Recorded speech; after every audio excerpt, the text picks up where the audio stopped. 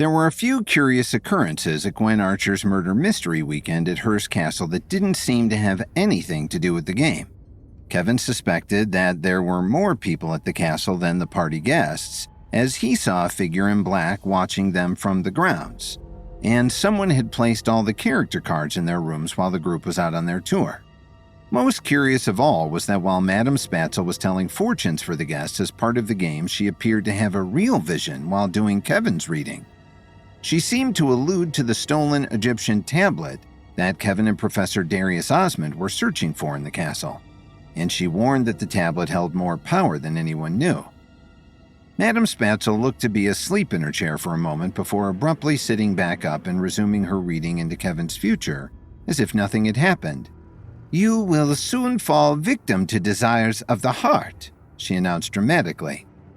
Kevin had whiplash from Madame Spatzel's change in demeanor. It seemed that she was now back to talking about Kevin's relationship with Lily. Madame Spatzel was a talented actress, but something about the middle portion of her reading seemed far too real. Does she even remember it? Kevin wondered. Madame Spatzel now smiled and spoke in a quiet, conspiratorial manner. "Kevin, don't tell anyone I'm breaking character, but I felt something during your reading.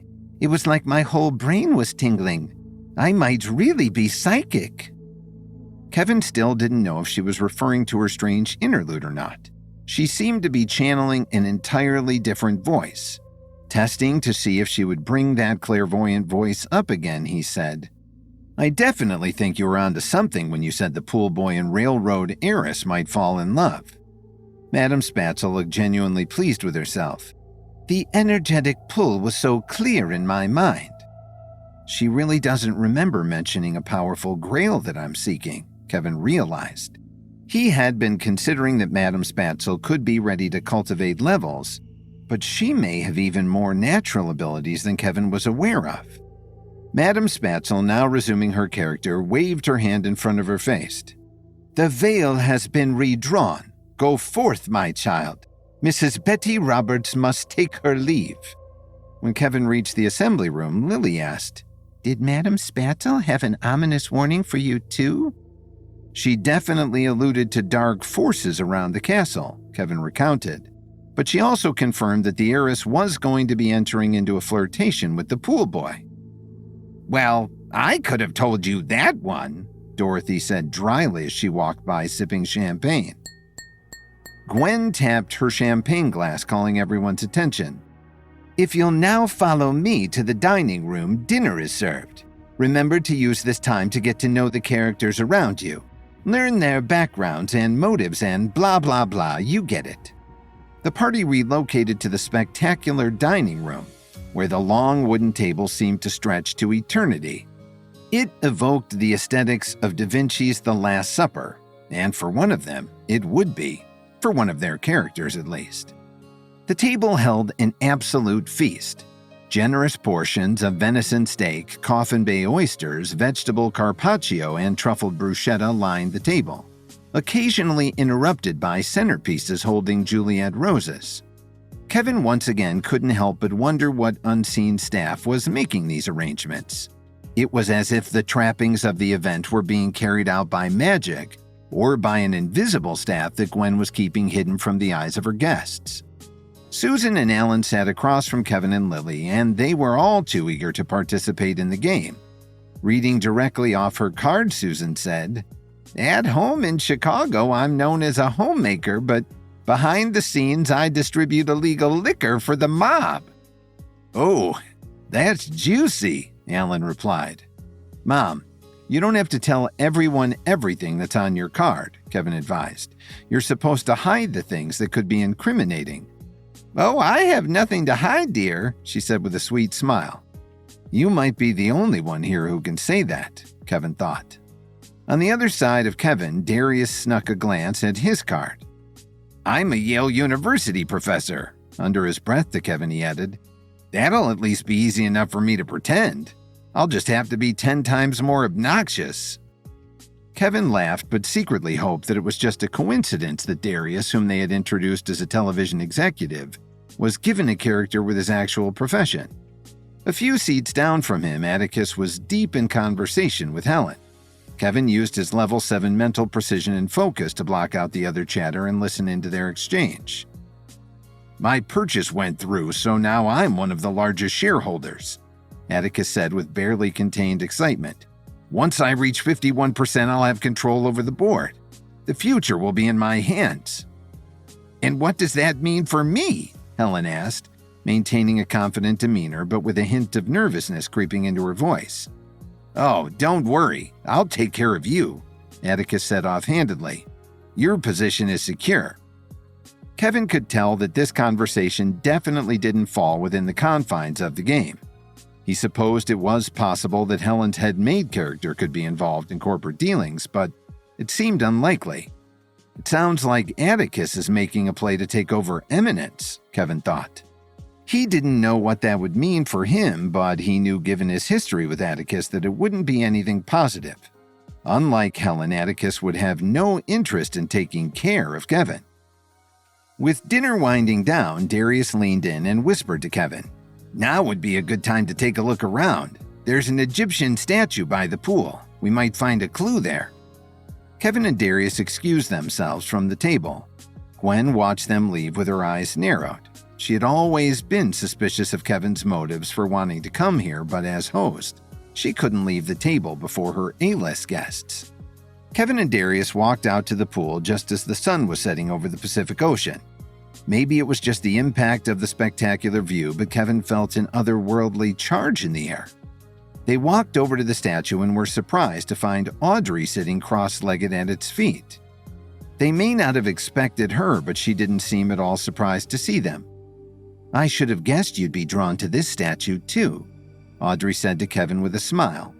Looking back at the statue, she continued, "I really am so grateful for the role of Arsinoe. I've been reading everything I can about her life in that era." Audrey's explanation really resonated with Kevin. He knew she was a talented actress, maybe even leveled, but he found her passion and dedication to be far more admirable. "I really appreciate how invested you are in the film," Kevin said. "Not everyone cares enough to do work outside of what's required." "Oh, I don't think of it as work at all," Audrey said earnestly. "The world inspires me. I'm satisfying my curiosity, and Arsinoe was largely forgotten by history. She's a side character to a more prominent figure, never getting credit for the impact she made. I want to do right by her." As she spoke, it struck Kevin that Audrey may be pulling from her own personal experience. It couldn't always be easy being married to someone like Lance, a literal cult leader who sucked up all the attention and oxygen in every room he entered. Great actors pulled from their own experience when crafting a character, after all. "What do you know about this statue?" Darius asked. Smart move, Kevin thought. Darius clearly wanted to fill Kevin in, but with them hiding his true identity as an Egyptology professor, he couldn't exactly show off his expertise in front of anyone else. He was going to let Audrey catch Kevin up for him. Audrey seemed eager and grateful to share her knowledge. "This is Sekhmet, the Egyptian goddess of war. She was primarily a destroyer, but she also served as the pharaoh's protector. She was a healer." Audrey continued to gaze at the statue, appearing lost in her thoughts. Kevin considered that she could be relating this to her relationship with Lance, too. "So many people are reduced to their outward presentation," she continued. "People watch someone's behavior and make judgments based on it, but they don't know what's happening behind closed doors, what might be driving someone's motives. It's so easy to be misunderstood." Now Kevin wasn't quite sure where Audrey's musing was coming from. Whose behavior was she referring to? Lance? Her own? Kevin appreciated this opportunity to gain insight into Audrey, but her presence meant that they couldn't search the statue for clues to the tablet as they had planned. He exchanged a glance with Darius, whose eyes indicated he was thinking the same thing. They'd have to come back another time. "Well, we should probably..." But Kevin's words were interrupted by a scream coming from the castle.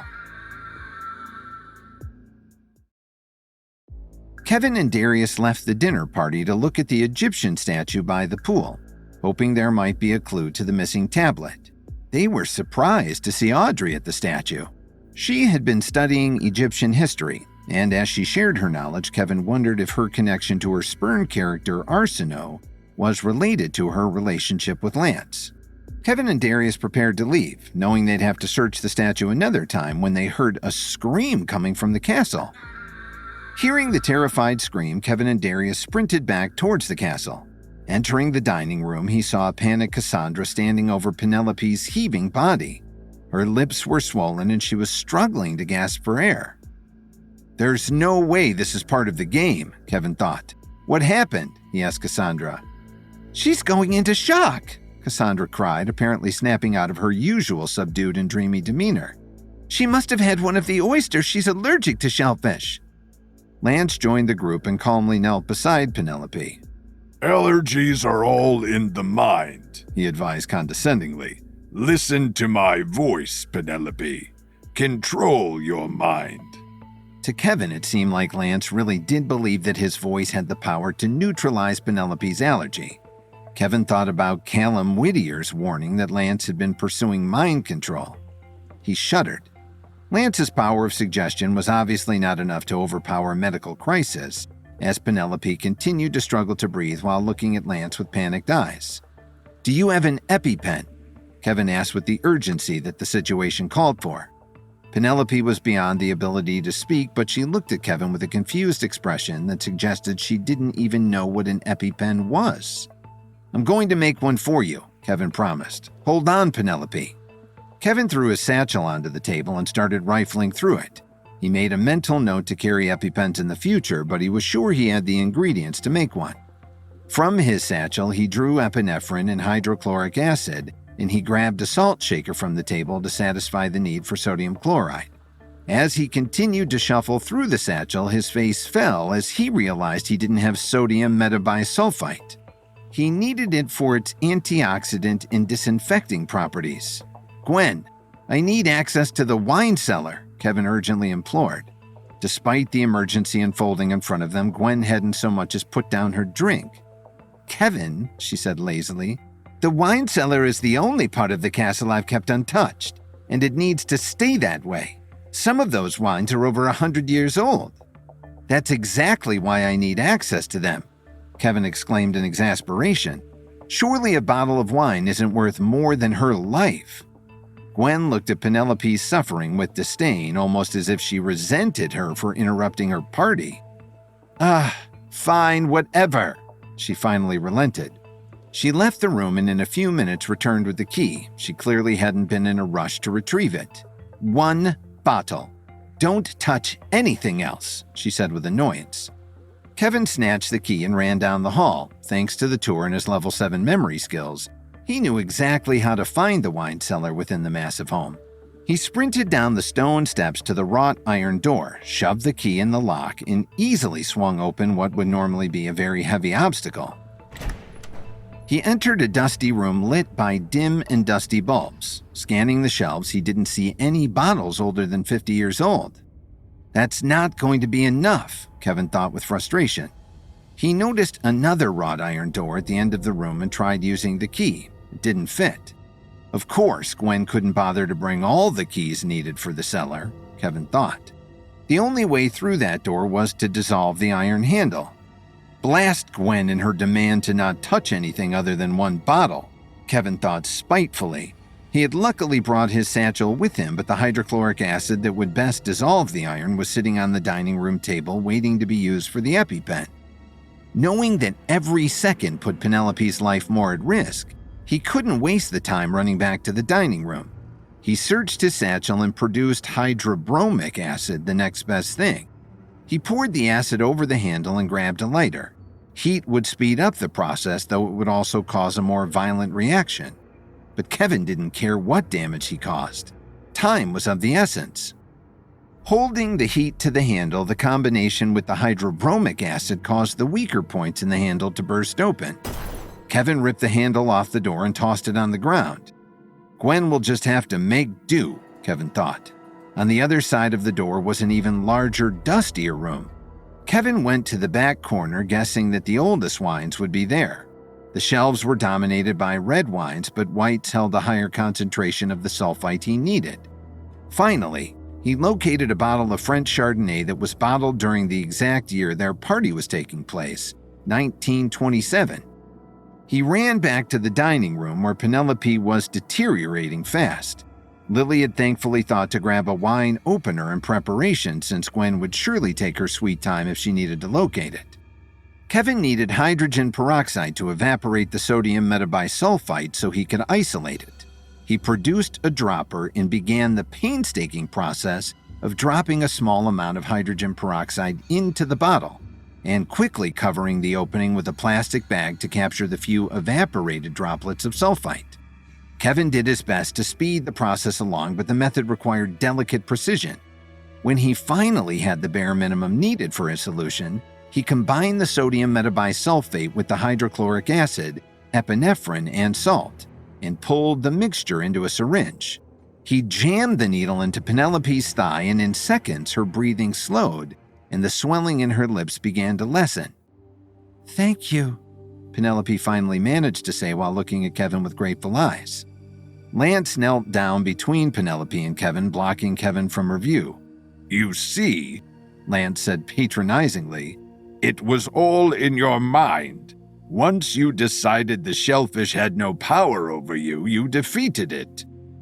Now that Penelope was no longer on the verge of death, she seemed to return to her highly suggestible state. In her spacey voice, she repeated, "All in my head. I thought the needle would save me, but believing, that is what saved me." "The placebo effect can be very powerful," Lance suggested. Lily side-eyed Kevin. With merely her expression, she asked, "Is he for real?" "You've had a trying day," Lance continued, taking on his fatherly role. "Let's get you up to bed." He helped Penelope to her feet and led her from the room without so much as acknowledging Kevin. After they left, Gwen spoke as if Penelope's emergency had been a mere distraction from the schedule of events.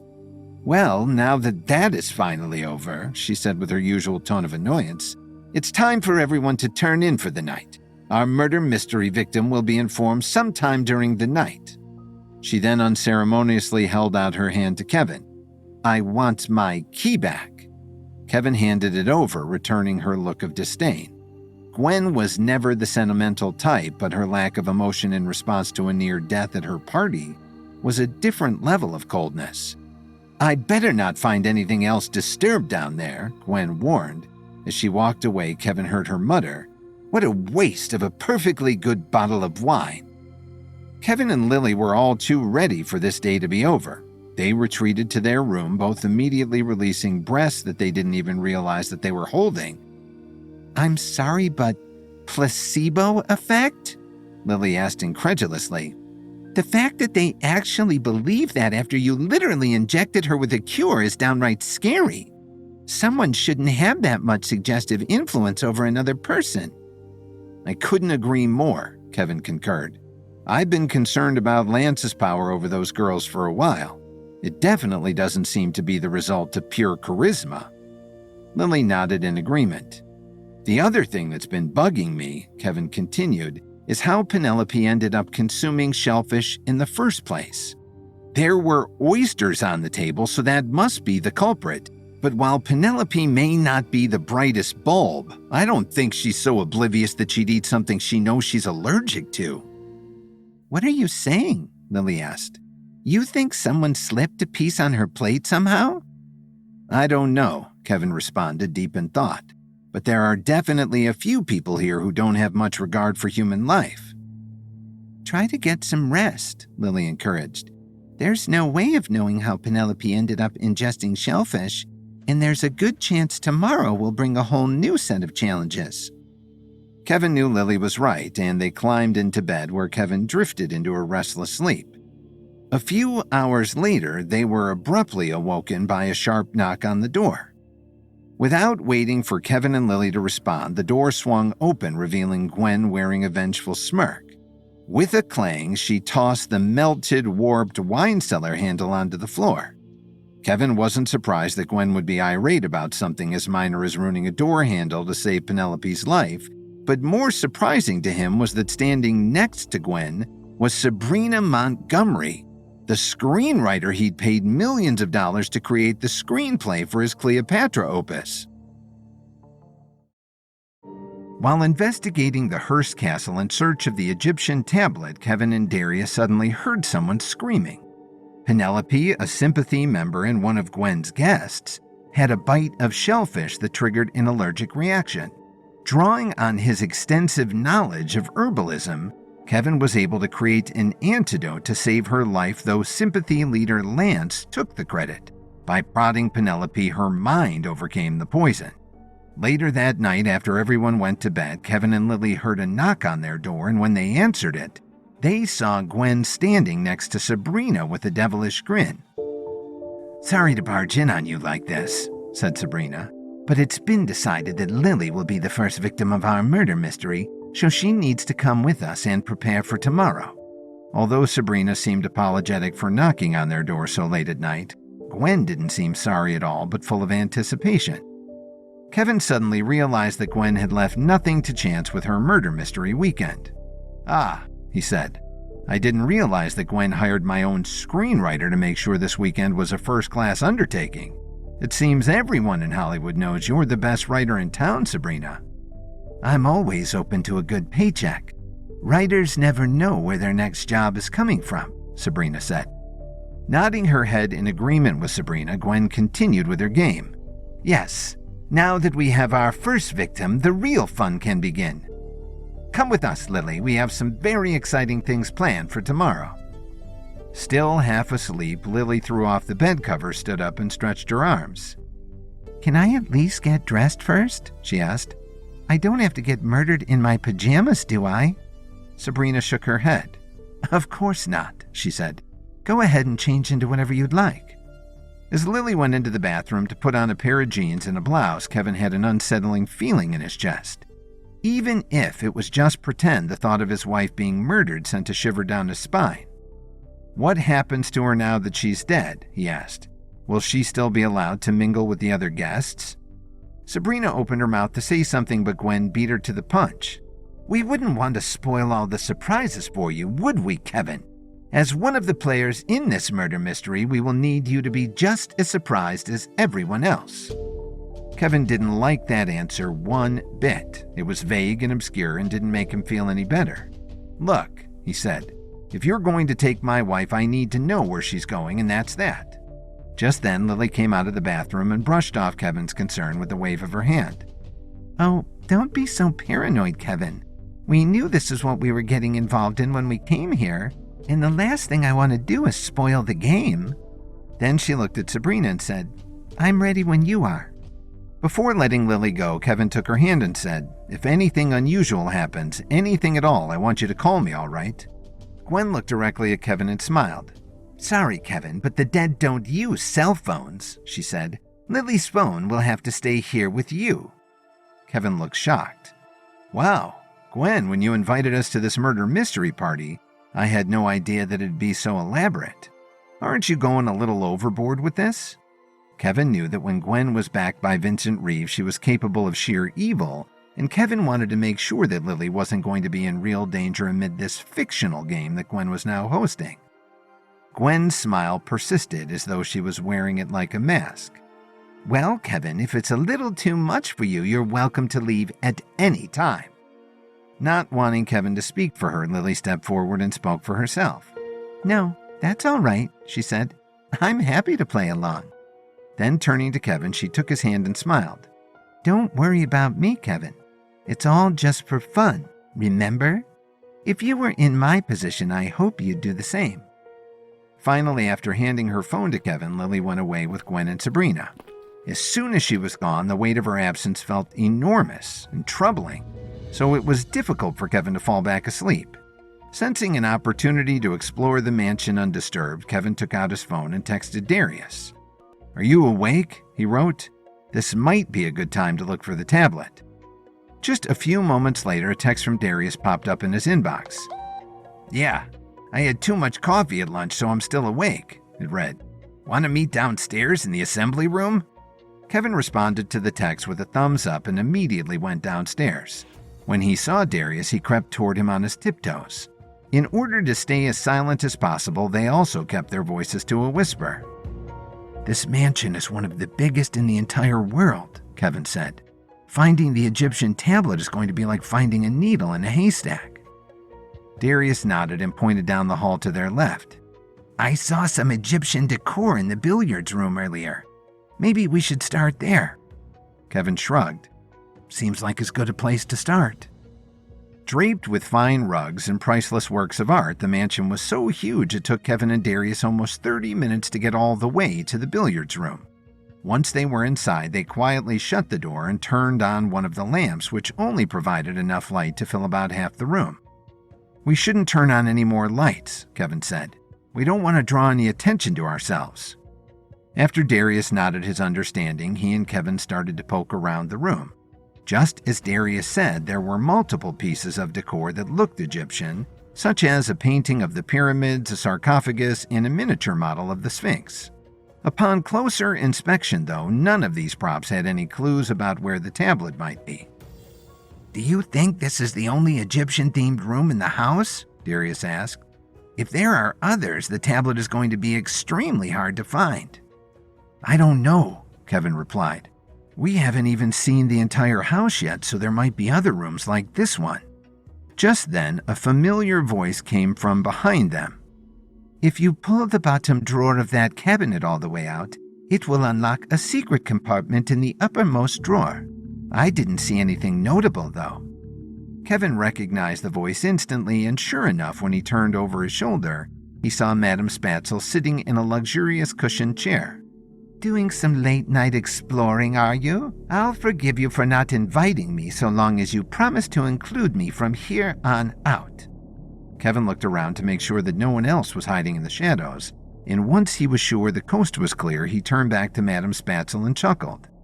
"What are you doing here, madam?" he asked. Madame Spatzel grinned from ear to ear.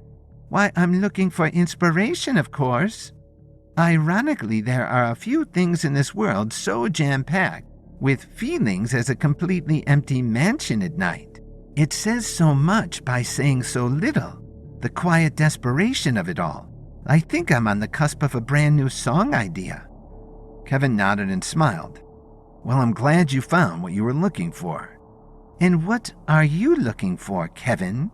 she asked with a curious look in her eye. "Well," Kevin said, "Darius and I have reason to believe that Gwen might be hiding a stolen Egyptian artifact. This is the only room we've seen so far with Egyptian decor, so we thought we'd start here." Madame Spatzel clapped her hands together.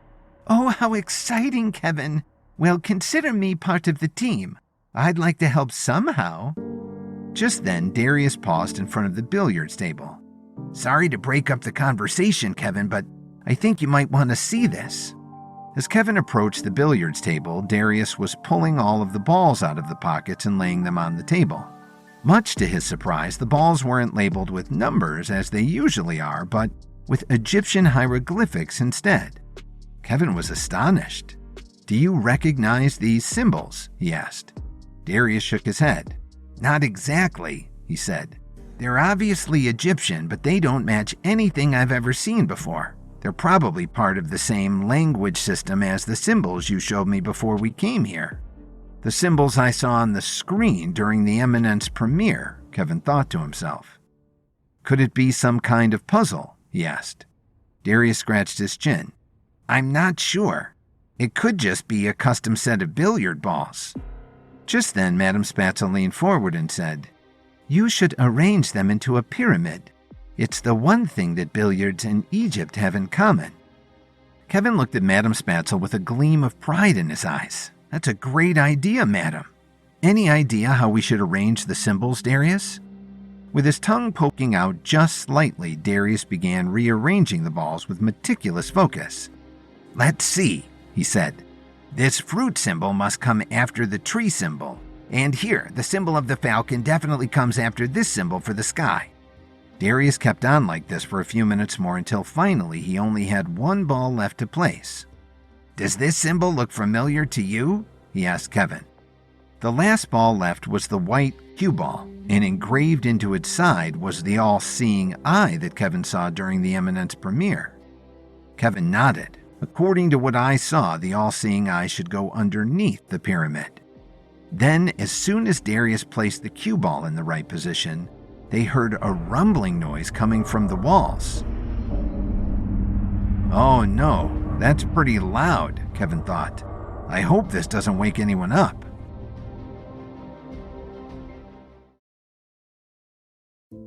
After arranging the billiard balls into a pyramid, a secret alcove opened, but unfortunately it seemed completely empty. Kevin, Darius, and Madame Spatzel wanted to keep searching, but because the sun was coming up, they decided to continue the search for the Egyptian tablet later. The next morning, when everyone went into the dining hall for breakfast, Lily was playing dead on the floor with a prop knife in her back.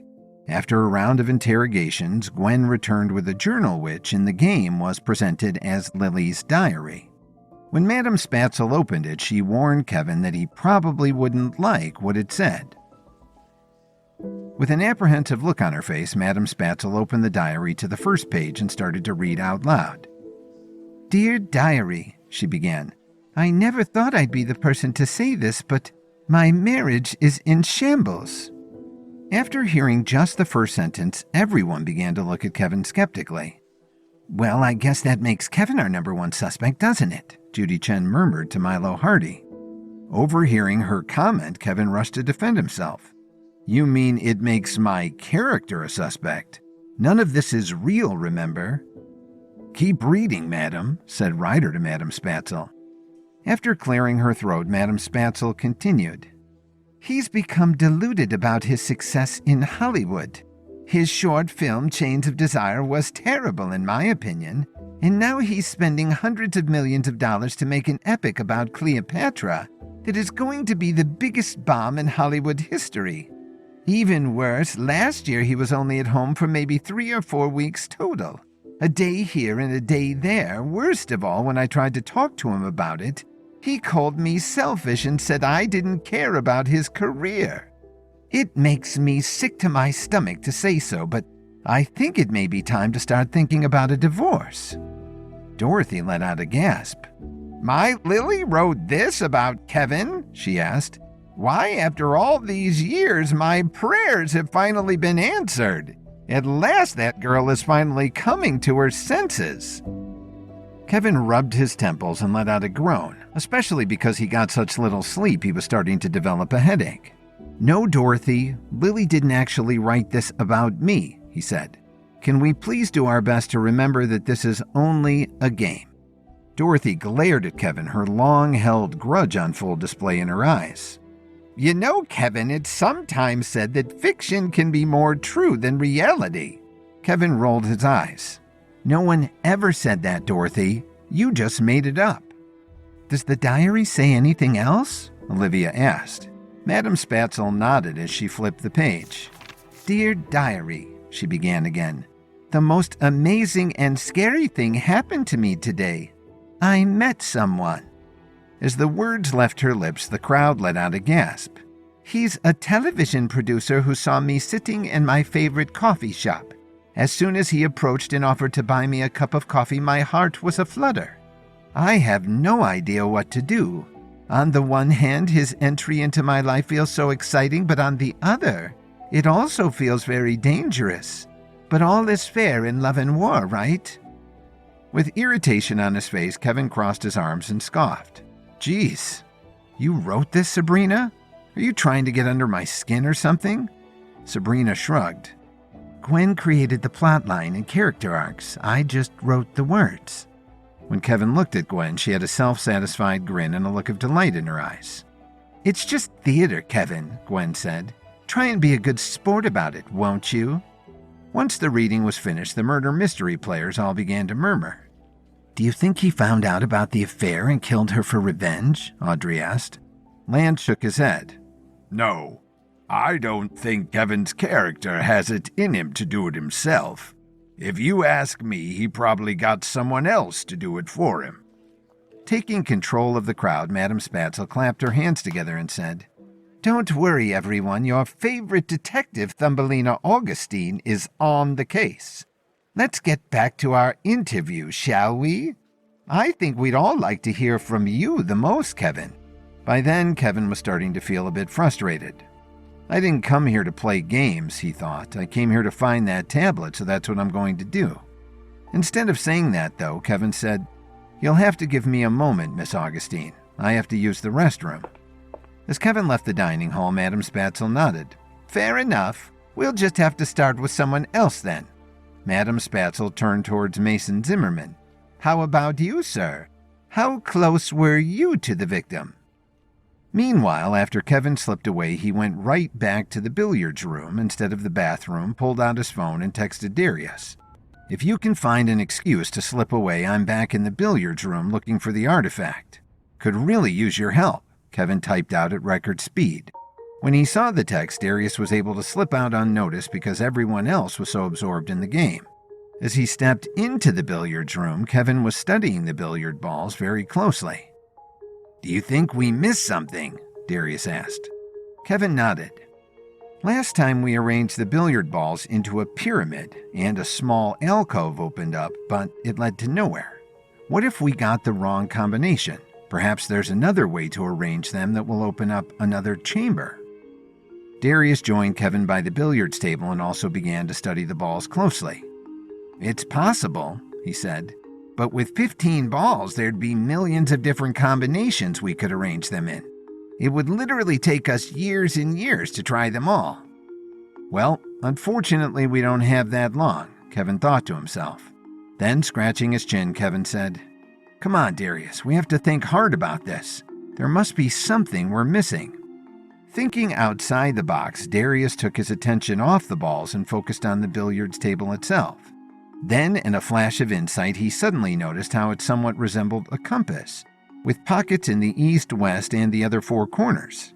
"Hold on a second, Kevin. Something's coming to me," he said. Turning back to the balls, he realized that they were painted in 6 different colors. "Eureka!" he exclaimed, leaping off the ground. Kevin was eager to learn more. "What are you thinking?" he asked. "Well," Darius said, "in Egyptian mythology, each direction of the compass is represented by a certain color.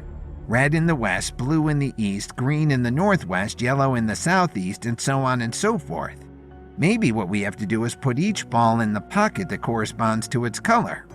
Kevin's eyes lit up with excitement. "Well, come on then," he said. "Let's give it a try." Following Darius's insight, he and Kevin started dropping billiard balls into the pockets that corresponded with their color and compass direction. After the table had been emptied, they waited for something to happen, but after a few moments of suspense, nothing did. "Did we get something wrong?" Kevin asked. Darius shook his head. "I don't think so," he said. "Maybe we were just barking up the wrong tree." Then, just as he was about to give up, Darius experienced another flash of insight. "Hold on, I just thought of something," he said. "The main underlying principle of Egyptian mythology is the concept of unity. The unity of the cosmos, the unity of the planet, the unity of ourselves, etc., etc. So going with that principle, what if we're supposed to land the balls in their pockets at the exact same time?" Before Kevin could express his opinion, Darius shook his head and said, Who am I kidding? The odds of landing a shot like that are 1 in a million. We don't stand a chance." In response, Kevin's lips curled into a smile. "I wouldn't be so sure, Darius. Go ahead and set up the pyramid for me. I'll give it a shot." With a mix of astonishment and excitement, Darius arranged the balls into a pyramid and placed them at one end of the billiards table. On the other end, Kevin set down the cue ball and grabbed a pool stick off the wall. "I don't want to get my hopes up, but if anyone can make this shot, Kevin, it'd probably be you," Darius exclaimed. Kevin took a deep breath and closely examined the table. "Like almost everything else, Darius, it's really just a matter of geometry and physics. If I hit the pyramid in just the right spot at just the right speed, the result is inevitable." After drawing the pyramid on a piece of paper, Kevin did a series of complex math equations to determine the precise speed and location at which he should strike the pyramid of balls. Then he leaned forward and pulled the stick back with one hand. "I need to strike it at exactly 22 miles per hour, he said. "Here goes nothing." Holding his breath to increase his precision, Kevin shot the pool stick forward and knocked the cue ball into the left side of the pyramid just slightly off-center. Much to Darius's shock, the billiard balls launched in a host of different directions, but somehow all landed in their right pockets at about the same time. Then, after a moment of suspense, the pool table itself started to rumble and very slowly sank into the ground, revealing a set of stairs. With an impressed look on his face, Darius gestured to Kevin to go first. "Well, after you, Kevin, with that shot, you certainly earned it." With an abundance of caution, Kevin carefully took a step down the stairs. "All right, Gwen, just what are you hiding down here?" he wondered out loud.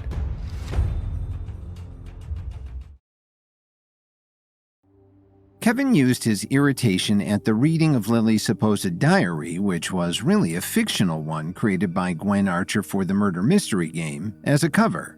He and Darius left the others to go to the billiards room where Kevin's ace pool shot sank all the balls in pockets at once, and opened a secret chamber where Kevin hoped the stolen relic was going to be found. Looking down the staircase, Kevin couldn't see anything except for pitch black darkness. "Watch your step," said Kevin. Goodness only knows how deep the staircase goes. After descending nearly 100 feet, Kevin and Darius finally saw a light flicker below them. "You know," said Darius, "this is beginning to remind me of an actual Egyptian tomb. If Gwen was going to hide the tablet anywhere, it would probably be down here." "Let's hope so," Kevin said as he took another step towards the light. When they finally reached the bottom, Kevin and Darius stepped forward into a lit chamber full of 1,000 treasures.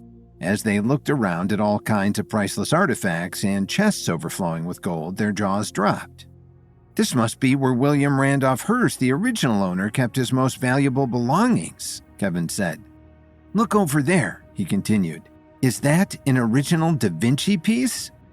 Propped up on the wall was Da Vinci's portrayal of the Last Supper, and directly across from it was the Vitruvian Man, showcasing Da Vinci's perfect depiction of the proportions of the human form. "Wow, do you think these are originals?" Darius asked. Kevin nodded. "Wouldn't surprise me," he said. "Back in his time, William Randolph Hearst was almost as rich as I am today. When Gwen purchased the mansion, I wonder if she even knew this room existed." Along with the Da Vinci originals, there was a collection of ancient Chinese pottery, a pillar from the Temple of Athens, a circular Mayan calendar, and even the plastered cast of someone who died at Pompeii. "My intuition is telling me that the Egyptian tablet has got to be down here somewhere," Darius said. Kevin agreed. "Let's try to find it as soon as we can. We don't want to be away from the party for too long or else Gwen might become suspicious." As they paced around, Kevin saw a gold-plated Egyptian sarcophagus sitting in the dead center of the room. "Let's take a look inside," Kevin said as he placed his fingers under the lid. Kevin seemed excited, but Darius looked a little forlorn. "Are you sure about that, Kevin? A lot of people believe that these sarcophagi sometimes contain ancient curses." Kevin threw his head back and laughed. "Oh, please, Darius. I don't know about you, but I am a man of science," he said. Then, with no further hesitation, Kevin summoned all his strength and slowly lifted the lid off the sarcophagus. For a moment, Kevin half expected to find a real mummified corpse inside, but instead, there it was, an ancient limestone tablet covered in Egyptian hieroglyphs. When he saw it, Darius's eyes started to sparkle. "That's it," he said. "This is the stolen artifact I've been looking for. I'm so excited I can hardly believe my eyes." Very carefully, Kevin wrapped the tablet in a piece of cloth and slipped it into a satchel. "Now that we have what we came for," he said, "maybe we can leave the party early. I wasn't all that excited about a murder mystery weekend in the first place." Just then, Kevin heard loud footsteps marching down the stairs. "Quiet. Do you hear that, Darius?" Darius shook his head. Unlike Kevin, he wasn't on a steady diet of mental precision pills, so his hearing wasn't nearly as sharp. "I don't hear anything," Darius replied. Kevin knew they had to act fast. "There's a group of people coming down the stairs right now. Quick, get behind something." As fast as he could, Darius got behind the Greek pillar while Kevin hid behind the enormous skull of a T-Rex. Just a few seconds later, right as Kevin and Darius were settling into their hiding spots, a group of 6 secluded valley assassins stepped into the room, armed with swords, shields, and batons. "It's impossible for this chamber to open up on its own," one of them said. "Somebody's gotta be down here, and Gwen will kill us if we don't catch the interlopers." Peering out from behind the T-Rex skull, Kevin got a sense of the assassins' levels. These guys mean business, Kevin thought to himself. There isn't a single one of them under level 5, making them much more powerful than the stuntmen I've gotten used to fighting. Hopefully they'll give up and leave before they find us. I'd hate to see any of these priceless art pieces get harmed in a battle. Just then, one of the secluded valley assassins started to poke around the Greek pillar, and both Darius and Kevin became immobile to the point that they stopped breathing. "Come on, Darius," Kevin thought to himself. "We can't afford to blow our cover now that we have the tablet." As the assassin moved around the pillar, Darius tiptoed to the opposite direction to remain out of sight. "Just come out already, will you? We promise we won't hurt you. Much," the assassin teased. Just then, as he was creeping around the pillar, Darius accidentally knocked over a vase that loudly shattered when it hit the ground. In an instant, the assassins turned their heads and saw Darius standing there, frozen in place with a frightened look in his eyes. "Ah, Dr. Osmond. We should have known it was you poking around down here. Looks like your taste for rare objects of antiquity got the better of you this time. Don't make a fuss about it, all right? Just come with us so we can do this the easy way." Just then, Kevin leapt out from behind the T-Rex skull and landed a kick against the assassin's face, forcing him backward. "Dr. Osmond won't make a fuss about it, but I will," he said with a fierce grin on his face. "Of course you're behind this, Kevin Williams," said one of the assassins as she cracked her knuckles. "I guess we'll just have to do this the hard way then." Just then, the assassins leapt into combat with a burst of speed. As the first strike came, Kevin moved out of the way with the fluidity of a seasoned warrior. Then, as the assassin swooped in for a second strike, he parried the attack with perfect timing, sending the assailant careening into the fragile canvas of Da Vinci's Last Supper, tearing the masterpiece in half. Hiding in the corner of the room, Darius winced when he heard the painting tear. "Well, there goes one of the most important works of art in the entire Western canon," he said with a sigh. Meanwhile, Kevin, agile as a shadow, weaved between the fragile artifacts, trying desperately not to break anything else. "Don't forget, fellas, you break it, you buy it," he chuckled. Just then, as another assassin lunged forward, Kevin spun around the Egyptian sarcophagus, using it as a shield against a flurry of strikes. When the assassin paused for just a moment, Kevin knocked the sarcophagus over, crushing the assassin underneath. "Ouch, that's gonna leave a mark," Kevin joked. Now there were only 4 assassins left, and Kevin had not even broken a sweat. "We can't let him beat us," one of the remaining assassins cried out. "Let's make him regret coming down here, shall we?" Kevin smirked. "I'd like to see you try." As the skirmish continued, the underground chamber became an arena of destruction. The once sacred relics lay strewn across the chamber's floor, broken apart into meaningless fragments. Yet amid the chaos, Kevin's strength and determination surged. The remaining assassins, hoping to find a moment of vulnerability, converged for a final onslaught. The clash reached a crescendo, blades swinging faster and faster in a furious exchange. In the echoing chamber, Kevin's every move was a calculated strike, a testament to his mastery over the unfolding chaos. Swiftly, Kevin lunged toward the pillar from the Temple of Athens and, summoning all of his strength, lifted it over his shoulder. When he saw Kevin do it, Darius's jaw hit the floor. "That thing must weigh hundreds of pounds," he thought to himself. Then, swinging it like a battering ram, Kevin used the pillar to topple another assailant, knocking him to the ground with a loud thud. Without stopping to catch his breath, Kevin looked up to face the last assassin, but surprisingly, he didn't see anyone.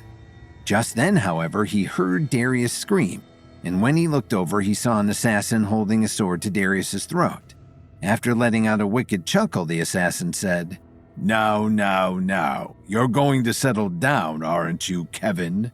You wouldn't want your friend Dr. Osmond to get hurt now, would you? Darius struggled to break free but couldn't escape the assassin's tight grip. Don't listen to him, Kevin. Just get out of here and take the tablet with you. Forget about me.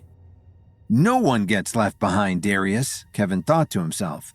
I just have to handle this extremely carefully. After knocking the billiard balls into the exact right pockets, the table lowered, revealing a hidden staircase that led into an underground bunker full of rare antiquities like Da Vinci paintings, a T-Rex skull, and a Greek pillar. When Kevin and Darius opened an Egyptian sarcophagus in the center of the room, they found the tablet lying inside. Just then, the secluded valley assassins attacked, and a fight broke out in the bunker, making a mess of the priceless artifacts. Kevin took them out one by one, but in the midst of the battle, one of the assassins took Darius hostage and held a sword to his throat. Very carefully, Kevin took a step forward. "Let him go, and I'll let you live," he said in a stern, commanding voice. The assassin pressed his blade even tighter against Darius's neck. I think you've got that backward, Kevin. Hand over the tablet or say goodbye to Professor Osmond. The assassin drove home his point by slicing delicately across Darius's neck with his blade, drawing just the tiniest bubble of blood to the professor's neck. Kevin scanned the room for any kind of solution. He knew that if he didn't do something fast, matters could escalate to a deadly degree. "You want the tablet?" he said. "Fine. Here it is." As he took another step forward, Kevin pulled the tablet out of his satchel, holding it close to his hip. "It's just an artifact," he said. "Nobody else has to get hurt." Kevin tried to talk in a slow, hypnotic voice in order to distract the assassin as he kept stepping forward. His efforts to close the gap, however, did not go unnoticed by the assassin. That's close enough, the assassin shouted, tightening his grip around Darius. Just hurry up and give me the tablet. Set it down on the ground in front of you. Darius, who had been searching for the tablet for the better part of a year, was disgusted by the idea of it falling into the wrong hands. "Just go and get out of here, Kevin. I'd rather die than let these clowns get away with the tablet." The assassin frowned. Hold your tongue, Osmond, or I'll kill you either way. Now no more small talk. Hand over the tablet. Kevin clutched the tablet in his hand as the assassin started to count down from 5. All right, I'll give you 5 seconds, he said. 5, 4, 3, 2. Just then, right as the assassin's lips were opening to say 1, Kevin pulled the tablet back behind his shoulder and hurled it at the assassin's face. In the split second that it shot through the air, the assassin tried to slice Darius's throat, but thankfully he only had enough time to leave a small scratch before the tablet smashed directly into his nose. The moment Darius was free, he leapt forward to reunite with Kevin, sweat pouring down his face. Phew, for a second there, I didn't know what we were going to do. Kevin smirked. For a moment there, neither did I. When he went over to pick up the tablet, there was a bit of blood on it, but thankfully it only got onto the cloth wrapped around it and not the tablet itself. Kevin handed the tablet to Darius and said, Here, would you mind holding on to this for the time being? If Gwen finds out that the tablet is missing, I feel like I'd be her top suspect. Darius nodded as he took hold of the tablet. No problem, he said. I'll slip it into my suitcase before going back to the party. Speaking of which, we should probably get back, right? All you said before leaving was that you were going to the bathroom. Kevin chuckled. I'll just say I had to take a work call or something. Then, on their way out of the bunker, Kevin noticed a security camera propped up in the corner of the room. Uh-oh, we wouldn't want word of this little accident to get back to Gwen now, would we? Climbing up on the T-Rex skull, Kevin reached for the camera, pulled it out of its socket, and smashed it against the ground, instantly breaking it. Well, he said, Gwen will inevitably find out that something happened down here, but at least now she won't know we were the ones behind the chaos. After leaving the bunker, Darius returned to his room to stash the invaluable tablet in his luggage, while Kevin slipped back into the assembly room. Thankfully, his absence had gone unnoticed because everyone was so wrapped up in the game.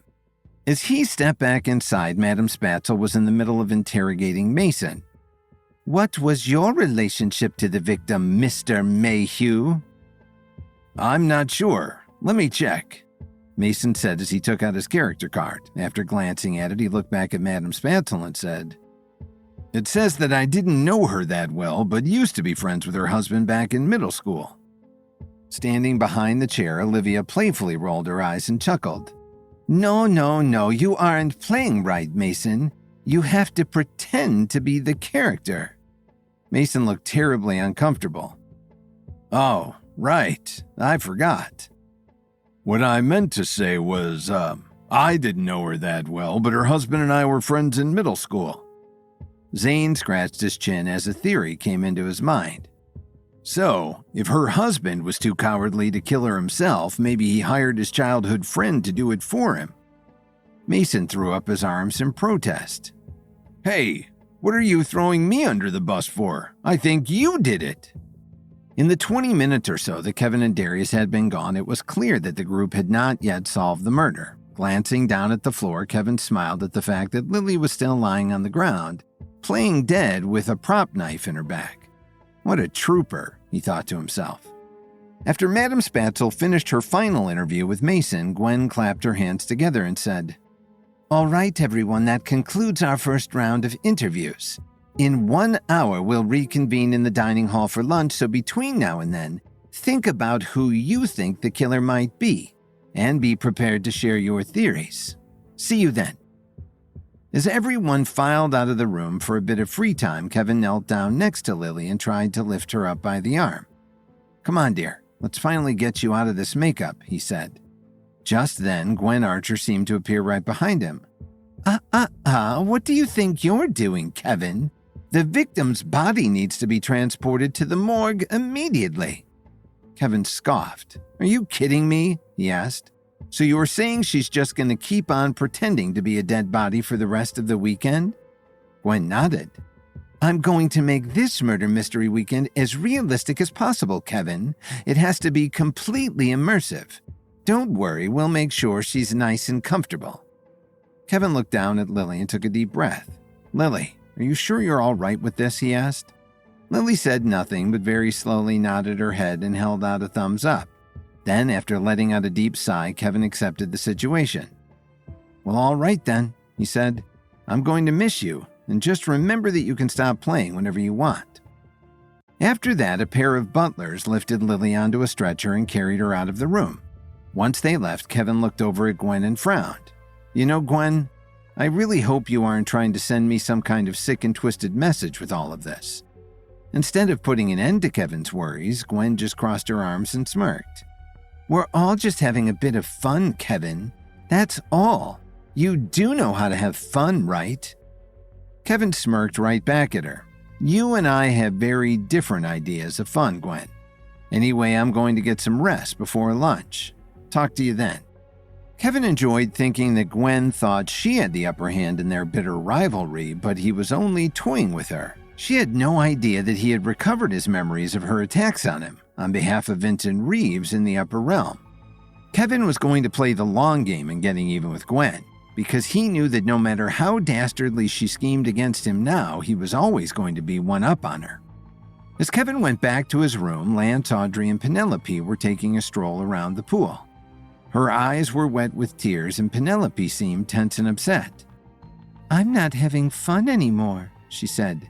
"It's too soon after Hazel's murder to enjoy a party like this. I just want to go back to Hollywood where everything is bright, fun, and happy." Lance put his hand on her shoulder and offered an understanding nod. "I understand why this might feel like a trigger to you, Penelope, but it's your job as an actor to explore these impulses and stimuli and implement them into your craft. As actors, we deal with dark feelings all the time, and we mustn't be afraid to confront them." For the first time since she joined Sympathy, Lance's words were falling flat on Penelope's ears, and suddenly she started to cry even harder. "I want to go home," she said. "I have this terrible feeling that I'm all tied up in something big, dark, and ugly, and I just want to detach myself from it as soon as I can. I'm sorry, Lance, I feel like I'm at the end of my rope." Lowering her cold exterior, Audrey looked into Penelope's eyes and smiled. "All right, Penelope, if you really want to leave so badly, we'll charter you a flight home. But let's at least have some lunch first. Maybe your blood sugar is just low." By then, it was already time for everyone to meet back up for lunch, so Lance, Audrey, and Penelope joined the others inside the dining hall. When everyone arrived, the dining table was stacked with sandwiches, soups, salads, and drinks. As the weekend guests took their seats, Gwen stood up and reintroduced the game. "So, does anyone have any theories they'd like to share about the murder?" Dorothy was the first to raise her hand. "Well, I, for one, think that it was Kevin," she said. "Gee, thanks, Dorothy," Kevin muttered under his breath, unsurprised that his own mother-in-law would so quickly throw him under the bus. Just then, a butler walked up to Gwen and whispered something into her ear. As he went on, Gwen's face dropped from delighted to furious in just a matter of seconds. "Is that so?" she asked. "Well, then I suppose I have no choice but to make a scene about it." Gwen stood up from her chair and crossed her arms. "Ladies and gentlemen, it's just come to my attention that something very valuable has gone missing from my underground storage bunker. Now, I don't want to have to call in the law, so would whoever took it please kindly identify themselves?" Everyone glanced around at each other with suspicious looks. When Kevin and Darius looked at each other, Kevin saw that Darius's eyes, filled with fear, could easily reveal that they were the culprits. Then, with a frustrated look on her face, Gwen said, "Oh, I should probably add that none of you will be leaving this room until we've gotten to the bottom of this." Kevin took a deep breath and thought to himself, "I was wondering when she was going to find out." While Kevin could handle Gwen, he didn't want her anger and her fleet of secluded valley assassins bringing harm to any of the other guests. And it worried Kevin greatly that, at that moment, Lily was in a supposed morgue far from his eyes, and far from his protection. With the priceless Egyptian tablet recovered from Gwen's secret antiquities bunker, Kevin and Darius returned to the murder mystery proceedings. But over lunch, Gwen was informed by her staff of the supposed theft from her collection, and she demanded that the perpetrator confess or she would call in the police. Trying his best to look innocent, Darius looked up at Gwen and said, "If I may ask, Mrs. Archer, what exactly was stolen from the bunker?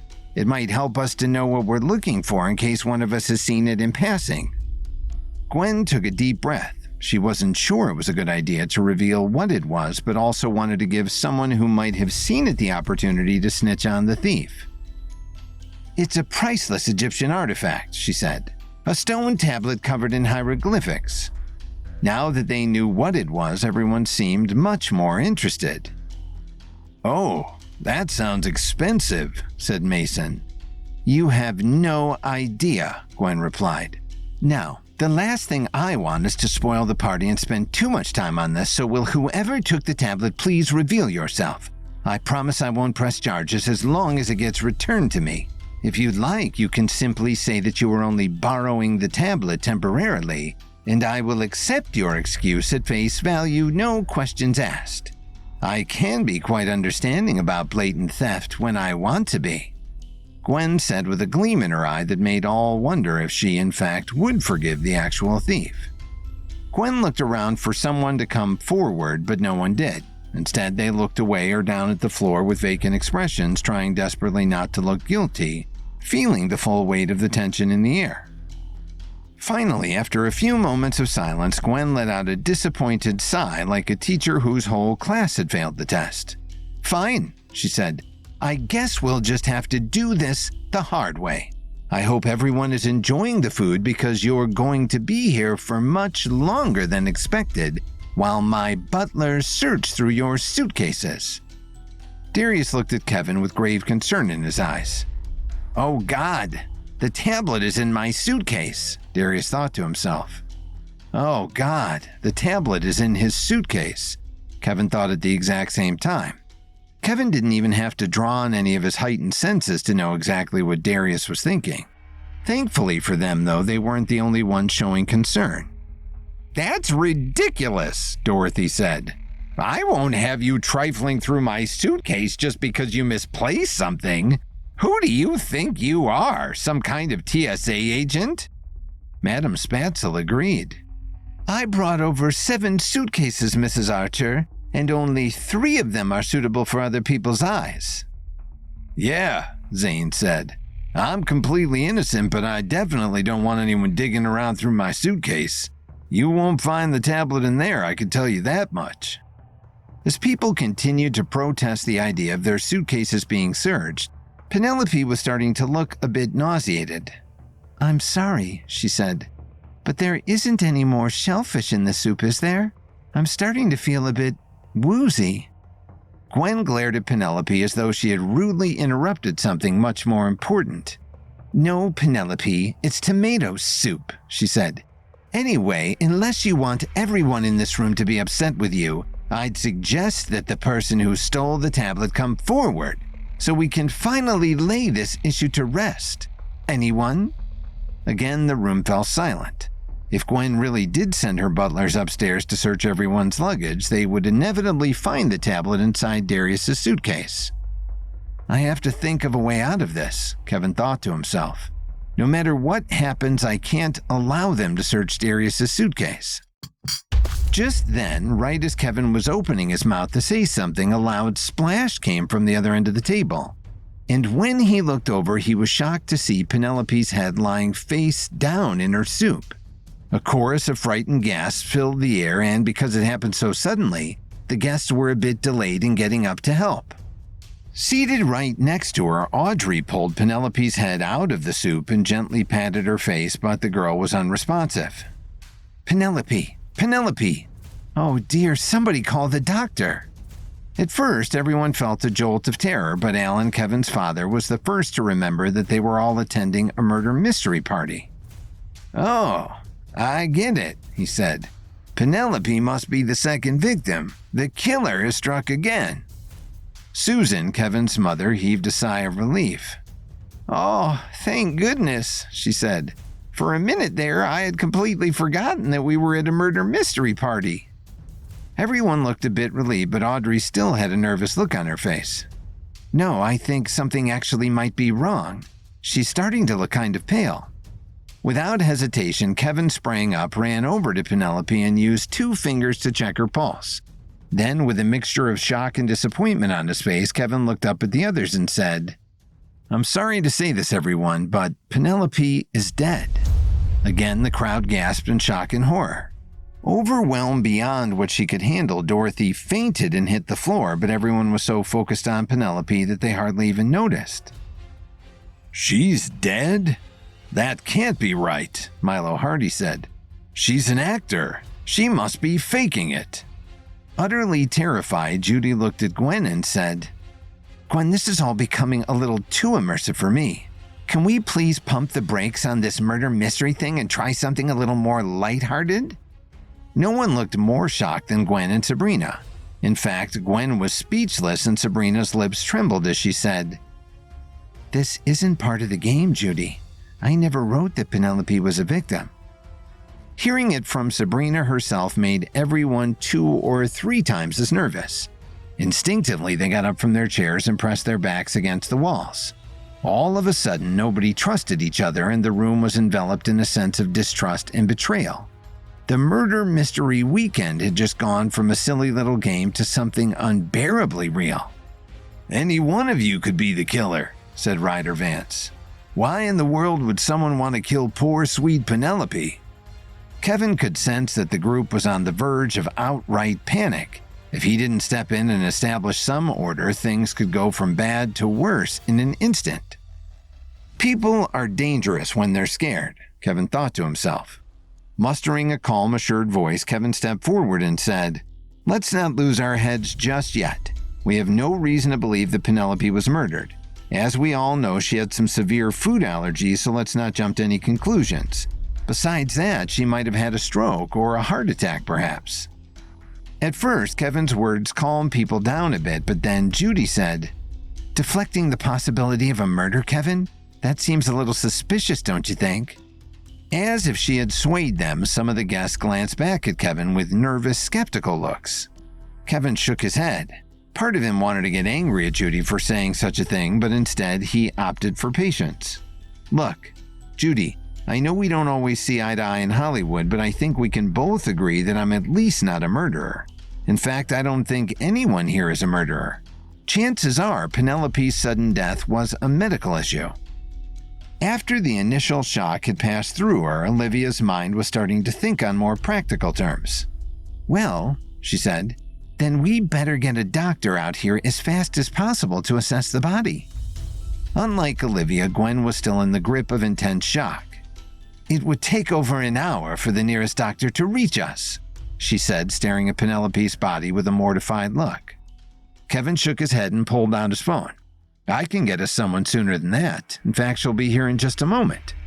Then Kevin used his state-of-the-art hologram chip installed in his phone to call Dr. Serafina Willow. As usual, she answered almost immediately, and her image was quickly projected into the room. Hey, Kevin, is something the matter? Kevin nodded. I'm afraid so, Doctor. A guest at the murder mystery party I'm attending just suddenly passed out and died, completely out of the blue. Would you mind taking a look at her? Dr. Willow looked shocked. Oh my, how terrible. I'm so sorry for your loss, everyone. I'll do my best to piece together what happened. Because everyone had cleared away, there was plenty of space around Penelope for Dr. Willow to start her examination. Studying her body closely, she didn't see anything out of the ordinary. How strange, she said. There doesn't appear to be anything wrong with. Then Dr. Willow suddenly stopped halfway through her sentence. Kevin could tell she had found something. What is it, Dr. Willow? Dr. Willow took a step back and cleared her throat. She had a terribly worried look on her face. It's her eyes, Kevin. The veins inside them are starting to turn pale yellow, and I'm afraid that can only mean one thing. That she was poisoned with Persian nightshade, one of the deadliest poisons in the world. Again, everyone gasped, and then Olivia leapt into action. That's it. I'm getting the police on the phone. Kevin agreed. Let me handle it, he said. I know just who to call. When Gwen was informed that the Egyptian tablet had been stolen from the underground bunker, she locked everyone inside the dining hall and threatened to go through their luggage. Soon after, things took a turn for the worse when Penelope suddenly dropped dead at the table.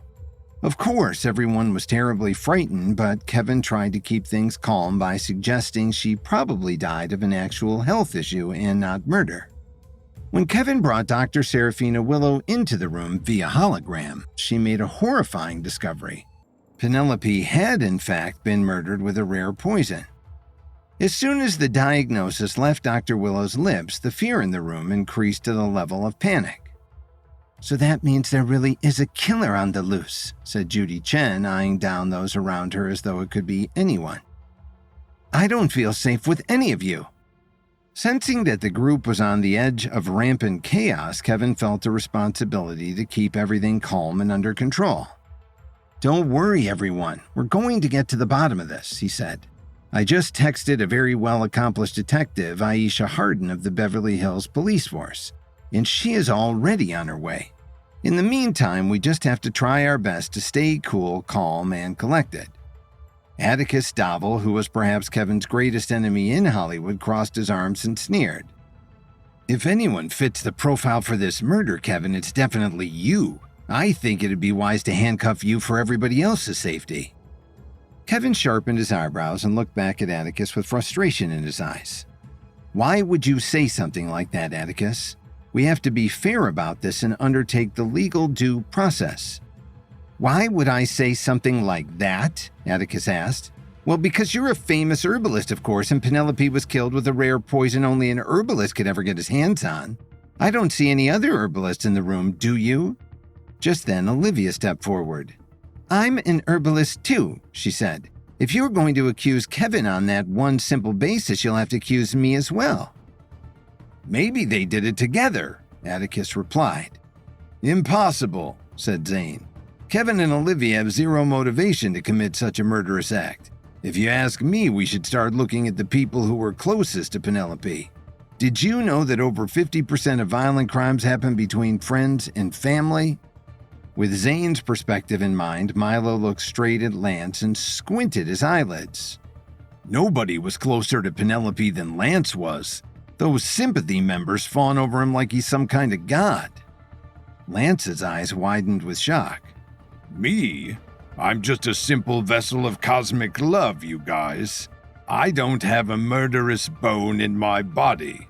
If you really want to know who she was close with, try asking Ryder. Suddenly put on the spot, Ryder looked like a deer in the headlights. Me? He exclaimed. I wasn't any closer to Penelope than the rest of you. I barely knew her. That's not what I heard, said Madame Spatzel in a blunt, flippant tone. Now everyone's eyes were on Ryder, and he was desperate to pass the buck to someone else, to anyone else. Finally, when he locked eyes with Gwen, he said, "What about you, Gwen? This all seems a little convenient, doesn't it? Maybe this was your plan all along. You invite all of us here under the guise of throwing a murder mystery party so that when someone actually dies, you can play none the wiser. I think it was Gwen Archer, everyone." Gwen gasped and clutched her chest. How could you say such a thing? I've literally never met Penelope before this. Why on earth would I want to kill her? Ryder shrugged. I don't know. Maybe you're just crazy. As Gwen's face turned beet red, Kevin could sense the situation was slipping out of control. Please, everyone, we can't get carried away with all these baseless accusations. Maybe it'd be best if we all just stood in silence until the detective arrives, which again should be any minute now. Atticus frowned. What gives you the right to take control of the situation, Kevin? It just sounds like you're trying to deflect suspicion. From where I'm standing, you look more guilty than any of us. As everyone continued to turn on each other, Kevin realized how important it was to clear his name so that he could act as an anchor of trust for everyone else. With that in mind, he suddenly realized that he had a dose of truth serum left over in his satchel. Digging into it, he held up a little blue pill and said, Look, this is a truth serum pill I developed in my world-famous Williams & Williams Pharmaceuticals lab. When taken, it forces the patient to tell nothing but the truth. I'm going to take it now so that everyone knows there's at least one person in this room who can be trusted. As Kevin swallowed the pill, Atticus still looked skeptical. How are we supposed to know that just isn't a placebo? Kevin groaned. Why would I carry around a placebo in my satchel, Atticus? That doesn't make any sense. I'm sorry, but you're just going to have to take my word on this. Just a few seconds after taking the pill, Kevin was starting to feel the effects. All of a sudden, he felt much less in control of his thoughts, as if they had a mind of their own and could break out of his head on a whim like an uncaged animal. All right, it's working, he said. Go ahead, Atticus, ask me if I killed Penelope. In a stern, accusatory voice, Atticus asked, Did you kill Penelope, Kevin? Kevin looked straight back into his eyes and shook his head. No, I did not. After a long silence, Gwen leaned forward and asked, Did you steal the Egyptian tablet from my underground bunker? Before Kevin could answer, the crowd let off an offended groan. Don't you think that's a little insensitive? Asked Olivia. Penelope was just murdered and you're still more concerned about the tablet. Come on. Gwen didn't seem to care that she had offended anyone. Go ahead, Kevin. Answer the question. Darius had a nervous look on his face. How is he going to lie his way out of this one? He anxiously wondered. Kevin took a deep breath. He had been in this kind of situation before, so he knew just how to handle it. The key was to avoid the question while still being honest. After a short pause, Kevin said, No, Helen, I didn't steal anything that belongs to you. Because the Egyptian tablet had been stolen by Gwen in the first place, Kevin's comment wasn't a lie, but the truth. Gwen didn't look quite satisfied. That's an awfully funny way of saying it, don't you think?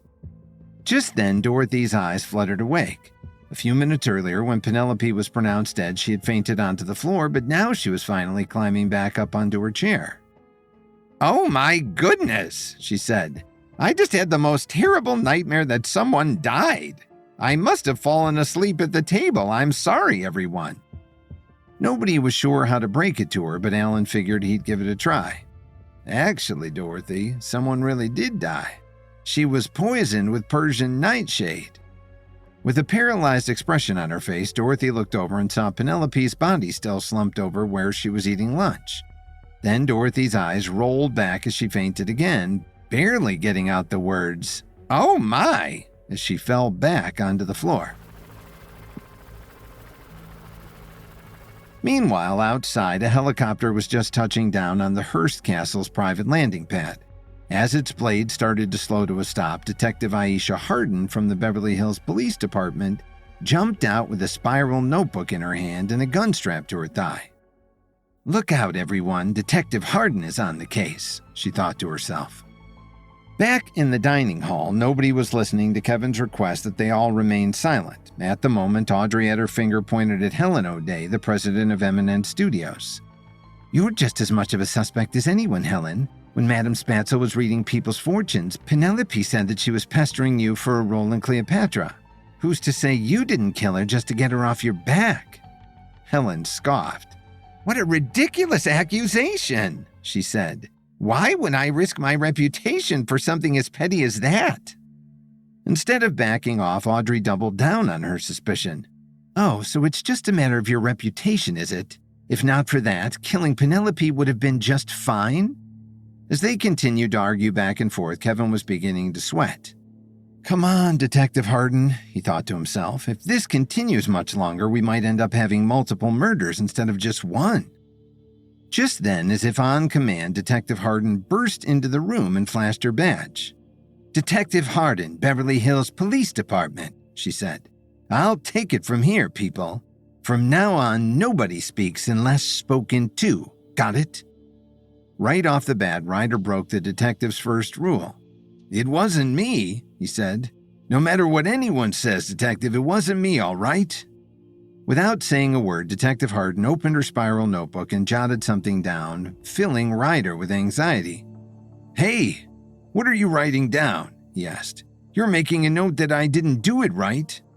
Detective Harden shook her head. "For now, everyone is a suspect," she said. "You know who I see in front of me? I see 15 innocent people and one murderer. The details might be fuzzy now, but eventually I'll single you out, whoever you are. So beware." Everyone nervously gulped at once. After Dr. Willow confirmed that Penelope was murdered with poison, accusations started to spread like wildfire inside the dining hall. Kevin took a truth serum pill in order to prove to the others that he was innocent. While he was under the effects of the serum, Gwen asked if he had taken the Egyptian tablet.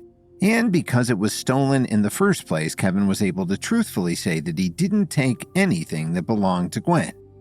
Just as things were heating up, Detective Aisha Harden arrived on the scene and vowed to expose the killer. Now that a real detective was on the scene, the unnerved guests were compelled to shut up and listen rather than hurl accusations at each other. With butterflies in their stomachs, they watched as Detective Harden started to examine the body. "This definitely has all the telltale signs of a murder. Before we continue, let's at least get the body out of here. Nobody should have to keep looking at such a horrific sight." Kevin approached to help, but Detective Harden waved him away. "Thanks, but no thanks, Kevin. For now, I need all of you to stay in here to get comfortable because we're going to be here for a while." With the help of a few of the rattled and wary caterers hired by Gwen for the murder mystery weekend, Detective Harden wrapped Penelope's body in a bag, hoisted her onto a stretcher, and carried her out of the room and to the walk-in refrigerator that Gwen had been using as a morgue during the party. A few minutes later, Lily was with Detective Harden when she returned. Lily was still covered in makeup that made her look dead.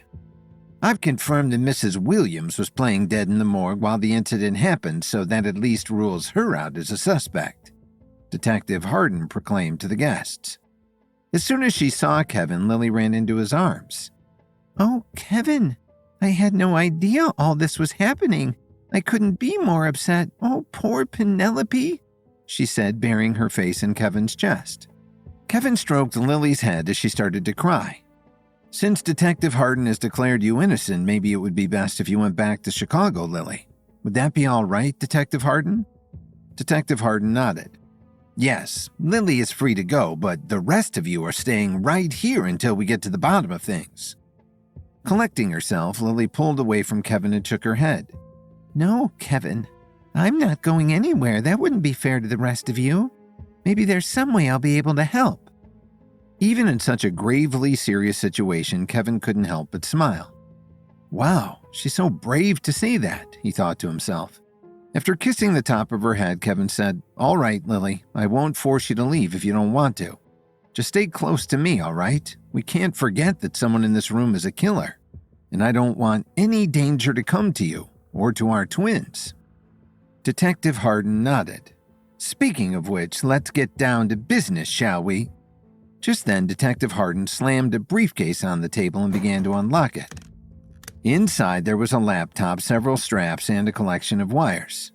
Although everyone else was confused, Kevin knew exactly what he was looking at. Is that a polygraph test? He asked. Perfect. Now we can really start uncovering the truth. Atticus Davil pointed at Kevin with a furious look on his face. You should go first, Kevin. You're the one who we all know is lying. Olivia crossed her arms and scoffed. For goodness sake, mister, would you lay off Kevin already? He already proved his innocence with the truth serum. Atticus shook his fist. That lousy pill doesn't prove a thing. For all we know, it could have been made of sugar. I'll be the judge of that, said Detective Hardin. The Beverly Hills Police Department had their own version of a truth serum way back in the 1990s, before the feds made it illegal. If Kevin really did take a serum, his pupils should be dilated and slightly bluish in color. As she approached Kevin, Detective Hardin pulled a flashlight out of her pocket and aimed it straight into Kevin's eyes. Obviously, it was very uncomfortable, but he understood why it had to be done. After studying his eyes for a beat, Detective Hardin lowered the flashlight and said, Yep, his eyes say that he is definitely under the influence of a truth serum pill, so I'll ask you myself. Kevin, did you kill Penelope? With fierce conviction in his eyes, Kevin shook his head. No, I did not, he said. Then, as she nodded her agreement, Detective Hardin scribbled something down in her notebook. All right, I believe you, she said. That rules out Kevin and Lily so far. I don't suppose you have any more of those truth serum pills, do you? They tend to work a lot better than a regular old polygraph test. Kevin shook his head. Unfortunately, that was my last dose, so we'll have to rely on the polygraph test. Sorry, Detective. That's fine. We'll just have to make do with what we have, she said. All right, everyone, it's interrogation time. Who wants to go first? Do I have any volunteers? While everyone else took a hesitant step backward, Madame Spatzel's hand shot directly into the air. Oh, I'll go, she exclaimed. I've always wanted to try a polygraph test. Plus, I love being interviewed. Once Madame Spatzel was seated, Detective Hardin wrapped a strap around her arm and clipped a small pair of clamps onto her fingers. Then Detective Hardin flipped a switch and set the polygraph test in motion. Because Detective Hardin was a seasoned professional, she knew not to come on too friendly, and instead looked at Madame Spatzel with a neutral expression. So, Madame Spatzel, did you kill Penelope? Madame Spatzel shook her head. No, I did not, she said. Despite her innocent statement, the polygraph started to spike, and everyone around them gasped. She's lying! She's lying! Dorothy shouted in a terribly shrill voice. Madame Spatzel looked confused. What? No, I'm not lying. I'm telling the truth. As the crowd started to turn on her, Kevin felt the need to step forward and intervene. I think I can explain this, everyone. The polygraph doesn't test for lying exactly. It just records when someone's heart rate rises.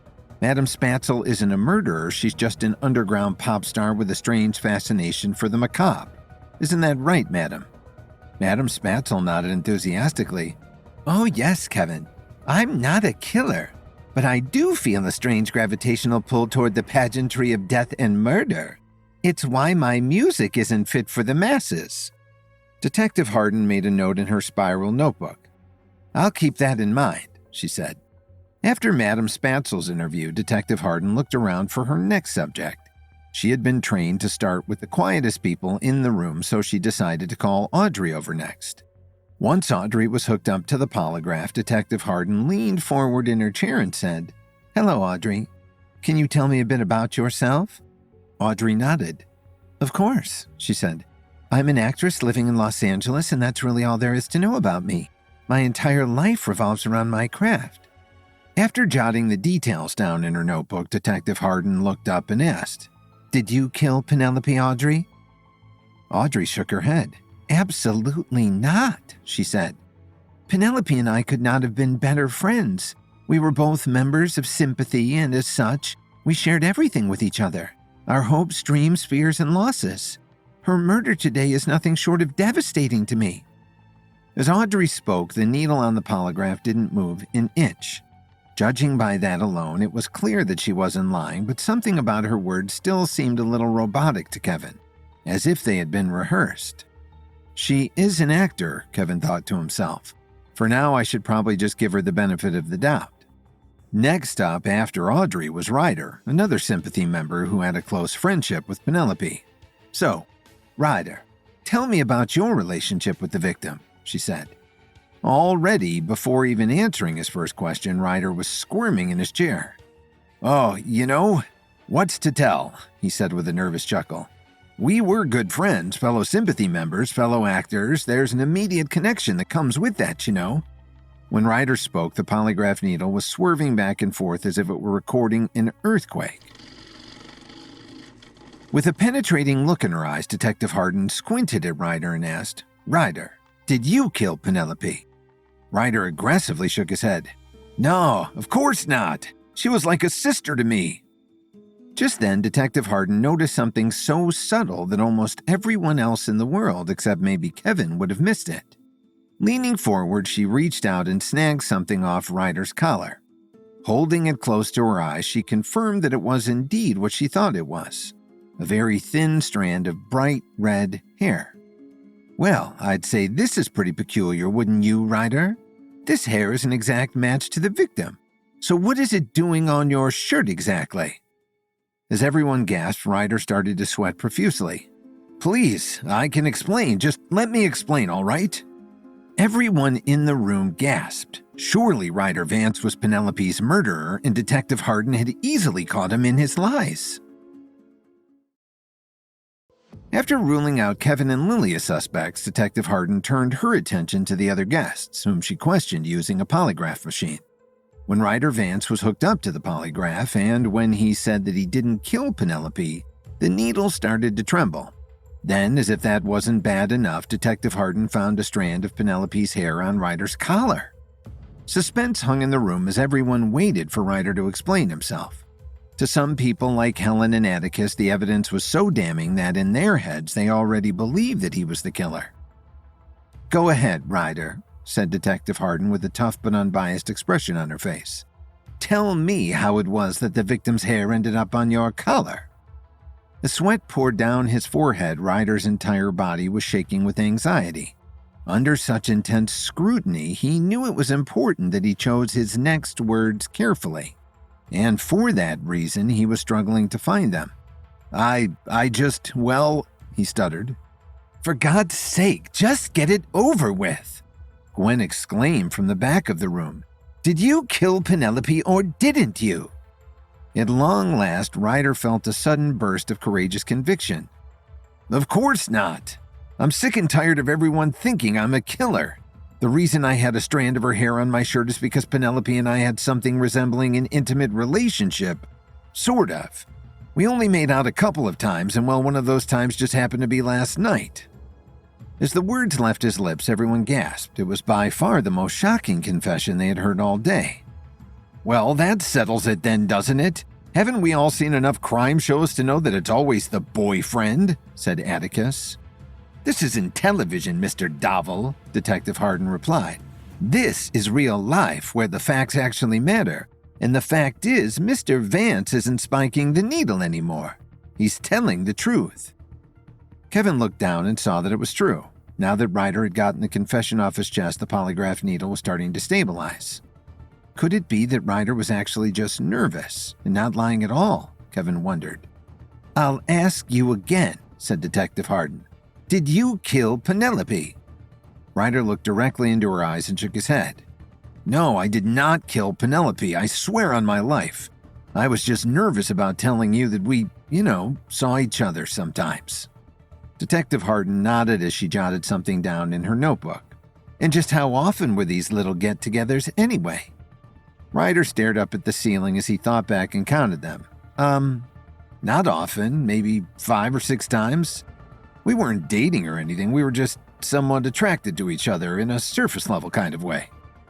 As Ryder kept talking, the polygraph needle stayed in its place. "So what you're saying is that you and the victim weren't that connected on an emotional level, is that right?" Detective Harden asked. Ryder nodded. "Yeah, not really. We're actors, We make a living out of being beautiful, and to be honest, the attraction was purely physical." Detective Harden took one last long look into Ryder's eyes before gesturing for him to stand up. "All right, that's enough for you, for now." Then as Ryder stood up, she looked around the room and asked, "Any other ex-lovers I should be aware of?" With a nonchalant expression on his face, Milo stepped forward and said, "Yeah, I saw Penelope a few times. It was a long time ago, though. Before we all came to this party, I hadn't spoken to her in years." Detective Harden invited Milo to sit down. "All right then. Well, in that case, please have a seat, sir. And you are?" "My name is Milo Hardy," Milo said as he sat down and strapped himself into the polygraph. Detective Harden nodded. "All right, Mr. Hardy. Tell me about your relationship with the victim." "There's not much to tell," Milo replied. "A long time ago, when I was still a member of Sympathy, Penelope and I dated for about a month or 2. When I quit Sympathy, though, we stopped seeing each other." Detective Harden seemed eager to hear more. "And why did you quit Sympathy exactly?" Milo was quick to answer. "That one's easy," he said. "As soon as I realized that Sympathy was a cult, I got the hell out of there. All it is an elaborate scheme to funnel money out of the pockets of young aspiring actors. Isn't that right, Lance?" Lance and Audrey looked like they were about to burst with rage. "How dare you say such a thing?" Audrey said. "Our organization has done nothing but good for people, including you, Milo. If you can't see that, you're blind as a bat." Milo scoffed. Although the situation was extremely tense, the polygraph needle wasn't trembling even a little, meaning he was stating the truth. "Oh yeah? Tell that to Hazel and Penelope," he snarked. As Lance pointed his finger at Milo, he was so angry that the veins in his neck were throbbing. "You keep their names out of your mouth, Milo. We were better friends with Hazel and Penelope than you ever were." Suddenly, Kevin was beginning to look at the case from an entirely new angle. "Hold on. I can't believe I'm just now putting together that Hazel and Penelope were both Sympathy members. Is it possible that their deaths are related? Could we potentially have some kind of serial killer on our hands?" Kevin wondered. He had been so wrapped up in controlling matters on the set of Cleopatra and making sure that Madame Spatzel didn't spin out of control in Hollywood that he had overlooked an obvious point, and now Kevin was berating himself for a rare lapse.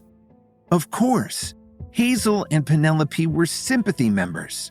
He should have seen it from the beginning. Sitting next to Milo, Detective Harden was also taking note of the connection between Hazel and Penelope. But instead of saying it out loud, she quietly jotted it down in her notebook.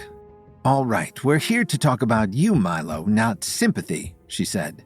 "Anyway, since you seem to dislike Sympathy so much, were you harboring any resentment for Penelope because she chose to remain a member?"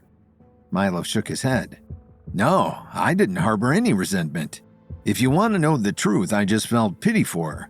I felt bad that she was devoting so much of herself to this deceitful organization. By the time she was killed, Penelope had hardly any ability to think for herself anymore." While Lance and Audrey fumed with rage, Detective Harden nodded with a smile and said, "Thank you, Mr. Hardy. You've been very helpful." Then she turned to Lance and said, "It only seems right that I interrogate you next, Mr. Reeves. Why don't you come ahead and have a seat?" "All right," said Lance. "I think you'll quickly find that I have nothing to hide." As Lance approached the polygraph test, Kevin looked up at the clock and saw that 6 hours had already passed since Detective Harden began her interrogations. Desperate for a more productive way to spend his time, a thought suddenly occurred to him. "Excuse me, Detective Harden?" "Yes," she replied. I was wondering if my actors, Madam Spatzel, Milo, and Ryder, might be allowed to go outside with me to rehearse for our Cleopatra movie project. You see, the whole reason we came here in the first place was to treat it like a bit of an acting retreat. But since the murder mystery weekend is officially over, that's not really in the cards anymore. You've already interrogated each of them, so would you mind if we stepped outside? Detective Hardin scratched her chin. Well, you and your wife Lily are the only two I've officially cleared so far, so I trust you two completely, but I'm still not sure about the others. I'll tell you what, she said. I'll allow you to go outside, but only if you promise to act like a parole officer, Kevin. That means you better not let anyone escape. Kevin nodded. Of course not, Detective Hardin. Although I highly doubt that any one of them is the killer, I'll still make sure that they stay on the property. Satisfied with his answer, Detective Hardin waved them along. Yes, all right, fine then, go ahead. A few minutes later, Milo, Ryder, Madam Spatzel, and Kevin were thankful to be getting some fresh air by the pool. Thanks for getting us out of there, Kevin, Milo said. That dining hall is starting to feel like a pressure cooker. Kevin agreed. It is getting a little tense in there, isn't it? But we really do have some rehearsing to do. So let's take it from the top of scene 47. You all remember your lines, don't you? The actors nodded as they got into a formation they had blocked out a few weeks earlier. Because Ryder's character Brutus didn't enter the scene for a few pages, he stood a bit to the side while Milo and Madam Spatzel cozied up together. All right, Kevin said. Now just imagine you're really there in Tarsus, meeting each other after a long time apart, and action. Madam Spatzel's transformation was swift and immediate. In just the blink of an eye, she had completely shifted into believing she was Cleopatra. Nay, hear them, Antony. Fulvia perchance is angry, or who knows if the scarce-bearded Caesar has not sent his powerful mandate to you. Do this, or this. Take in that kingdom and enfranchise that. Perform it, or else we damn thee. After a long contemplative pause, Milo said, How, my love?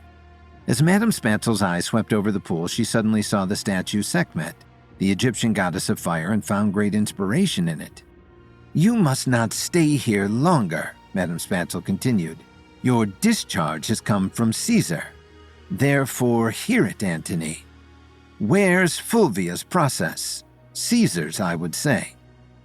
Just then, Madam Spatzel began to trail off. Much to her surprise, the statue's eyes were suddenly glowing and she found herself unable to look away. Madam Spatzel, are you all right? Kevin asked. When Madam Spatzel turned to look at him, her eyes were glowing with fire that consumed them completely, as if her eyes were two little fireballs. Speak not of Madam Spatzel, Kevin, for she has been occupied by a god. It is I, Sekhmet, the Egyptian goddess of fire, and I bring a message of great importance. After all the actors were interrogated by Detective Hardin, Kevin asked if he could take them outside to rehearse Cleopatra, which Detective Hardin agreed to, so long as Kevin didn't let anyone leave the grounds. During the rehearsal, Madam Spatzel's eyes suddenly filled with flames when she set them upon the statue of Sekhmet, the Egyptian goddess of fire. Then, turning to Kevin, she claimed to be the real Sekhmet. All of a sudden, as if they appeared out of nowhere, dark clouds began to roll in above the Hearst castle. At the same time, Madam Spatzel was staring at Kevin with bright, fiery eyes that seemed to penetrate his very soul. You have been summoned by the pyramids, Kevin Williams. Egypt beckons, and you must answer the call. The fate of all things depends on it. Kevin still wasn't sure if Madam Spatzel was pulling his leg or not, so he looked at Ryder and Milo to gauge their reaction. Much to his shock, however, they seemed to be frozen in place, as if the whole world had fallen into a stasis. Milo, Ryder, are you seeing what I'm seeing? When Kevin addressed them, their solid bodies didn't move an inch. Ryder had his eyes closed in the middle of a blink, and Milo had his arms crossed with a typical smirk on his face. When Madam Spatzel spoke again, her voice boomed so loud it sounded like thunder. They are not meant to see this, Kevin. It is for your eyes only. They have not the cosmic comprehension to behold a god. Because there was nothing else to explain the strangeness of the situation, Kevin finally began to consider the possibility that he might actually be speaking with a god. "Why have you come to me, Sekhmet? Why now?" Her answer was swift and immediate. "Search your heart, Kevin. You know deep down why I'm here." Kevin paused to reflect on the words. Then, with a serious expression on his face, he looked back up and said, "This must have something to do with the upper realm, doesn't it? I doubt a god like you would appear for any other reason." Madame Spatzel nodded very slowly. "Precisely," she said. "So long as the upper realm remains in a state of imbalance, the entire world is in danger, Kevin Williams. However, you must not allow fear to cloud your instincts. This crisis has been foretold by prophecy for countless millennia. So too has the hero whose destiny is to restore peace and harmony to the upper realm." "And you think that that hero is me?" he asked. Madame Spatzel answered in a self-assured, undoubting tone, as if the answer to every possible question in the universe was at her fingertips. "I do not think," she said. "I know you, Kevin Williams, are the hero appointed by ancient prophecy." Upon hearing such heavy news, Kevin's heart started to tremble. "You sound just like the Night King," he said. "It seems like everyone is in such a rush to tell me what my destiny is, but they don't care at all about what I want. What about my family? My twins who are on the way? I'm not sure I want a destiny beyond that when all of my best efforts thus far have been less than successful." As hot flames danced inside her pupils, Madame Spatzel's face remained absolutely expressionless. "Not all who are called forward by prophecy can meet the challenge," she said. "But it is not up to them to decide for themselves. One way or another, Kevin, fate always finds us and puts us to work. Fate always wins." Kevin felt like Sekhmet had laid a 1,000-ton responsibility on his shoulders, and he felt the overwhelming pressure immediately. Nonetheless, deep in his heart, he knew he couldn't argue with fate. "All right, so tell me then, how should I go about restoring balance to the upper realm?" "You must seek out the wisdom of Merenhor, who resides in Egypt," Madame Spatzel continued to channel. "He is the one who is destined to guide you further along your path." Kevin had a perplexed look on his face. "Merenhor?" he asked. "Who is that? Some kind of Egyptologist?" Madame Spatzel didn't nod or shake her head. Instead, she just looked straight back at Kevin and said, "The answers will come to you naturally, Kevin. You have your part to play and I have mine. For now, all you need to know is to seek Merenhor. Under his tutelage, you will learn what to do next." Kevin had enough conversations with the Night King to understand that Sekhmet, who was speaking her words through Madame Spatzel, was unlikely to say more. For some reason, whenever it came to prophecy, people tended to only speak in terms of cryptic clues and slight nudges. "I understand," Kevin said. "Is there anything else I should know?" Madame Spatzel nodded. "It is very important that you not allow your next film, Cleopatra, to be tainted by evil influences. In more ways than you realize, it is a very important film, Kevin, and you will no doubt encounter opponents who wish to sabotage it along the way and twist it to serve their own nefarious ends." Kevin was intrigued. "You mean that I should be on the lookout for people who want to wreck the movie and ruin my career?" Madame Spatzel shook her head. "The stakes are far higher than just your career, Kevin Williams. You must safeguard the film by whatever means necessary, lest evil envelop the world." Kevin was shocked. "Wow, I had no idea so much was riding on the success of this film. I just wanted to make a good movie." "And you will," Madame Spatzel said. "Stay true to your heart, and no harm will befall you, Kevin. Such is true to all those who answer destiny's call." Just then, Kevin remembered what was happening inside the dining hall. In the midst of such a cosmic revelation, he had completely forgotten about the murder.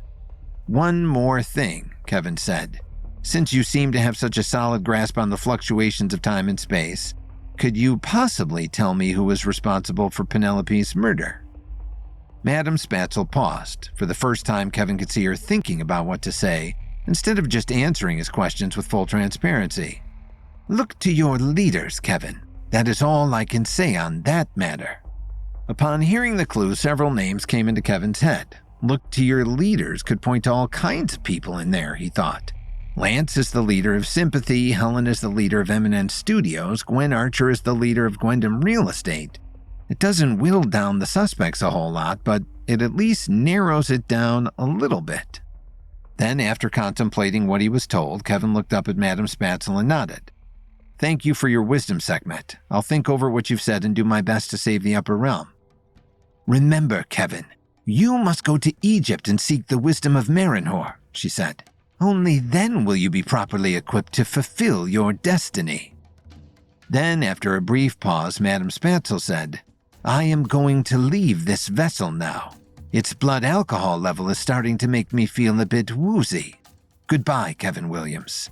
Remember to take courage, for no good deed can ever be done in its absence. Just then, the flames in Madame Spatzel's eyes were suddenly extinguished like a pair of candles, and time resumed as usual, just as Milo was finishing one of his lines.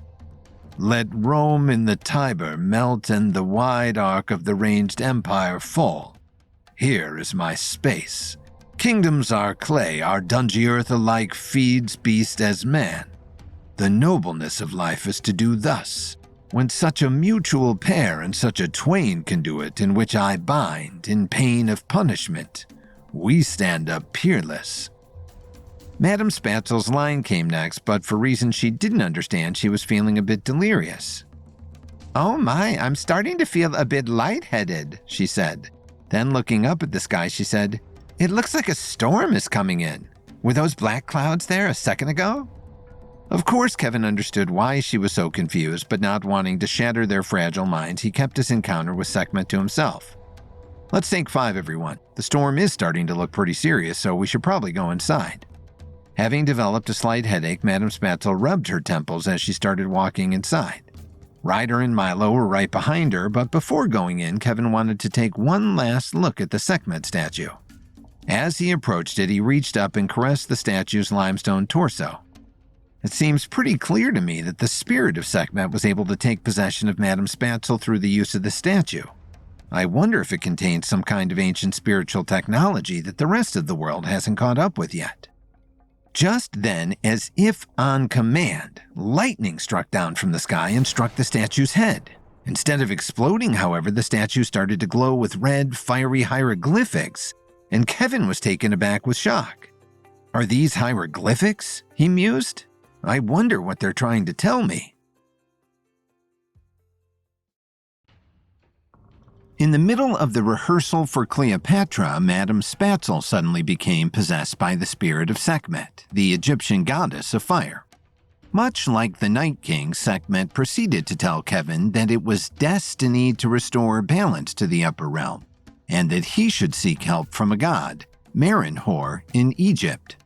Before she left Madame Spatzel's body, Kevin asked Sekhmet if she could tell him the identity of Penelope's killer, and she said, Look to your leaders. Kevin approached the Sekhmet statue just as it was struck by lightning, and fiery hieroglyphics appeared on its body. As he studied the fiery hieroglyphics that now covered the statue's body, Kevin was in awe. I don't know how to read these hieroglyphics, Kevin said, but something tells me they're very important. Maybe Darius knows more about them.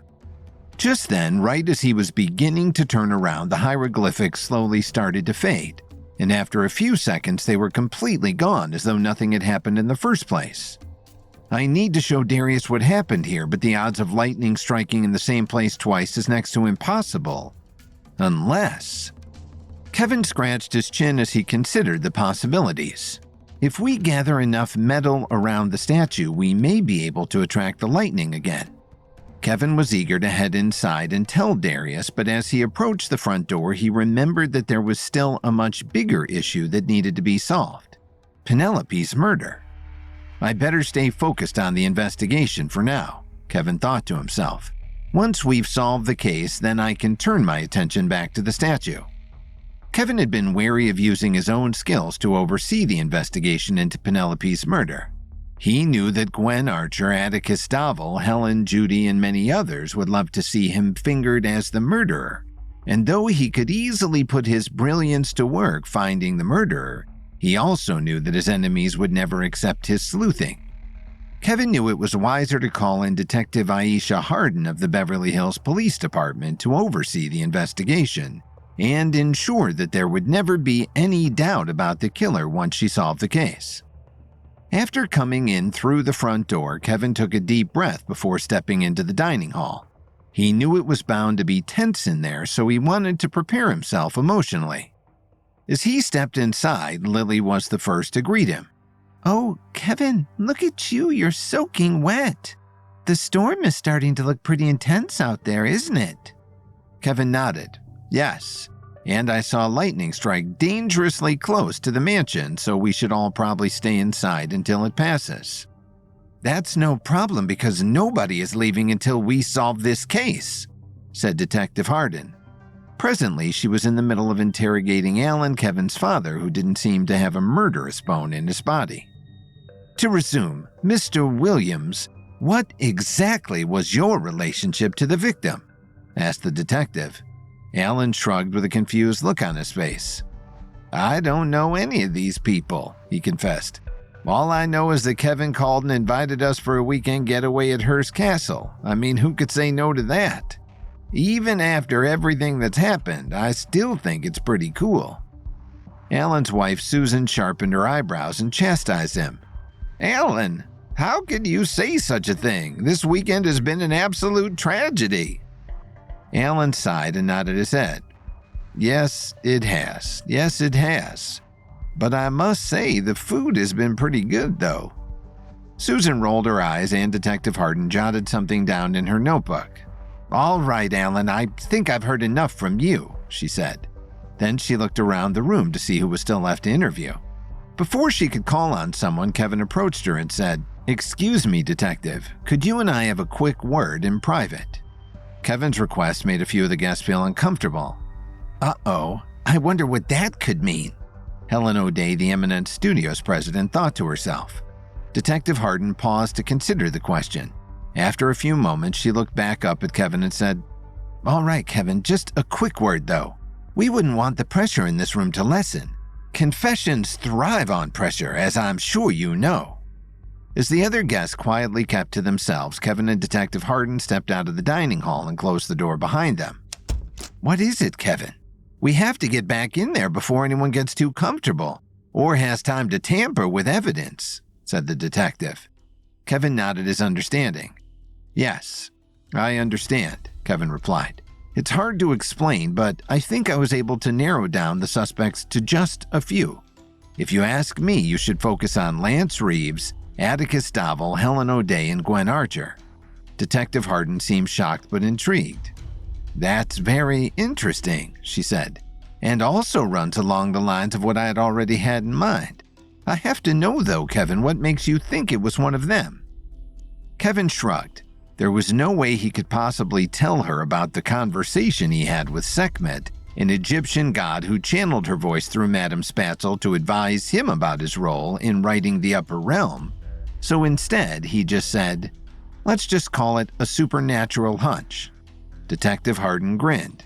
"Well, there's no way a supernatural hunch would ever hold up in court, but I'm at least willing to entertain the idea.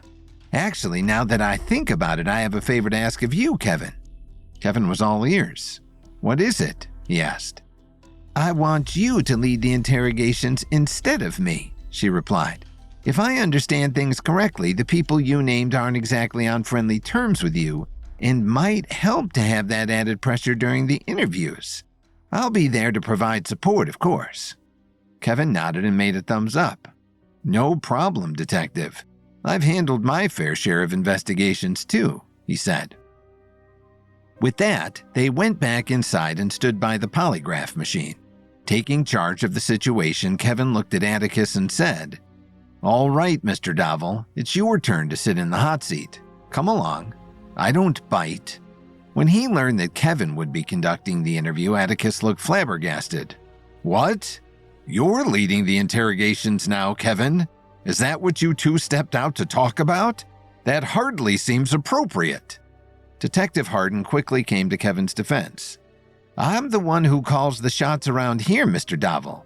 Kevin is leading the next round of interrogations for reasons that don't concern you. If you have nothing to hide, then you should have nothing to worry about." Atticus frowned and cursed under his breath as he sat down and allowed Kevin to strap him to the polygraph machine. "All right, fine," he said. "Let's just get this over with then." Kevin's strategy was to ease Atticus into the interview by asking him a question that had nothing to do with the case. "So tell me, Atticus, what's your favorite movie?" he asked. Atticus rolled his eyes and scoffed. "Really? What on earth does that have to do with the case?" Detective Hardin was starting to get sick and tired of Atticus's attitude. "Just answer the questions, Mr. Davil. The sooner you do, the sooner you can put all of this behind you." Atticus groaned. Fine," he said. "My favorite movie is either Star Wars or Citizen Kane. Is that a good enough answer for you?" Kevin patiently nodded his head. "Yes, thank you, Mr. Davil. Those are wildly different choices, but I appreciate them both. Now that we've broken the ice, would you mind telling me how you knew the victim?"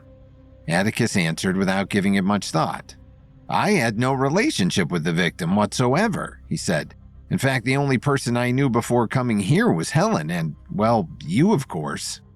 As Atticus spoke, Kevin kept the polygraph needle in the corner of his eye, and he didn't see it trembling.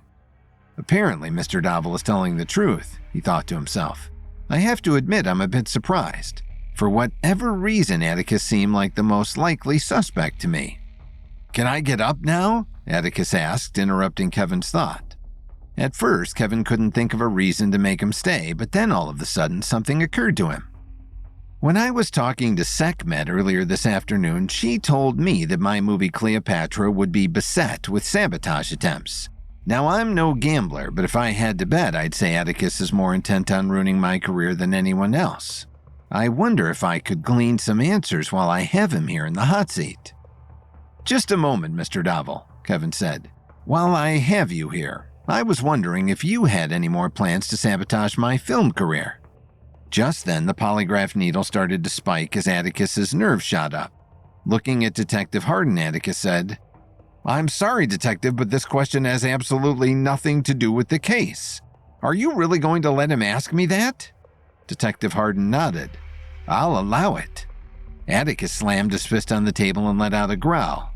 "I don't know what you're talking about," he said gruffly, trying very hard to avoid eye contact with Kevin. "Oh, I think you do, Atticus. I think you know exactly what I'm talking about. I've already caught you sending the Stuntmen's Guild after me in the past, and now I just want to know what you have planned for the future."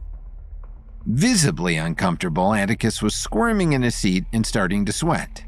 "You want to know the truth? Fine, I'll tell you the truth, but I have to warn you, Kevin, you probably aren't ready for it." Kevin leaned forward and stared straight into Atticus's eyes. "Go ahead," he said. "I'm all ears." With Kevin asked by Detective Hardin to oversee the interrogations, Atticus got strapped to the polygraph machine, and while it was clear that he had nothing to do with the murders, Kevin still wanted to grill him about his plans to sabotage Kevin's Cleopatra film project. At first, Atticus denied everything, but after Kevin pressed him further, he angrily agreed to tell him everything. "You want the truth?" Atticus asked. "Fine, here's the truth, Kevin. Producers have been trying to sabotage each other ever since the camera was first invented. They were doing it 100 years ago, and they'll still be doing it 100 years from now. Don't you get it, Kevin? Hollywood is a dog-eat-dog town, even worse. We've got cats eating cats and fish munching fish. As far as I can tell, you've got two options in front of you. Either get used to it or get the heck out of town." For as long as he ranted, the polygraph needle didn't move an inch, meaning he was telling the truth. "Well, Mr. Davil, I at least appreciate your honesty," Kevin said. "In fact, while we're all being so honest with one another, why don't you share any upcoming plans you have to sabotage my film?" Atticus looked at Kevin with a devilish grin. "I'm afraid I couldn't do that even if I wanted to, Kevin. Do I really look like a guy with a plan? My entire life, I've been making it up as I go along, and that's not about to change." Instead of saying anything back to Atticus, Kevin paused and stared him down, egging him on to reveal more of the truth.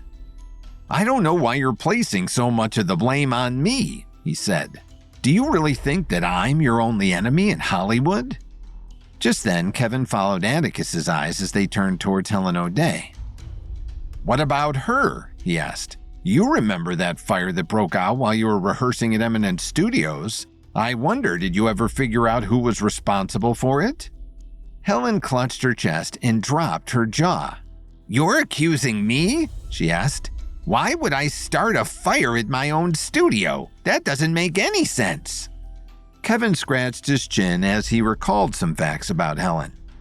Back when the fire broke out, it did seem like the editing room went up in flames without ever making contact with the main fire, he thought. Is it possible that Helen set it on fire herself? Either way, Sekhmet told me to look to the leader, so I should probably interrogate her regardless. Having heard enough from Atticus, Kevin looked up at Helen and said, "All right, Helen, why don't you come take a seat?" Helen was flustered as she approached the chair. Way back when Penelope was first murdered, she wasn't nervous about getting interrogated, but now that they were discussing their relationships in Hollywood, her heart was beating with anxiety. When she sat down and strapped herself to the polygraph test, however, she did her best to collect herself and put on a blank expression. "So, what do you want to know?" Helen asked. Kevin paused to choose his first question very carefully. "Is what Atticus said true?" he asked. "Have you really been trying to sabotage Cleopatra?" Helen confidently shook her head. "No, I have no plans to sabotage Cleopatra," she said. "I want it to be a success just as much as you do." When he looked down at the polygraph needle, Kevin saw that it wasn't bolting across the paper. Was Atticus just trying to deflect the blame away from himself? He wondered.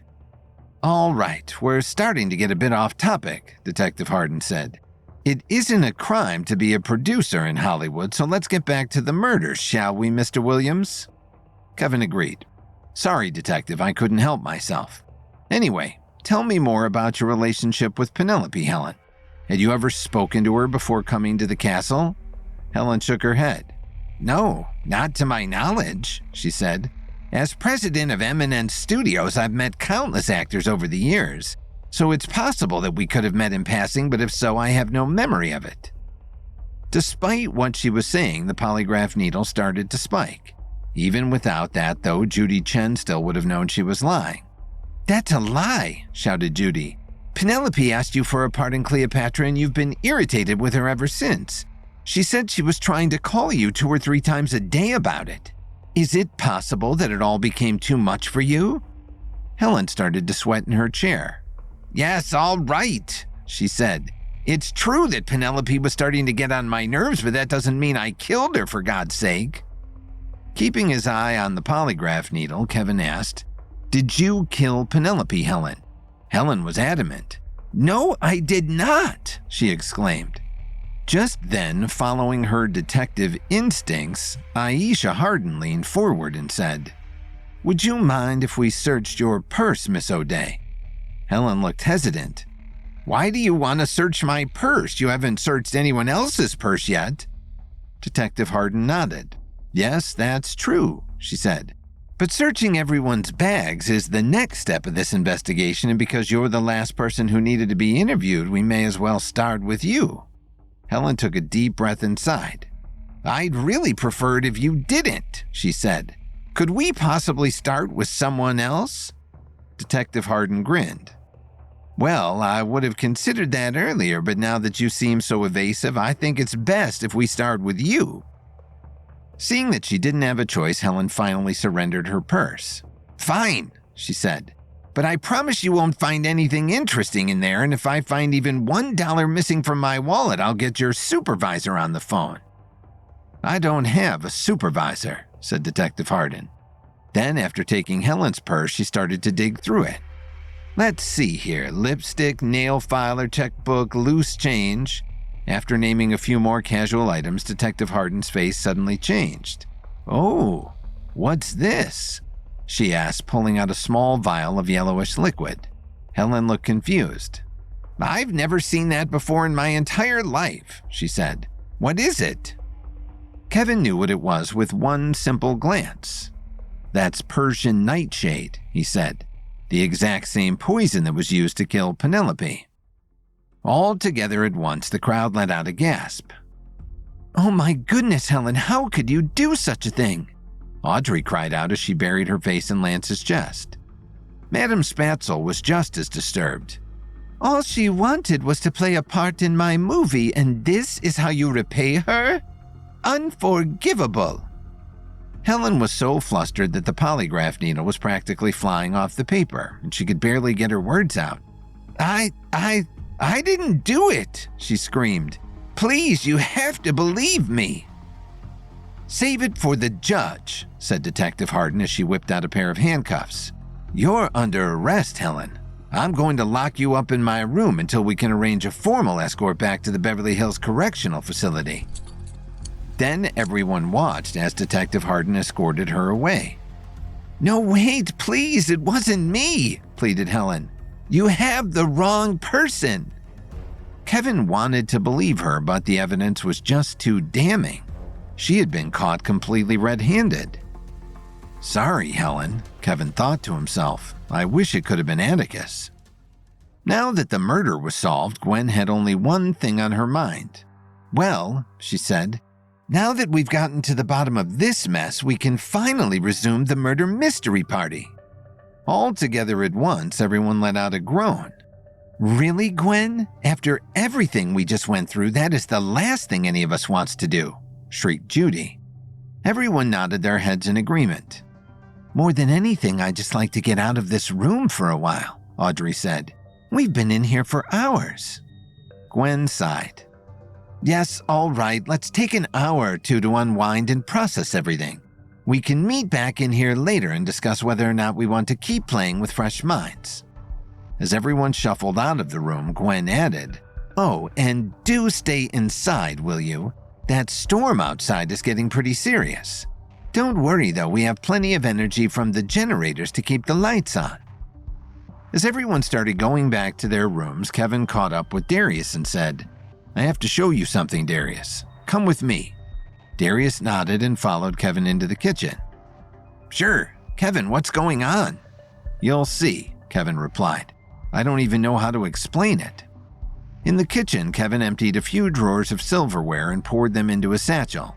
Meanwhile, Darius looked terribly confused. Silverware? What are we doing, Kevin? Having a snack? Kevin shook his head. Just trust me, Darius. You'll see soon enough. After collecting the silverware, Kevin led Darius outside to the Sekhmet statue by the pool. Then, much to Darius's confusion, Kevin started laying the silverware down all around the statue. What are you doing, Kevin? With all this metal around, you're going to attract a strike of lightning. Kevin looked back at him and smiled. Exactly, he said. Just then, some of the silverware started to spark, and a fraction of a second later, a bolt of lightning struck down and zapped the statue. Whoa! Darius cried out, shielding his eyes. When he uncovered them, though, they were filled with wonder and awe at the sight of the flaming hieroglyphics.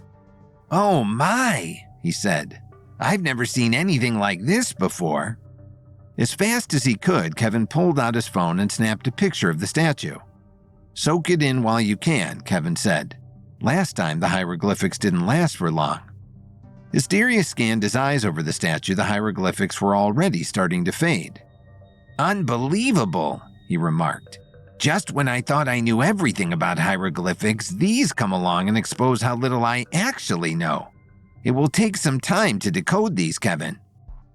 Just then, lightning suddenly struck again. This time, the bolt came dangerously close to the house, and Kevin and Darius suddenly heard shattering glass. When they looked back at the house, they saw that a set of windows had been blasted to pieces. Is that the billiards room? Darius asked. Kevin nodded. We better get in there fast to make sure no one's hurt.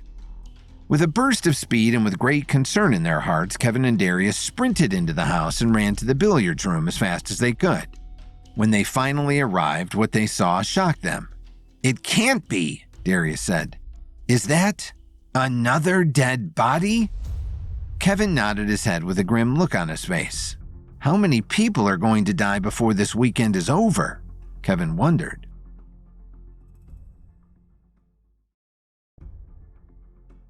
After Sympathy Flower Girl, Penelope suffered a very real death during Gwen Archer's murder mystery game at Hearst Castle. Detective Aisha Hardin's investigation concluded, with Helen O'Day as the prime suspect.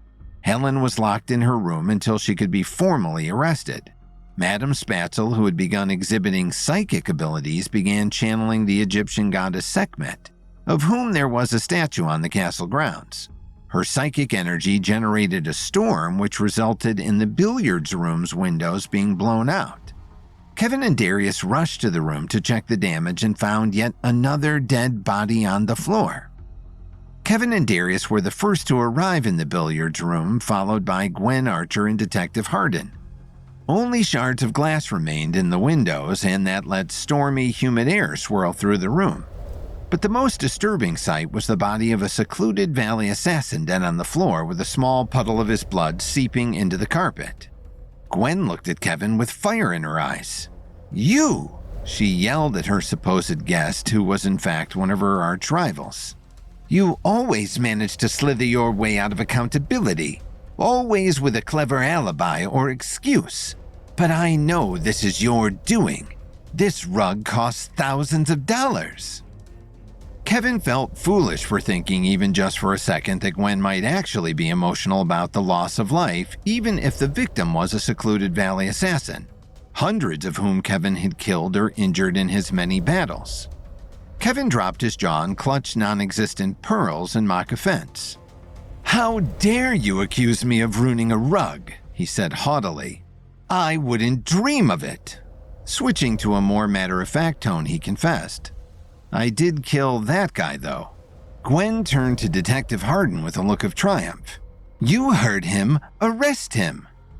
"I've got to say, sometimes I even impress myself with how quickly I can solve a case," Detective Hardin stated with a good helping of ego. Looking at Kevin somewhat apologetically, she said, "Do you have zip ties I could use for your wrists? I used my only pair of handcuffs on Helen. It would be such a huge help." "If you're intent on arresting me, I won't resist," Kevin said calmly. "But you should know that this was strictly self-defense. This man attacked me and I merely did what I needed to do to protect myself." "Yeah, you're such a Boy Scout, Kevin," Gwen said sarcastically. "That's the oldest excuse in the book." Turning to Detective Hardin, she said, "You can't let him get away with this." "It is worth noting," Kevin interjected, "that someone else moved the body here. I killed him in the secret bunker underneath the pool table." "A secret bunker?" Detective Hardin replied. "This place is awesome." "You'll find 2 more bodies down there that I also killed in self-defense," Kevin said casually. Looking straight at Gwen, he added, "You might find some other items of interest down there as well. But most important," he concluded with a dramatic flourish, "I will not allow my good name to be sullied by the accusation that I ruined this rug. Of this most heinous crime of fabric, I am innocent." "I've had enough," Gwen loudly exclaimed with both anger and indignation. It annoyed her that Kevin was mocking her priorities. "Dead bodies and poison and ruined Persian rugs. I knew allowing you here was a mistake," she spat at Kevin. "Next time you try to extend a phony olive branch and I snap it in 2, just remember that you're the one who brought mayhem upon my property.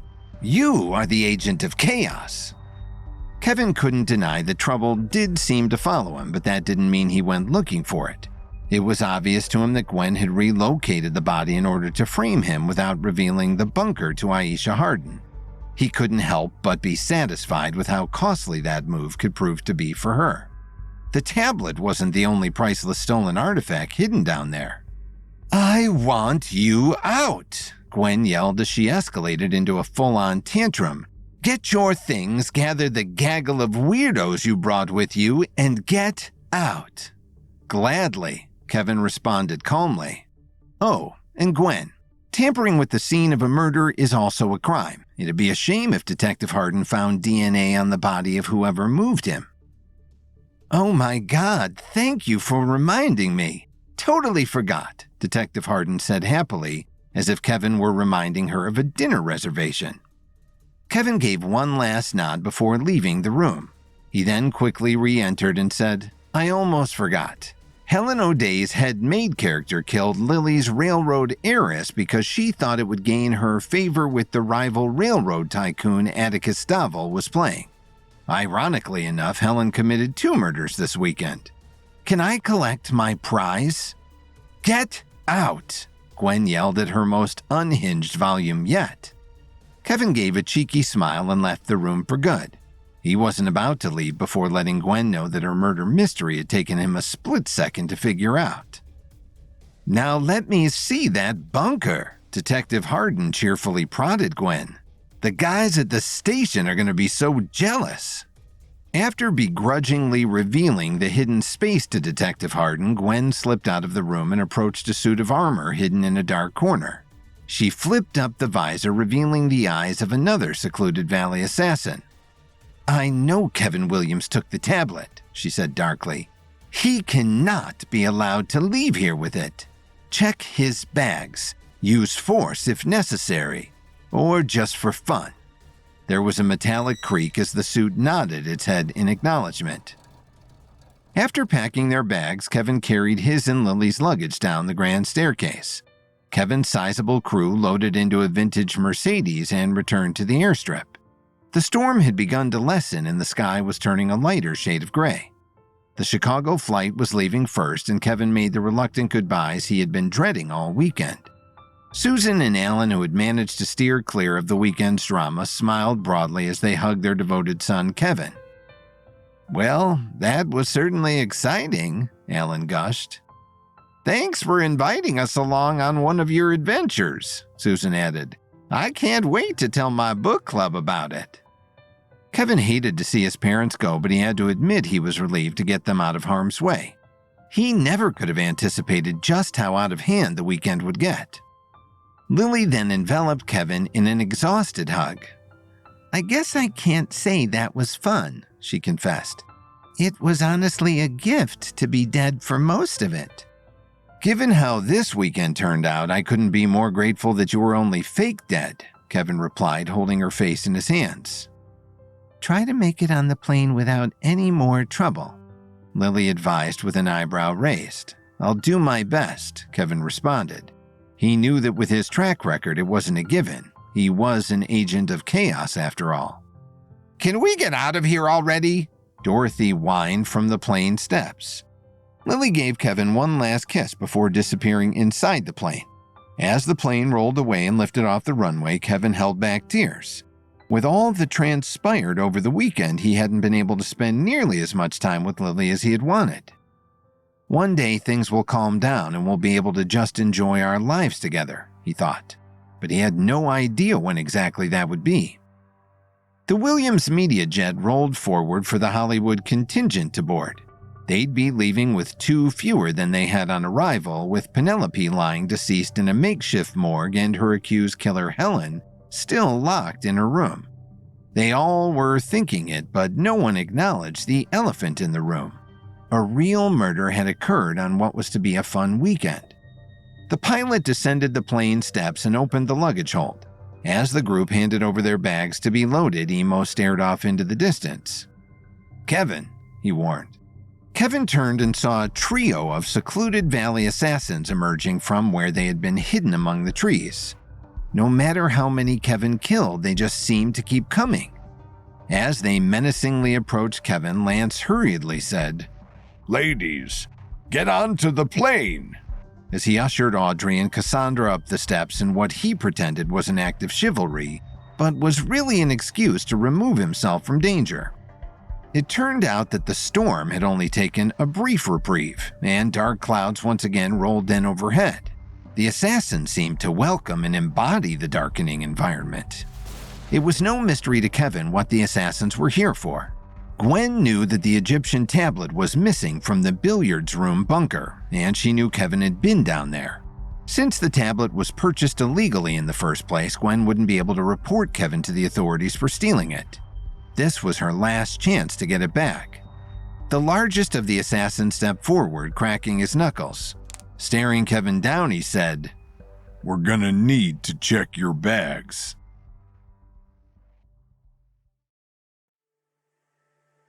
Gwen Archer's murder mystery weekend at Hearst Castle was finally coming to a close.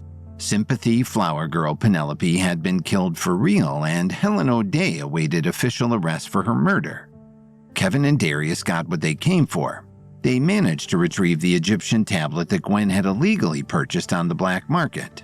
All that was left to do was fly away, but Gwen informed the Secluded Valley assassins that under no circumstances could Kevin be allowed to leave with the tablet. 3 assassins emerged as Kevin's crew was boarding their plane and demanded to search Kevin's bag. "No problem," Kevin casually replied to the assassin as he tossed his duffel on the ground to be searched. The assassin unzipped the bag and began carelessly tossing Kevin's Dockers and an extra pair of Keds, as well as his Old Spice cologne, all over the tarmac. He turned the bag upside down and shook it, ensuring every last item was emptied from the pockets. Kevin rolled his eyes at the unnecessary tactics. When his rummaging revealed no tablet, the assassin went as far as to produce a blade and slice open the lining of the bag. Once his duffel was laid on the ground as an empty shred of ribbons, Kevin said, "Thanks for that. Are we done here?" The assassin nodded toward the luggage hold where the rest of the group's bags had already been loaded. To the other assassins, he said, "Check the rest of them." The other assassins made a move toward the plane, but Kevin stepped in their path. "I can't let you do that." The lead assassin smirked. "You have something to hide?" Kevin rolled his eyes. "Obviously not, since I let you rip my bag to shreds. But the rest of these people did nothing to deserve their privacy being invaded." In truth, Kevin could have made mincemeat of these low-level Secluded Valley assassins in a matter of seconds, but he saw no reason to display what his Hollywood team might think of as ruthless tactics for everyone's entertainment. If Kevin could persuade this small group of foes to give up their search, he knew that the episode wouldn't make a ripple of gossip back in Hollywood. Madame Spatzel peeked her head out of the plane. "My things are private, like really private." The assassins didn't back down. "We're under strict orders to confiscate any contraband. We'll use force if necessary. And given the fact that you're responsible for 3 of my guys laying dead in a bunker, I'm thinking it's going to be necessary." "What happened to your colleagues should serve as a warning," Kevin replied. "Using force isn't going to end well for you. You searched my bag and you found nothing. You did your job. We'll get out of here and no one else needs to die this weekend." The sky crackled with the hints of more fierce thunder. "We'll be the judge of that," replied the leader. And with that, they began to charge at Kevin. Kevin now would have no choice but to battle, though he still hoped that the prying eyes surely watching him out of the plane's windows wouldn't see too much blood spilled. Emo stepped up alongside Kevin, but with Dalton and Zane having already left on the flight to Chicago, it would just be the 2 of them against the 3 assassins. Emo was the only one among them without levels. 2 of them circled Kevin, the leader approaching with his switchblade while the others tried to corner Kevin from behind. The one behind him wrapped Kevin in a chokehold, but Kevin grabbed the leader's outstretched hand that held the knife and used it to stab the other one in the hand. The assassin yelped in pain as he tried to release his arm from around Kevin, but Kevin held him there as he twisted the knife into his hand, dislocating the leader's shoulder in the process and forcing him to release the knife.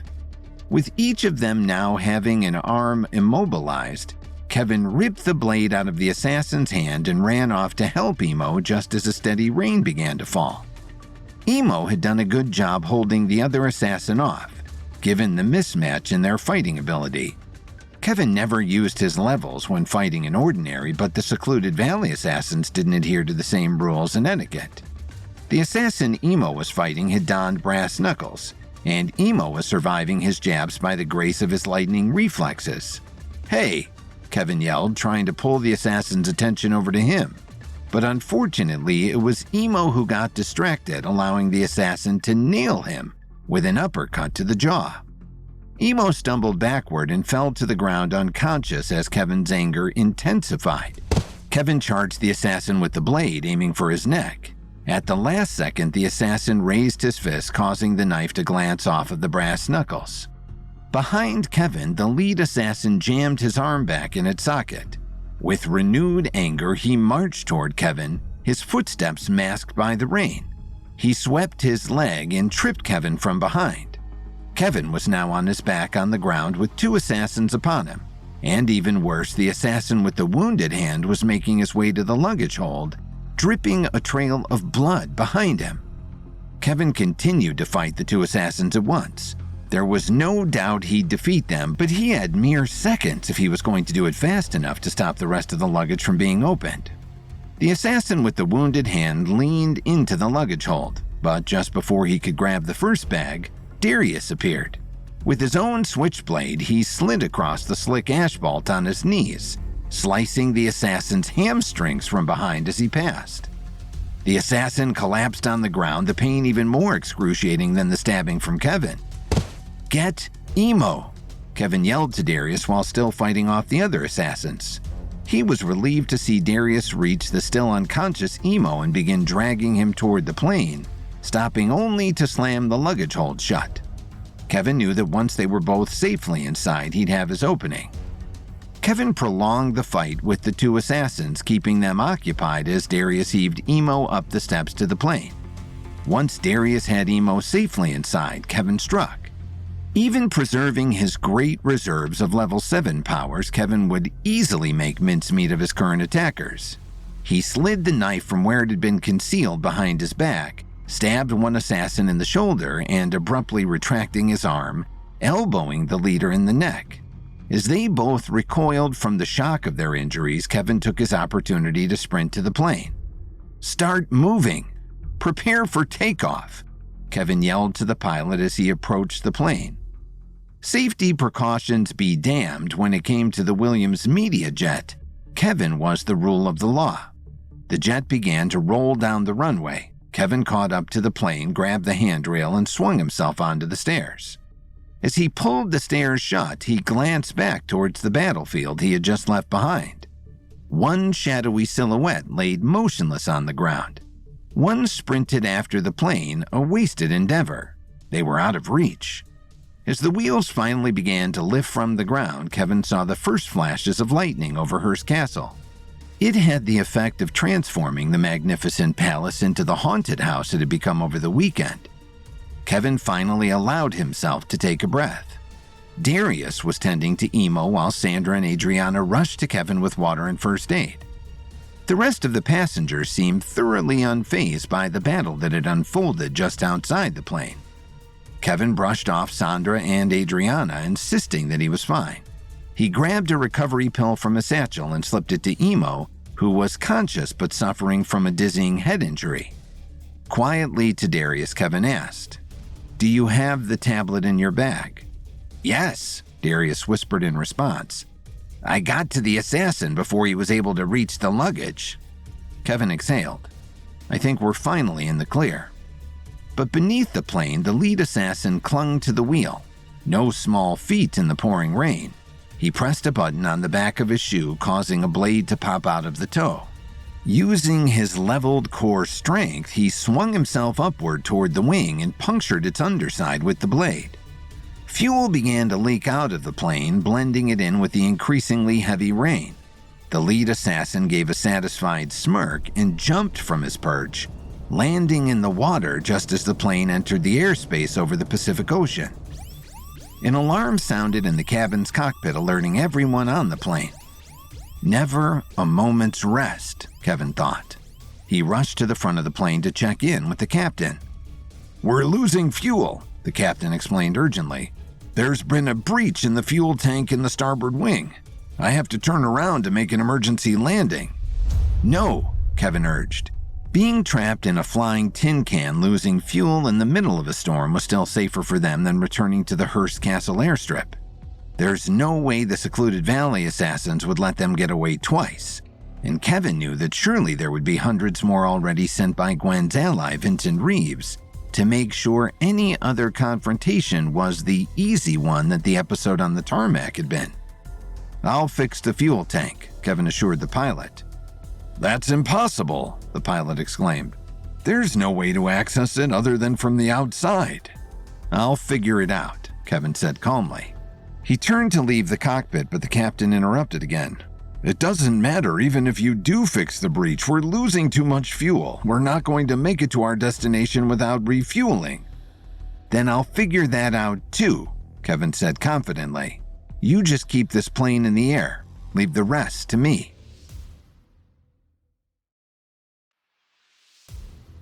After barely tapping into his skills to fend off the 3 secluded valley assassins Gwen Archer sent to the Hearst Castle airport to get back the stolen Egyptian tablet from Kevin, Kevin learned from the captain that the plane's fuel tank was leaking. One of the assassins had punctured it to force the plane to crash. Kevin exited the cockpit, leaving the captain stunned and uneasy. Sure, just keep this plane flying in a storm while losing fuel. No big deal, he muttered bitterly to himself. He suddenly turned to his co-pilot, who had been sitting there silently the whole time. Thanks for the backup, the pilot said sarcastically. The co-pilot shrugged and took another bite of his turkey club. Returning to the back of the cabin, Kevin implored the group. I need anything you have containing alcohol, toiletries, cleaning products, anything. Kevin, what's going on? Sandra asked nervously. Don't worry, Kevin tried to say reassuringly. It's all going to be fine. I just need as much alcohol as I can get. I have nail polish remover and mouthwash, but it's in my suitcase in the luggage hold. Adriana chimed in. Kevin saw a guilty expression on her face and rushed to put her at ease. There was never any reason for you to think you'd need it on the plane. Don't beat yourself up. I have hairspray, Emo offered, now recovered from his concussion. He produced a small cylinder from his pocket and handed it to Kevin. Did you have this on you while we were fighting on the tarmac? Kevin asked incredulously. What? It was raining, Emo protested.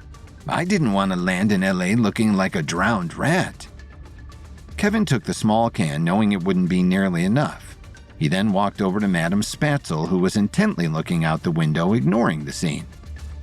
There's no way you were getting on an hour-long flight without making a drink, Kevin scolded. Where is it? I'm taking a break, Madame Spatzel unconvincingly replied. Despite her acting talent, lying to Kevin was a different story. I'm 20 minutes sober and thought I'd run with it. Kevin made an expression that told her he clearly wasn't buying it. Madame Spatzel was torn between self-preservation and guilt for not contributing. She grabbed a full bottle of vodka from under her seat and hugged it to her chest like a cherished loved one. With pleading eyes, she said, Please, not my gray goose. I promised her we'd spend the whole flight together. Take the coffee liqueur from the luggage hold. I'll even throw in the absinthe.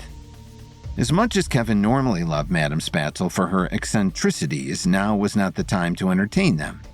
This isn't a negotiation, Madame Spatzel. That vodka is mostly pure alcohol. Hand it over. Our lives depend on it. I thought everything was going to be fine, Sandra interjected. She had been holding out hopes that things actually were fine this time. It will be, Kevin insisted. But I need that vodka, Madame Spatzel. Madame Spatzel held the bottle up to eye level and talked to it like it was a child leaving for kindergarten for the first time. You be brave now. Remember, Mama loves you very much. She kissed it before reluctantly handing it over to Kevin and immediately turned away and began to weep. Kevin gratefully took the vodka. With such a high alcohol concentration, he wouldn't even need to distill it. And there should be enough gasoline still left in the tank for the mixture to create E85 fuel, Kevin thought hopefully. The tricky part would be fixing the breach and adding the alcohol to the tank mid-flight and during a storm, no less. Kevin grabbed one of the emergency parachutes, removed the chute, and locked himself into the harness. He removed the Kevlar tethers from the parachute and rigged them to the harness to give himself additional slack, and hooked the tethers to the seat next to the emergency exit window. I'm going to open the window to get out onto the wing, he announced to the group. The oxygen masks will drop down. Use them. You're opening the window, Lance yelled. Are you trying to get us killed? No, I'm trying to save your lives, Kevin responded. Buckle up, everyone. It's about to get windy. Everyone hastened to buckle their seatbelts as Kevin opened the window. Immediately, the wind roared and punishing rain assaulted the cabin. Kevin left the bottle of vodka on the seat and eased his way onto the wing. It was slick with rain, and Kevin tugged on his rigged harness to test its durability. Deciding it was secure enough, Kevin backed onto the wing and inspected it. There was no breach on the top of the wing. With a sigh, Kevin realized he was going to have to swing down under the wing. Kevin took a deep breath and released himself from the side of the wing while sending a prayer into the angry sky that the tethers wouldn't snap. They miraculously held strong, but the momentum from the flight flung Kevin backwards, so that he was flying behind the wing like Superman. Kevin held onto the tethers and with all of his level 7 core strength, swung himself back toward the wing. He gripped onto one of the flap track fairings, which was no small feat in the pouring rain. Wedging the fairing under his shoulder, he was able to get a look at the underside of the wing. There, he saw the puncture with the stream of fuel pouring out. That definitely wasn't caused by debris, Kevin realized. The secluded valley assassins managed to sabotage the plane before we made our getaway. With his free hand, he fished super strong tape out of his satchel. He ripped the tape with his teeth and slammed the rectangle over the hole. The stream of gasoline stopped, but Kevin knew that wouldn't be enough. From his satchel, he produced epoxy adhesive and smeared it over the tape, locking it into place. There was no way of knowing whether the combination would work against such force, but it was their best shot. Kevin used his levels to battle the 600-mile-per-hour winds to climb his way back to the top of the wing. Now he needed to add the alcohol. He fished it out of the cabin from where he had left it on the closest seat. Locating the fuel cap on the wing, he unscrewed it and turned the vodka bottle upside down, dumping the entire thing. Kevin looked in the tank and realized the vodka wasn't going to be enough. The tank had already lost too much fuel and the bottle of vodka only added about a half gallon. Kevin knew the other wing was intact and therefore had its full gas tank, but it was still too risky to assume they had enough to make it to safety. Kevin reached into his satchel and emptied his entire store of ether and nitrous oxide into the tank. The additives would increase the fuel's efficiency. The situation was still precarious, but glancing at the open emergency exit window, he knew he needed to get back inside. With rain pouring in at this high altitude, everyone inside risked hypothermia. Kevin closed the gas tank and eased his way back through the emergency exit. He slammed the door shut, abruptly raising the pressure in the cabin. There were multiple complaints as ears popped painfully, but Kevin knew their distress would have to wait. He rushed back to the captain's cockpit, where the captain was white-knuckling the control wheel, while his co-pilot was finishing up the last wedge of his turkey club as if nothing was happening around him. "How much time do we have?" Kevin implored the pilot. The pilot's eyes flicked toward the gas gauge. "Whatever you did bought us some time, but we're not going to make it to Los Angeles. We have just enough to get to Oxnard for an emergency landing. We're only 6 minutes out." "Great. Make it happen," Kevin urged. The pilot grabbed his radio. "Mayday, Mayday, OXR. This is WM1 heading southbound. We need to make an emergency landing in Oxnard. 6. Make that 5 minutes out. Do you copy?" A frantic voice came over the radio. "WM1, this is OXR. You are not cleared for landing. I repeat, you are not cleared for landing. We have one runway and it's occupied. You'll be clear for landing in 10 minutes. The pilot looked at Kevin with panicked eyes. "We don't have an extra 5 minutes, he declared. Kevin grabbed the radio out of the pilot's hand. "OXR, this is WM1. We have no other options. Clear the runway." There was panic scrambling in the control tower of Oxnard Airport. One operator frantically shouted into his radio. "Flight CF-145, we need an early departure for emergency landing. I repeat, clear the runway ASAP. You are cleared for takeoff."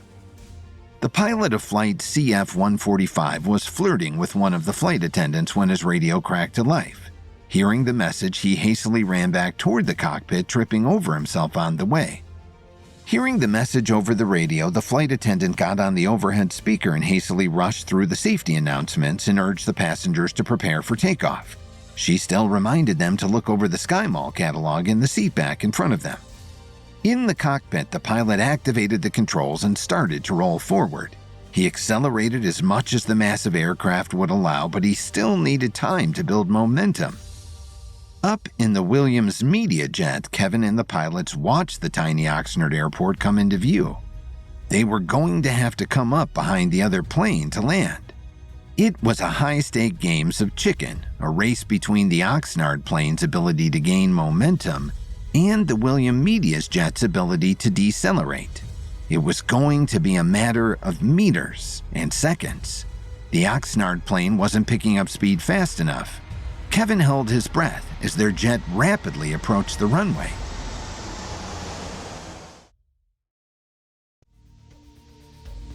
The Williams Media plane took off from the Hearst Castle Airport, but one of the Secluded Valley assassins managed to sabotage the fuel tank, leaving the jet without enough fuel to make it to Los Angeles. Kevin and his guests needed to make an emergency landing at Oxnard Airport, but their one runway was occupied by another plane. The other plane hurried to make an early departure, but with Kevin's jet approaching fast, everyone braced themselves for a potential collision. "They're not moving fast enough," Kevin's pilot yelled as the Williams Media Jet closed in on Oxnard's single-runway airport. Down below, the other flight was starting to gain speed, but Kevin feared it might be too little too late. The Williams Media Jet finally touched down on the tarmac, and though the pilot was using every tactic at his disposal to decelerate, they were still approaching the other plane from behind at a rapid pace. Kevin held his breath. With great relief, he saw the wheels of the plane in front of them begin to rise. They were close enough to see the turbines spinning. The other plane finally made its ascent as the Williams Media Jet mercifully slowed to a stop. They missed each other by mere inches. The pilot of the Williams Media plane collapsed over his control wheel and began to sob, as the relieved passengers enthusiastically clapped from the main cabin. With the jet needing to stay at Oxnard for repairs, Kevin called 2 SUVs to take them the remaining distance to Hollywood. "Can't we just charter another plane?" Lance whined.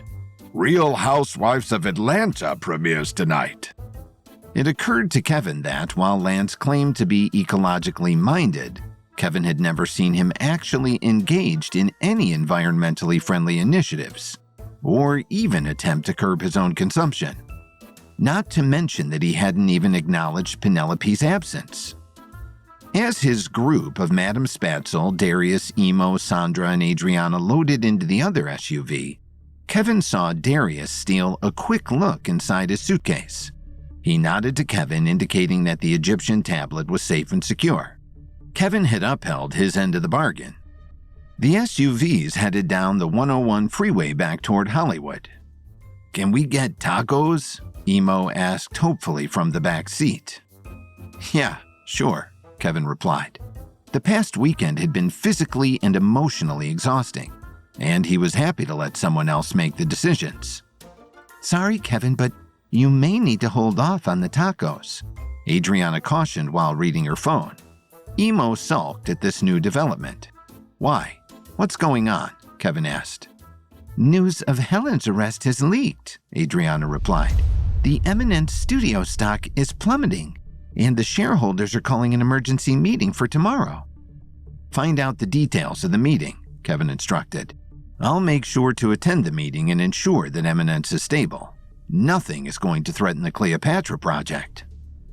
Adriana nodded and tapped away at her phone while Kevin leaned his head against the car window. The news of Helen's arrest had to have been leaked by someone who was at Hearst Castle, Kevin thought. Were they trying to gain some sort of leverage? Were they targeting Helen? Did they set out to tank the Eminence stock? He wondered. When they finally pulled up to their house at Hollywood and Vine, Kevin couldn't have been more relieved. Tomorrow was going to bring a fresh new set of challenges, but at least they were finally away from Hearst Castle, the Secluded Valley assassins, and Gwen Archer's circle of villainous friends. The next day, Kevin headed to Eminence Studios for the shareholder meeting. While he wasn't Helen O'Day's biggest fan, he was very passionate about their Cleopatra project and the studio's overall contribution to Hollywood history. He didn't want to see the studio's future undermined while she awaited trial. Pulling up to Building 2, Kevin saw that the parking lot could be mistaken for a luxury showroom. He squeezed his rental car between a Range Rover and a Maserati and made his way inside. Kevin found the Eminence Executive Conference Room, which, in addition to Helen's office, seemed to be the only room on the lot that had been renovated within the last 20 years. He walked in wearing his usual Dockers and Keds, which gained the withering glances of all the men and women in business attire, who were seated around the large wooden table. Most surprising to Kevin was the presence of Dominic Archer, who glared silently at Kevin. "Oh, good," a portly man at the head of the table exclaimed upon seeing Kevin. "Are you here with the coffee?" "No," Kevin corrected him, though he was used to being mistaken for the help. "I'm Kevin Williams, producer of Cleopatra the Last Queen. I'm heavily emotionally invested in the direction that the studio will be taking in Helen's absence." A young finance bro looked Kevin up and down and wasn't impressed. "Well, this meeting is for shareholders who are actually invested in the studio. Like, with money," he scoffed. "Aren't you the guy who just burned down 2 of our sound stages?" "No," Kevin countered. "I'm just the guy who was locked in the soundstage while it was burning. I also gave the police the necessary information to conclude that the fires were purely the result of arson, even though the sound stages weren't up to code. So now you're getting a free renovation on the insurance company's dime. You're welcome," he concluded with a smile. The finance bro rolled his eyes while the portly man gave Kevin a smile of recognition. "I know who you are," he said jovially. "Your Cleopatra film is this studio's best chance for an Oscar in decades. You've certainly earned the right to share your opinion on the future of the studio. What are your concerns?" Before Kevin could open his mouth, the door swung open behind him and in walked Atticus Davel. He looked like the embodiment of smug swagger until he saw Kevin. "What are you doing here, Kevin?" The portly man swiftly jumped to Kevin's defense. "He's one of our most important producers, and he was asked to give his insight. More important, who are you? This meeting is only for the studio's most prominent shareholders." Atticus resumed his arrogant smile. "I am the most prominent shareholder," he said darkly. 49% as of this morning. Under his breath, he muttered, "Would have been 51% if Helen's arrest had dropped the stock another 30 points as they told me it would." So Atticus was the one who leaked Helen's arrest, Kevin realized. Kevin had heard Atticus talking to Helen over the weekend about his plan to continue buying Eminence's stock until he could stage a takeover. He must have realized that Helen's arrest offered him a shortcut, Kevin thought. The portly man seemed shocked to learn that this new arrival now had more singular control over the studio than any of them. "Well," he said to Atticus carefully, "you are most certainly welcome here, and we would be interested to hear your thoughts on the future of the studio." Atticus smirked at Kevin. Taking over Kevin's turn to speak was the closest to a win over him that Atticus had ever achieved.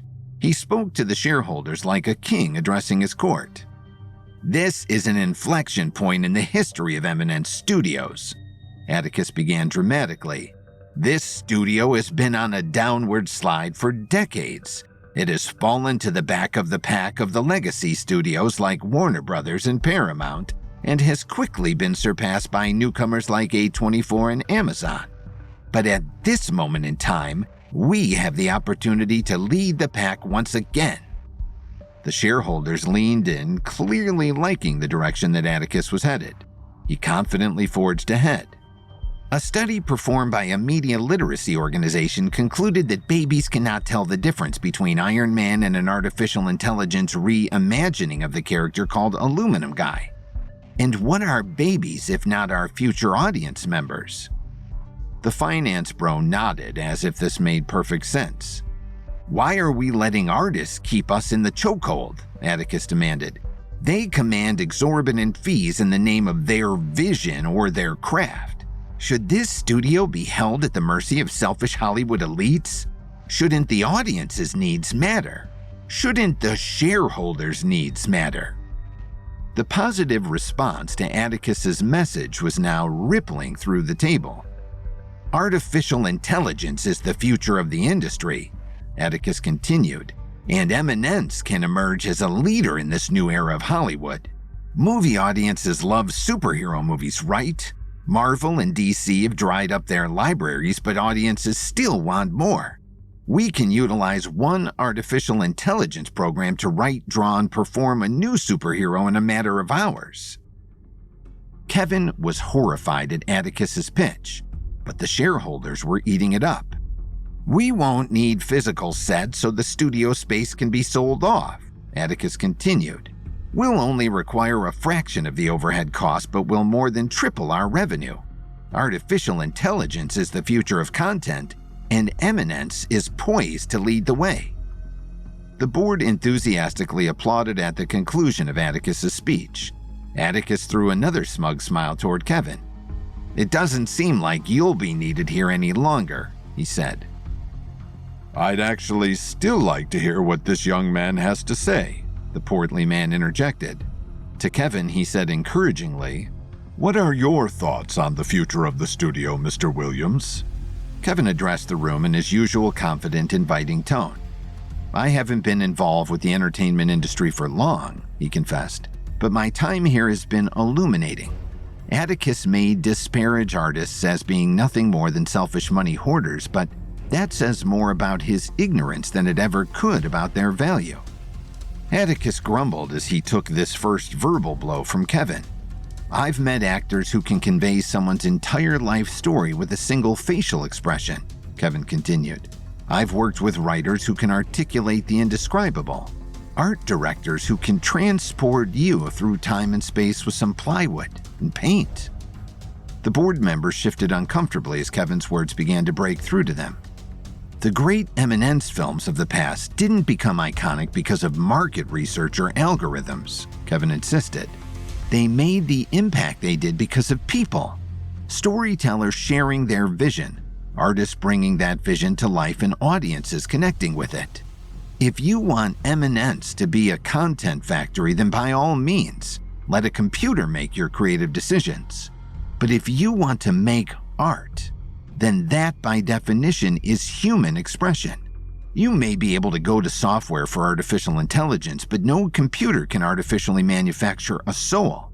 If you decide to let Atticus dictate the future of this studio, I will respect your decision and take my future business elsewhere. But for the sake of this studio's legacy, I hope you reject artificial intelligence in favor of authentic empathy and expression. I hope you choose humanity. The room heartily applauded the conclusion of Kevin's speech while Atticus smacked his fist on the table. He once again found himself outclassed by Kevin. Well said, Mr. Williams, the portly man said encouragingly. You've certainly given us a lot to think about. Kevin nodded his appreciation, but then Dominic Archer spoke up for the first time. Of course, it isn't really us you need to convince, he said casually. We've already appointed an interim president, and her vision for the future of the studio is what matters most. An interim president? Atticus asked incredulously. Who? Kevin hated to admit that for once he was on the same page as Atticus. Dominic stared menacingly at Kevin as he replied, Judy Chen. News of Helen O'Day's arrest for the murder of sympathy flower girl Penelope had leaked before Kevin even returned to Hollywood, causing the Eminence studio stock to plummet. Kevin showed up at the emergency shareholders meeting on the lot only to realize that Atticus Stovel had leaked the arrest news and purchased enough devalued shares to become a 49% owner of the studio. The shareholders seemed to respond to Kevin's plea for a continued focus on high art over Atticus's push to use artificial intelligence, but then Dominic Archer, one of the shareholders, informed Kevin that the real decision-maker would be their new interim president, Judy Chen. Dominic's reveal was quite a curveball for Kevin. Judy Chen, one of the top agents at the Seven Summits talent agency, hadn't been a fan of Kevin ever since he had steered Madame Spatzel to sign with Felicity Dufour instead of with her. Judy Chen, she certainly knows the business well, Kevin replied diplomatically. She does, Dominic answered stoically. And while she, of course, has formally stepped down from her role as partner at Seven Summits, and no longer represents her clients, since that would be a conflict of interest. She does have someone in mind she thinks you should bring on to do rewrites for your Cleopatra project. Let me guess, is it one of her clients? Kevin asked. Former clients, Dominic replied. Like I said, it would be a conflict of interest if she continued to represent them while running the studio.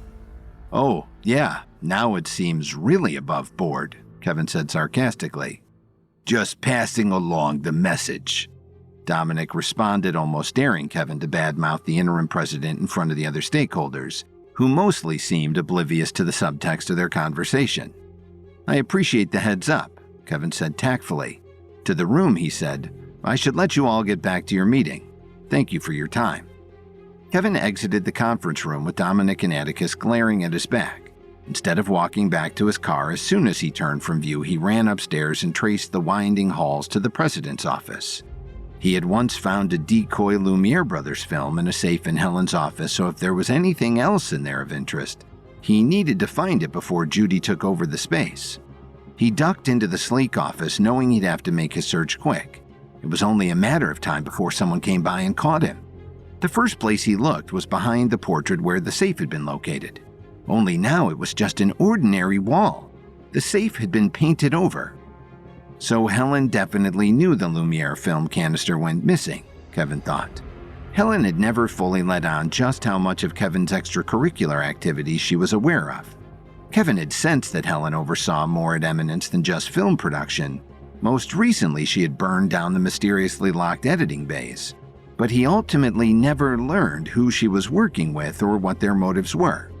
This search might be his last chance to find out. Her office was otherwise mostly nondescript. Helen worked off of a laptop that she had taken with her to Hearst Castle, and there was nothing particularly of note in the desk drawers.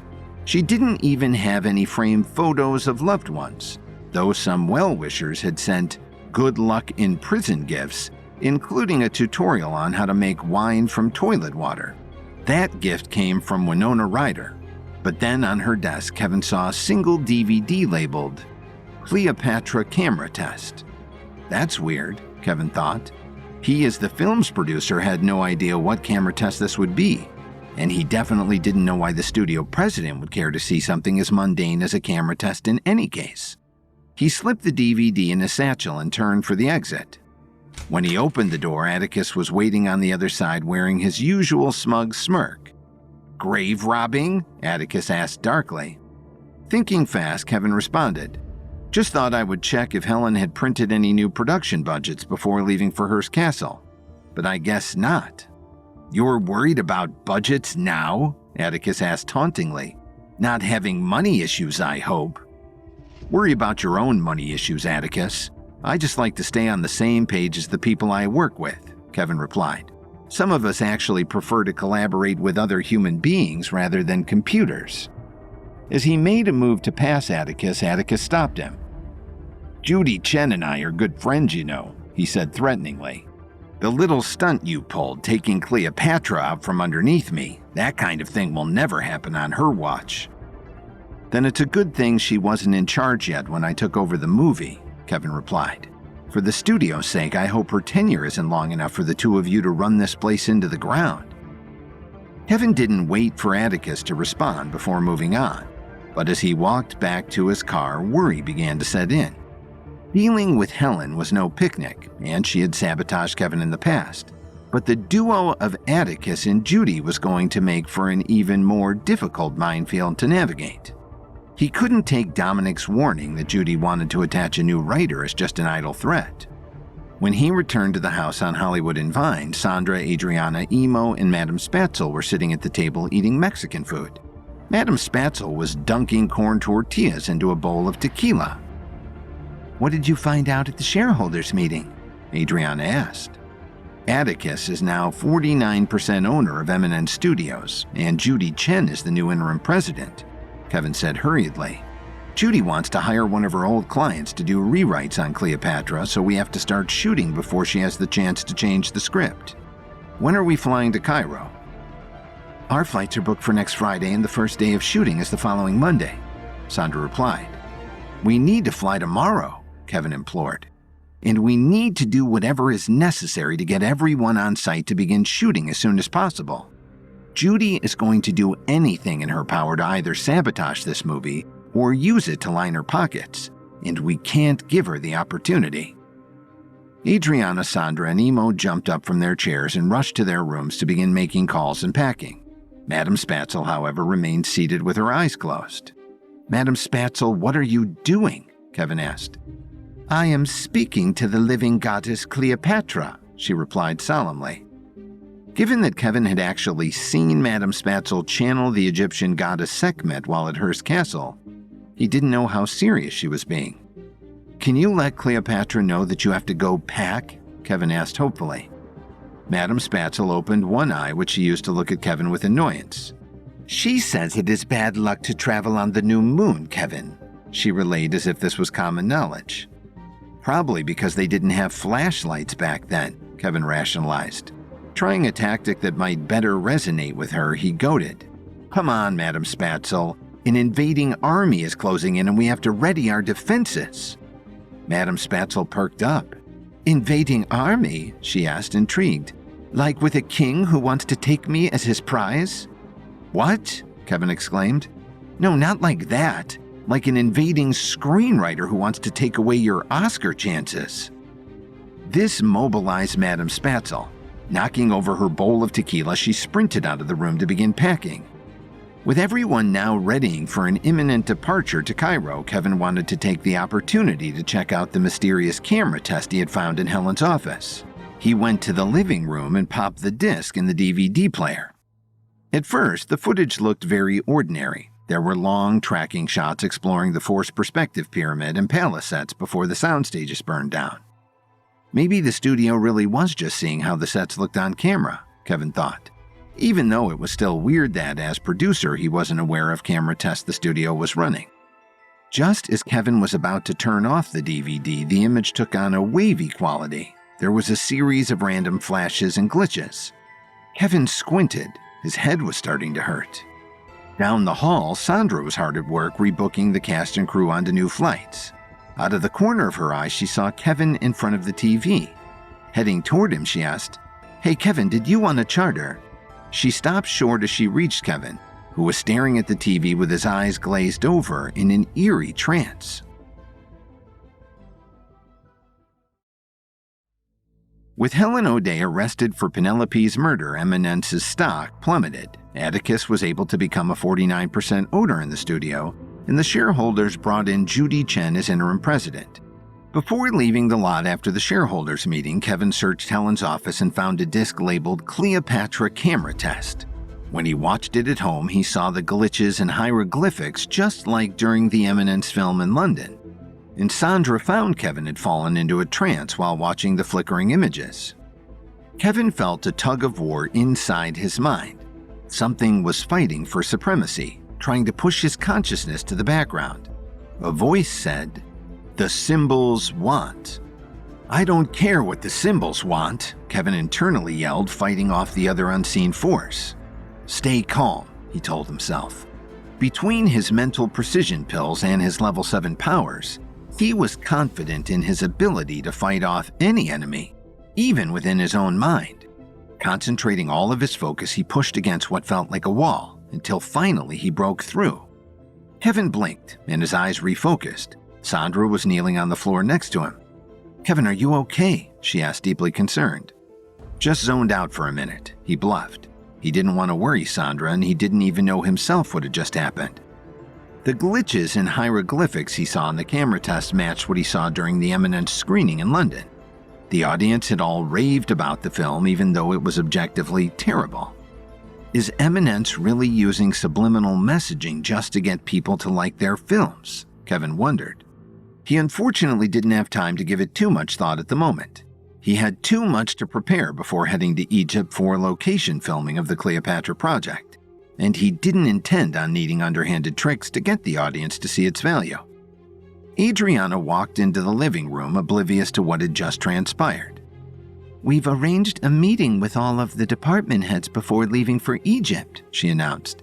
"Everyone is gathering on the Eminence lot in an hour." "Excellent." "Thank you, Adriana," Kevin replied.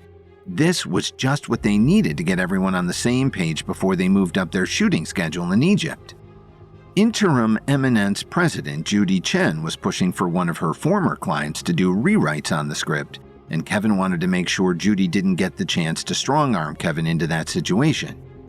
Kevin called Darius, who had agreed to sign on as their Egyptology consultant, to inform him of the meeting, and then Kevin jumped in his rental car to head to the Eminence lot. Upon entering the production office, he felt a sense of relief seeing his team all together. Darius, director Margot Nichols, screenwriter Sabrina Montgomery, wardrobe designer Deborah Losey, art director Toby Wheeler, and cinematographer Levi Stradling.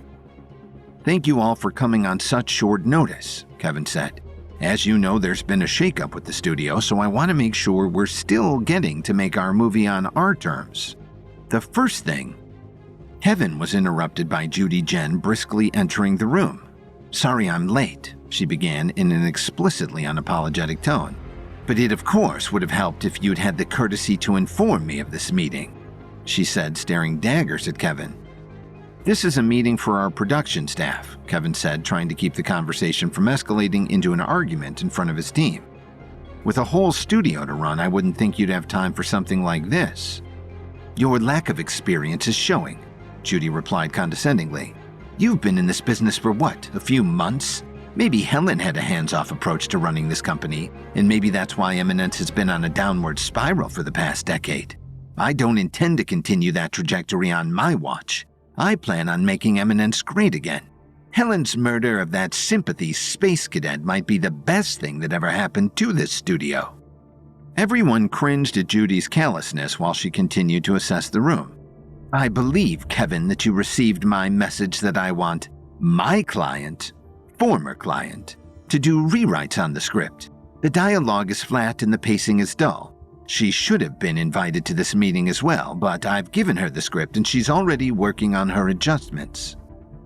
Kevin's blood began to boil at Judy's audacity to insult the script with Sabrina sitting right there. "We'll be sure to consider her changes," Kevin said while flashing a glance at Sabrina that he hoped conveyed that they wouldn't be changing a word. "Next, we need to talk about the situation with your director," Judy continued, again acting as if the person she was speaking about wasn't in the room with them. "Margot's history with animal abuse is deeply concerning. This production is utilizing camels, snakes, and I believe even a few children. As an animal lover myself, I can't justify allowing someone with her past to oversee such innocent, defenseless creatures." Judy cynically placed her hand over her heart for emphasis, but Kevin couldn't imagine her having the sentimentality required to care about animals, especially considering she lumped children into that category. "I, of course, have come prepared with a solution," Judy continued. "A hot, up-and-coming director who I happen to know is available, Ashton Garner. I can have him on a plane tomorrow." "You can't be serious," Toby interjected. "He's done 2 movies and they both bombed." "Dances with Robots was the worst thing I've ever seen," Deborah concurred. "And I worked with M. Night Shyamalan the time he tried to make a comedy." "You're not replacing Margot on this movie," Kevin said emphatically. "She made amends with the animal rights group and she's the best director for the job. Your guy can't handle a dance-off between actors in motion capture suits, let alone something with the scope and nuance that this movie requires." Judy scowled, unwilling to be undermined so quickly into her tenure. "I'm afraid I must insist," she replied. "Margot brings bad publicity and I personally object on moral grounds." "Then I'll pull my funding from the movie," Kevin replied. "Atticus just blew his savings on not becoming a majority owner of Eminence, but I'm sure you can drum up another $500 million from somewhere." Checkmate. If there was one language that Judy spoke fluently, it was money. She couldn't deny that Kevin had all the leverage. She cleared her throat. "In this case, I'm willing to compromise as a show of good faith," she declared as Kevin rolled his eyes. Judy then glared at Margot. "But make no mistake, I'm keeping an eye on you," she threatened. "If I hear about so much as a camel missing a water break, I'm pulling you from the set." "I assure you, everything will be under control," Margot replied with uncharacteristic calm. "Try not to shoot anything," Judy spat, needing to get in one last dig. "Now that that's settled, are we done here?" Kevin asked wearily. Not quite, Judy replied, causing everyone to groan. I'm sure you don't plan on leaving for Egypt without seeing to your responsibilities, right, Kevin? What are you talking about? Kevin shot back, genuinely confused. You're contractually obligated to assist Milo Hardy with his father before you begin shooting, Judy replied, suppressing a sly smile. Honestly, Kevin, I shouldn't have to remind you of this. It's deeply unprofessional. Kevin looked up at the ceiling. It was unprofessional in the first place that Judy insisted on having a personal matter inserted into Milo's deal, but Kevin did agree to it. Fine, Kevin relented. He assured the group, we'll leave for Egypt as soon as that's handled. I'm so glad to see you're capable of being reasonable, Judy replied, relishing her victory over Kevin. I'll let Milo know to expect your call. He, of course, is too distraught to work until his father is taken care of, and I'm sure the movie would suffer without its Mark Antony. Flashing a final fake smile to the group, she said, I look forward to our continued partnership. She left the room without waiting for a response. Kevin looked around the room apologetically. I'll wrap this up quickly, I promise. But without knowing what exactly he was supposed to help Milo's dad with, he could only hope that was true. As everyone collected their belongings and prepared to leave, Kevin asked Levi Stradling, Hey, Levi, did you by any chance do a camera test of the sets before the soundstages burned down? No. Was I supposed to? Levi asked. No, just wondering, Kevin replied, now even more confused about the camera test he had found in Helen's office. Judy returned to that office, which she had wasted no time appropriating as her own.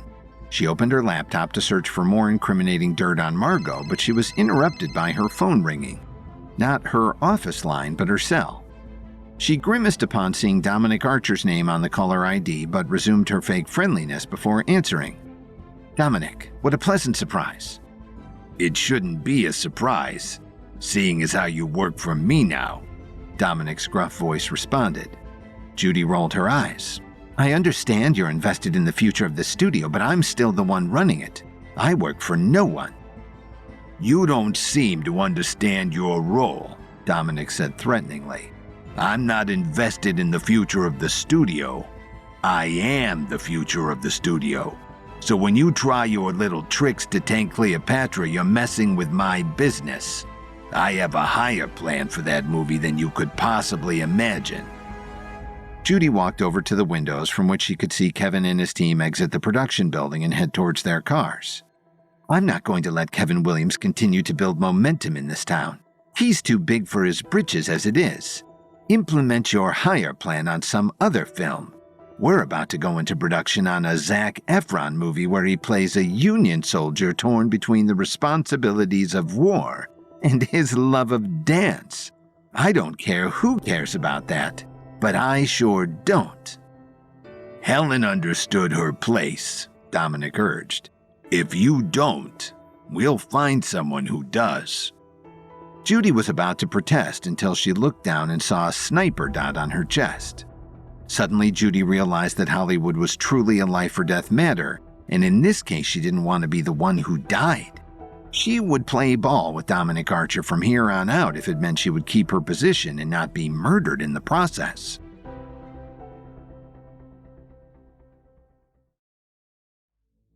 With their departure for Egypt quickly approaching, Kevin gathered the Cleopatra department heads for a pre-production meeting. The meeting was interrupted by interim Eminence president Judy Chen, who tried to impose new talent hires on the movie, including replacing director Margot Nichols with a young director whose only past movies bombed at the box office. Kevin successfully staved off that demand, but Judy reminded him that he couldn't begin shooting until he fulfilled his contractual obligation to help Milo's dad. Kevin tried to suppress his annoyance as he drove away from the Eminence lot.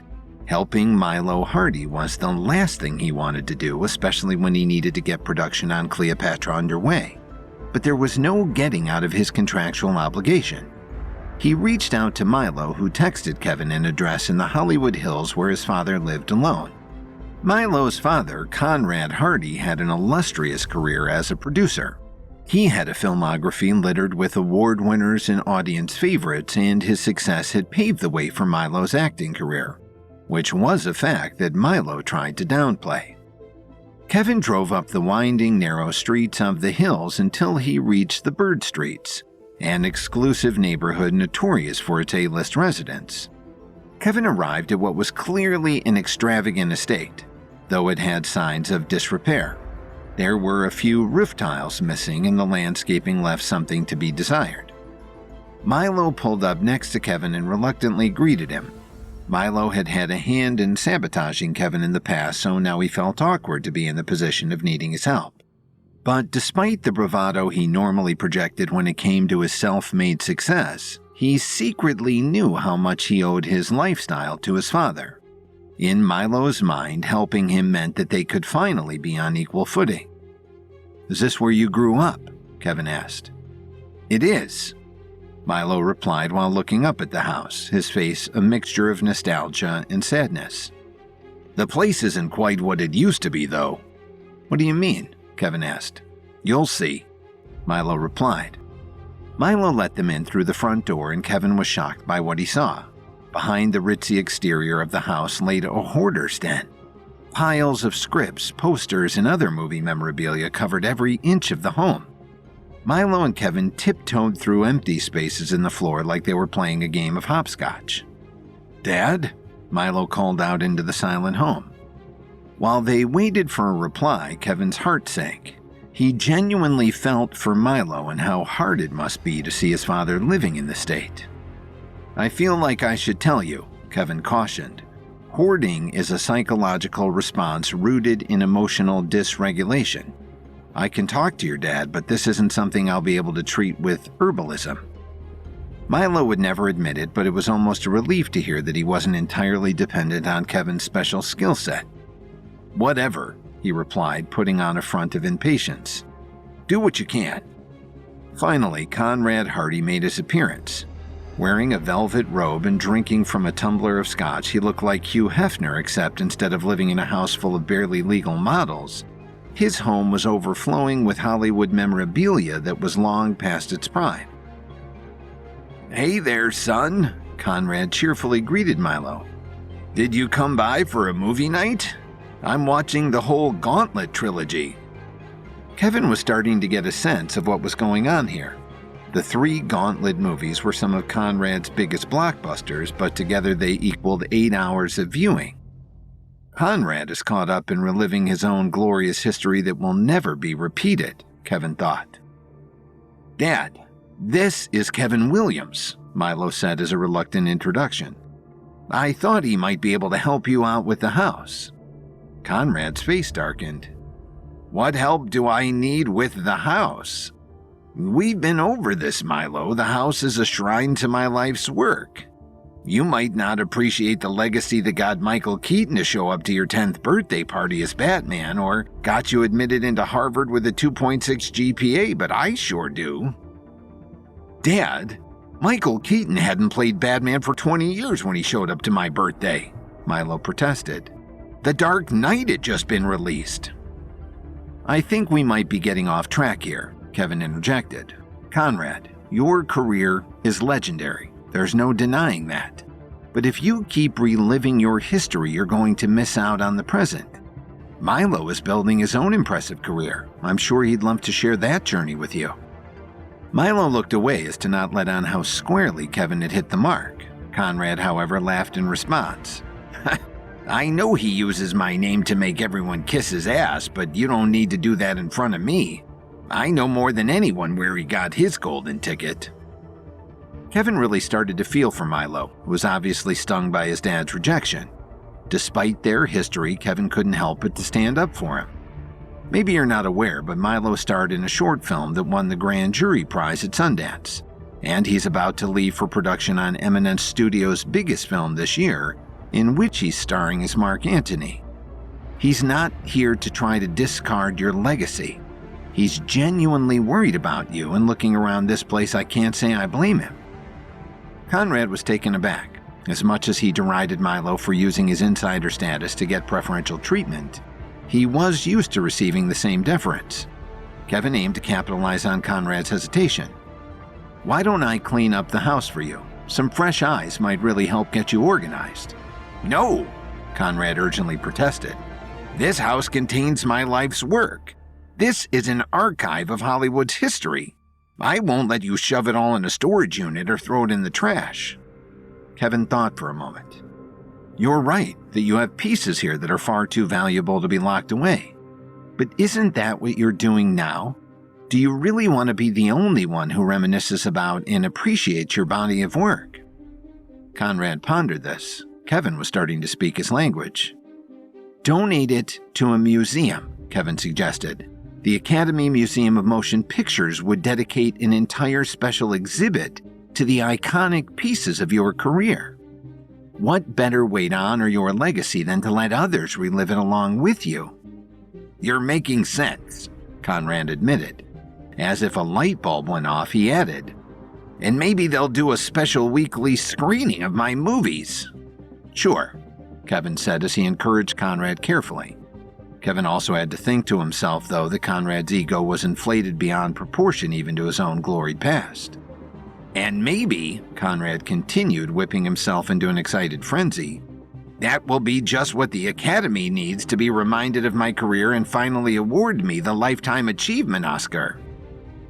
"That is definitely a possibility," Kevin concurred. If appealing to this guy's narcissism was what it would take to fulfill this deal with Milo, then that's what he was going to do. "You have a deal," Conrad proclaimed. "Excellent," Kevin replied. "I can arrange to have movers come by." "With a few exceptions," Conrad interrupted. "There are some pieces I can't part with, no matter how much they are worthy of being enshrined within the most prestigious Hollywood archive." "A few pieces is fair," Kevin conceded. "What do you want to keep?" "I'm definitely not giving away the Breakfast Club script that John Hughes spilled his coffee on," Conrad began, "and my collection of Pink Ladies jackets is off limits." "You have all of them?" Kevin asked. "Yes, Kevin. They were inseparable best friends," Conrad replied as if he couldn't understand Kevin's confusion. "Okay," Kevin replied. "Anything else?" "I'm keeping the AR-15 from Scarface," Conrad declared. "Besides, the museum might not even accept it. That gun may technically be illegal in the state of California." "This all sounds like a fair trade," Kevin said. "It was great to meet you, Conrad. I'll arrange for movers to come by tomorrow, and the Breakfast Club script, Pink Ladies jackets, and Scarface gun won't be touched." As they turned to leave, Conrad asked, "Are you sure you don't want to stay for the Gauntlet trilogy? I'll share my behind-the-scenes commentary."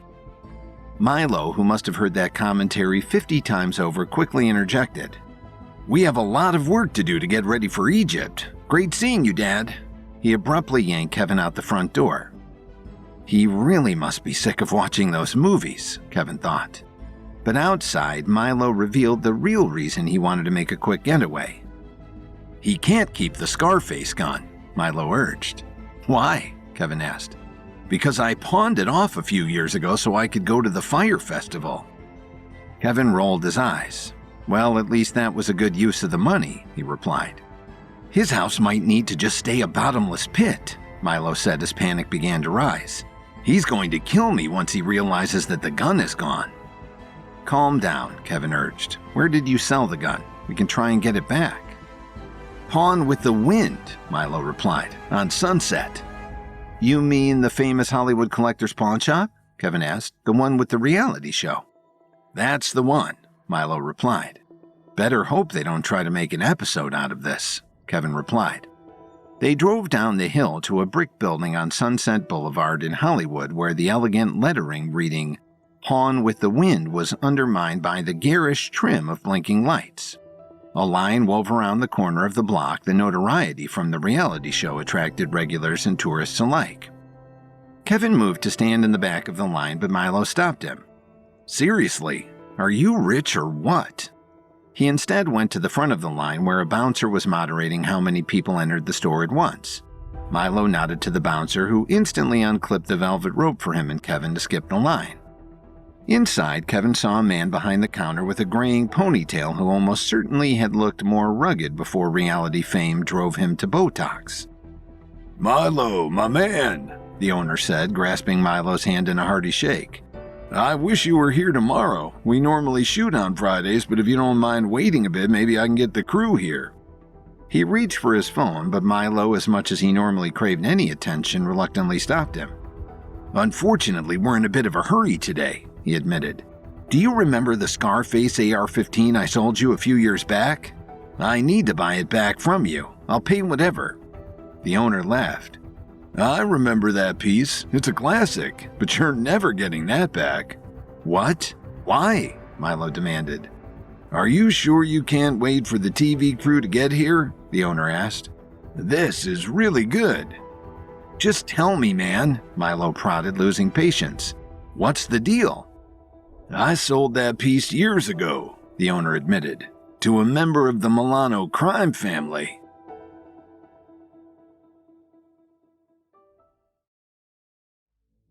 Before Kevin could leave for Egypt to begin production on Cleopatra, Judy Chen reminded him that he was contractually obligated to help Milo's dad, Conrad Hardy, a once famous producer who had become a shut-in and a hoarder. Kevin convinced Conrad to donate most of his collection to a museum, though first Kevin would have to help Milo get a prize prop from the movie Scarface back. Milo had pawned it for money, and the pawnbroker sold the gun to a member of the infamous Milano crime family. The pawn shop owner's news was certainly disheartening. Kevin had never crossed paths with the Milano family, but their reputation preceded them. Despite the thousands of wealthy and powerful people in Los Angeles, they all steered clear of the family, who had held a secret chokehold on the city for over 100 years. Just about every unsolved Hollywood mystery had at least a rumored connection to the Milano family, from the Black Dahlia murder in 1924 to the inexplicable box office success of Napoleon Dynamite. Who exactly did you sell it to? Kevin asked. Mickey Milano, the pawnbroker replied. Heir to the family patriarchy. He couldn't be more excited to get his hands on it, kept calling it his little friend like he actually thought that was clever. Well, we appreciate the information, Kevin said, turning for the door. Thanks for your time. When they reached the sidewalk of Sunset Boulevard, Milo hung his head. So that's it then, he said despondently. My dad is going to kill me when he finds out that gun is gone. I'm not losing hope yet, Kevin responded. You go help the movers. I'll take care of the gun. You're telling me you know how to get an audience with the most feared crime family in town? Milo asked skeptically. No, Kevin replied, but I know someone who might. 20 minutes later, Kevin arrived at the Beverly Hills Correctional Facility. You've certainly become quite a frequent visitor, the receptionist said sweetly. She handed him a punch card from behind the desk. 2 more visits and you get a free spa treatment of your choosing. Thank you. I'll save that for my wife, Lily, Kevin said, reluctantly taking the card.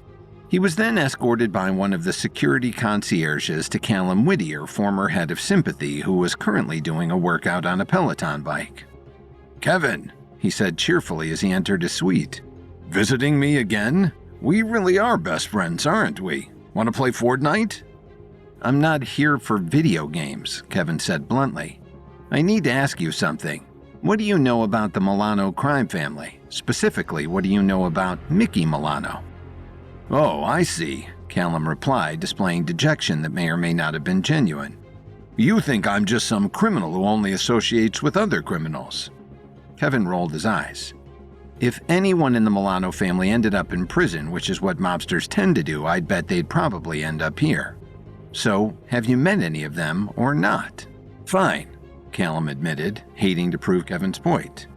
I used to do my weekly Pilates class with Bruno, Mickey's younger cousin. Not the sharpest knife in the drawer, but he has incredible core strength. Did he talk about his family at all? Kevin asked impatiently. Do you know where I can find them?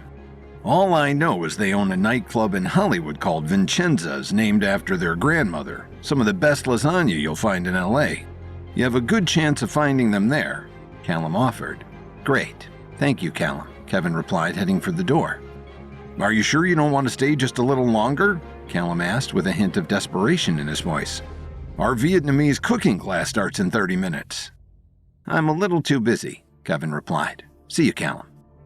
Kevin was grateful to be done with Callum, but on his way back to the entrance, he was stopped by the frantic banging on the window of another suite.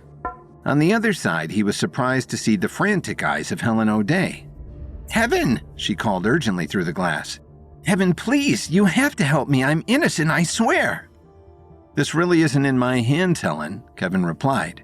"Please," Helen begged, sounding increasingly desperate. "I know we haven't always seen eye to eye, but you can't believe I did this. Do you honestly think I'd kill a wannabe actress because I didn't want to give her a role? You know that's insane. I would have had to murder thousands of starlets if that was a motive for me." "I'm sorry, Helen, but there's no changing the evidence. It's up to the courts now," Kevin replied. "Just think about it, Kevin," Helen pleaded. "You know it doesn't make sense." As Kevin walked away from her suite, he couldn't deny that she had a point. Helen was used to rejecting people without a second thought, and Penelope wasn't exactly the persistent type. But Kevin couldn't worry himself with Helen at the moment. He needed to retrieve the Scarface gun from Mickey Milano, so he could fill his obligation to Milo and finally leave for Egypt. When he reached the lobby, he was surprised to see Detective Aisha Harden. Realizing this granted him a helpful opportunity, he called for her attention. "Aisha," he called. She turned and seemed pleased to see him. "Kevin, what brings you to our humble facility?" she asked. "Visiting our old friend Callum," Kevin replied. "Do you think I could grab a few minutes of your time?" "Sure," Detective Harden replied amicably. "I'm supposed to review the evidence for a Ponzi scheme that defrauded hundreds, but it can wait." She led Kevin to one of the interrogation rooms, and they sat on the luxurious velvet couches. "What can I help you with?" she asked. "Two things, actually," Kevin began. "How has the investigation into Penelope's murder been going? I've been thinking about the case against Helen, and some things just aren't adding up for me." "Oh, Kevin," Detective Harden replied. "You know it's against policy for me to disclose details about an ongoing investigation." Kevin was about to concede that he understood, but then Detective Harden continued, "We're friends, so what the hell?" Kevin didn't necessarily want Aisha to risk her job, but he also wasn't going to stop her. "The evidence against Helen is pretty cut and dry," she explained. "The poison used to kill Penelope was found in Helen's purse, and her fingerprints were the only ones on the vial. It's an open and shut case in the eyes of the police." "I see," Kevin replied. "What else did you want to talk about?" Aisha asked. "What do you know about the Milano family?" Kevin asked. "I'm trying to get in touch with Mickey Milano." Concern washed over Aisha's face. "The Milanos are people you don't want to get mixed up with," she cautioned.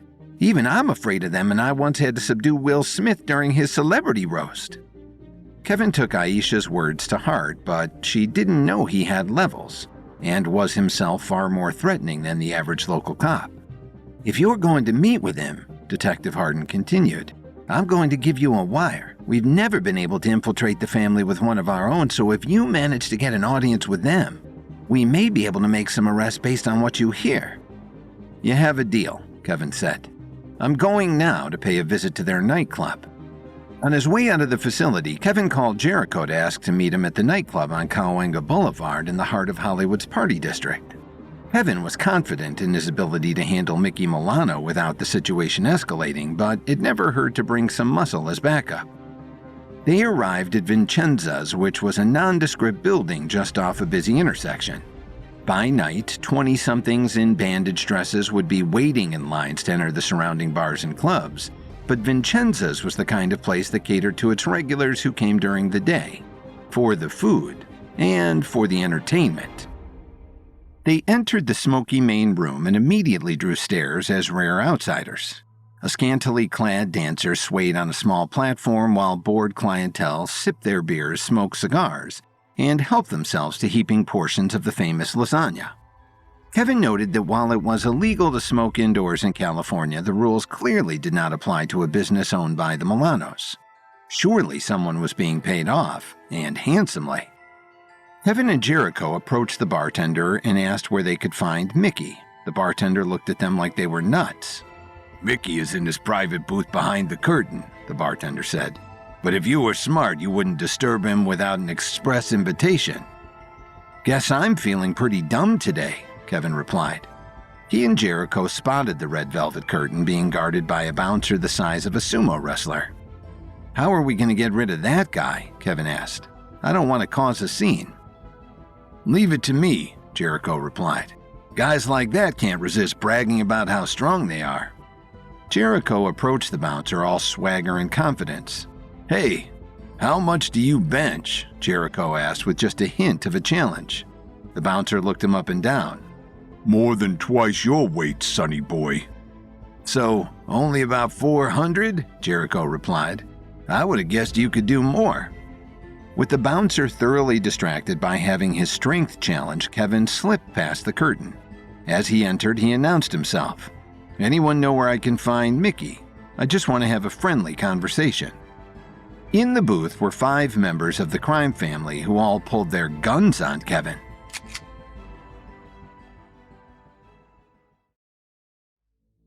In order to help Milo's father, Conrad Hardy, clear out his collection of Hollywood memorabilia, Kevin needed to track down the AR-15 from Scarface, one of the pieces Conrad insisted on keeping that his son Milo had pawned off secretly years earlier. The gun had been purchased by Mickey Milano, a member of LA's most notorious crime family. Kevin visited the family's nightclub in an effort to track down Mickey, but the family members in the private booth instantly pulled their guns on him. Kevin threw his hands up in the face of the variety of weapons currently directed at his head. "I swear, I'm not here for any trouble," Kevin said calmly. "I'm Kevin Williams. I just wanted to ask Mickey Milano something. Is one of you Mr. Milano?" The group only responded with silence, none of them lowering their guns. "How about Bruno?" Kevin asked, knowing this was his last chance. "Is Bruno here?" "What do you want? You a cop?" One of the younger ones responded, still keeping his gun fixed on Kevin. "I swear I'm not a cop," Kevin said earnestly. "Callum Whittier suggested I come here." "Oh, Callum," Bruno replied. He quickly lowered his gun and switched to a friendly demeanor. To the rest of the booth, he said, "Callum was my Pilates buddy I was telling you about." This information seemed to put the group at ease, and they all instantly lowered their guns. "Oh wait, I know who you are," one of the other mobsters chimed in. "You're Kevin Williams, the billionaire pharmaceutical titan turned Hollywood producer." "Billionaire, huh?" Bruno said, now warming even more to Kevin. "That sounds like the kind of guy we can be in business with. Pull up a seat." Kevin now wanted to make sure he navigated himself out of the situation without offending them by rejecting their desire to do business together. "I was really hoping to talk to Mickey," Kevin reiterated. "Do you know where I can find him?" "Going straight for the top, I see," Bruno said, a little perturbed that Kevin didn't seem interested in talking to him. "Mickey is a busy guy, as I'm sure you're aware. I can't let just anyone meet with him." "I swear I don't want to take too much of his time," Kevin insisted. "I just want to talk to him about the AR-15 from Scarface that he purchased a few years ago. I want to buy it from him, whatever the price." Bruno laughed in his face. "Pretty ballsy of you to wander onto our turf just to track down some movie prop. I know people go nuts for that movie, but damn. Doesn't matter though. There's no way Mickey is giving that thing up. He lets off steam by going full Al Pacino with it. Practically all that's left of the trees in our backyard is a pile of wood chips." "Please, just ask him," Kevin urged. "I'm sure we can find a price that will at least get his attention." Bruno sighed. "I'll call him. But if he yells through the phone loud enough to blow out one of my eardrums again, I'm holding you responsible." Bruno grabbed his cell phone and stepped out of the booth while Kevin awkwardly waited with the rest of the Milanos. "Can you settle a bet for us?" one of the older members asked Kevin. "Do you think I'm pulling off this mohawk?" The truth was, he looked absolutely ridiculous with a mohawk haircut, but Kevin knew better than to share his true opinion. Instead, he said, "You've got the confidence to pull it off. That's really what matters." "See, he gets it," the man announced to the group. After another minute, Bruno stepped back through the curtain. "Well, lucky for you, Mickey knows who you are," Bruno admitted. "Not a chance in hell he'd entertain this if he didn't, but he's willing to meet with you at our estate." "At the estate?" the guy with the mohawk exclaimed. "I haven't even been invited to the estate." "Stop doing your hair like Mr. T and maybe you'll get the chance," Bruno replied. To Kevin, he said, "Let's go." They walked through the curtain to see Jericho and the bouncer locked in an arm wrestling match at a nearby table. "Seriously, Donnie?" Bruno scowled. Donnie held his head in shame as Jericho followed Kevin and Bruno to the back alley. An SUV with tinted windows rolled up and Kevin and Jericho were led to the back seat where they were immediately blindfolded. "You understand," Bruno said authoritatively. "We can't exactly allow people to swing back around to our place whenever they want to go trick-or-treating." But thanks to Kevin's level 7 powers and mental precision pills, he didn't need to see out the window to know where they were going. The SUV slowly wound its way up the curved streets of Beechwood Canyon, an old Hollywood neighborhood filled with secretive screenwriters and, obviously, mobsters. In the tiny earpiece given to him by Detective Hardin, Kevin heard her reassurance that the police were following at a safe distance. When the SUV finally rolled to a stop and their blindfolds were removed, Kevin saw the closest thing to an actual palace he had seen since arriving in Hollywood. The magnificent stone mansion adorned with wrought iron balconies evoked the hills of Italy. The lush landscaping and cobblestone walkways were dotted with extravagant fountains. Models sunbathed on a side patio. Kevin and Jericho were led through the front door, which opened into an opulent foyer featuring dual covered staircases. In Kevin's earpiece, Detective Hardin instructed, "If you see any bricks of cocaine or can get them to talk about any RICO violations, that'd be great." Kevin ignored the request as he and Jericho followed Bruno straight through a spectacular great room, straight onto the back patio with an Olympic-sized pool and stunning views of the city. Kevin noticed the once elegant 100-year-old trees that were now peppered with bullet holes. From here, it was easy to spot Mickey. He lounged on a cabana in a Speedo sipping a pina colada while 4 guards surrounded him, pretending not to be sweltering in their all-black long-sleeved uniforms. "Well, if it isn't the great Kevin Williams," Mickey announced with a kind of charisma that only comes from a lifetime of people fearing you. "What an honor to have you grace our humble home."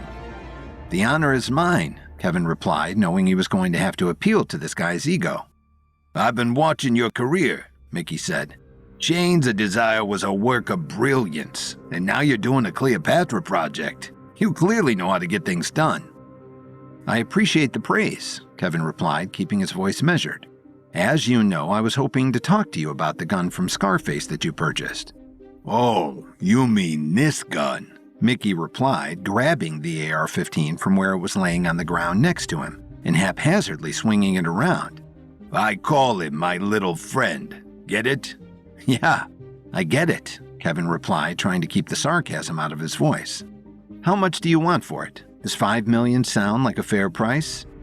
"I have something else I want to talk to you about," Mickey said, putting the gun back down on the ground.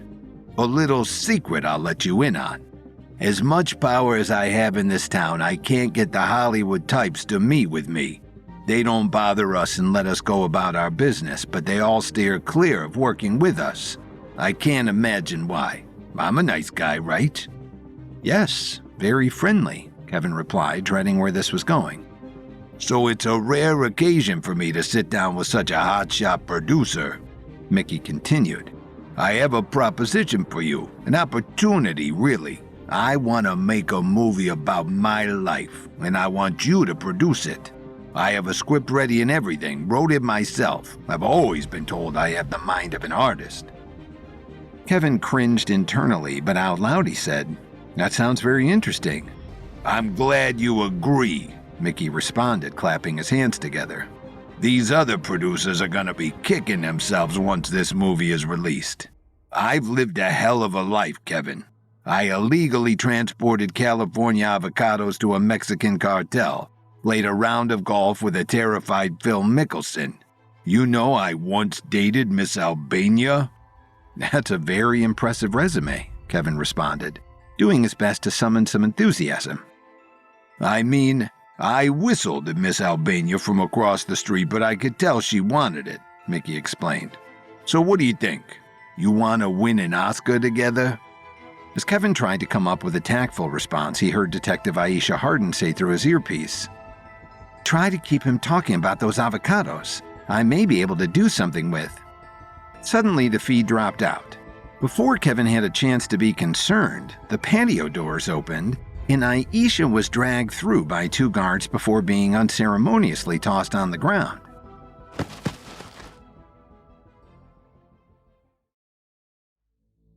To fulfill his contractual obligation to help Milo Hardy's father before he could begin shooting Cleopatra, Kevin needed to track down the AR-15 from Scarface that Milo had pawned off years before. The gun had been purchased by Mickey Milano, a member of the most notorious crime family in Hollywood. Detective Aisha Harden gave Kevin an earpiece and wire to wear to his meeting with Mickey at the extravagant Milano estate. Kevin's meeting with Mickey started out smoothly, until his feed from Detective Harden cut out, and two of Mickey's guards tossed the captured detective at Kevin's and Mickey's feet. "Who the hell is this?" Mickey yelled as Detective Harden was sprawled in front of him on the stone patio. "We caught her outside the gates talking into a radio," one of the guards replied. "Seems like a cop to us." "Is this a setup?" Mickey demanded of Kevin, eyes ablaze. "You come here pretending you want to make my movie only to betray my trust? I told you I'm a sensitive artist." Kevin wanted to point out that Mickey's movie wasn't remotely Kevin's reason for being there, but he thought better of it.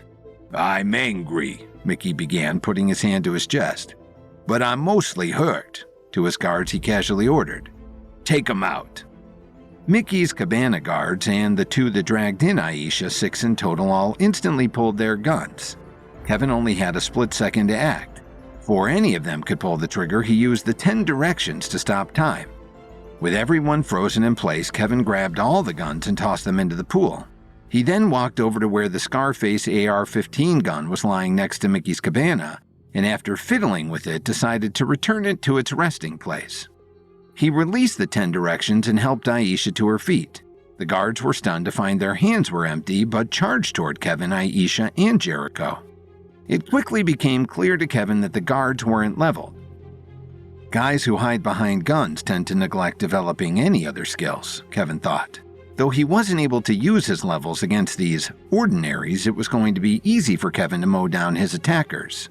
Muscle, who relied on guns, rarely had the ability to fight a real battle like men. Kevin took on 3 of the guards, ducking and weaving, causing them to punch each other in the face.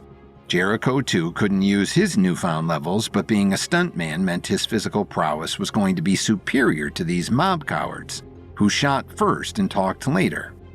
Jericho's movements were more precise, his jabs more powerful. He was handily taking on 2 of the guards in a remarkable showing. Aisha, meanwhile, pulled the can of hairspray from her holster and fired it at the remaining guard. This actually caused the most pain out of any of their attacks, as the guard grabbed his eyes while screaming in pain.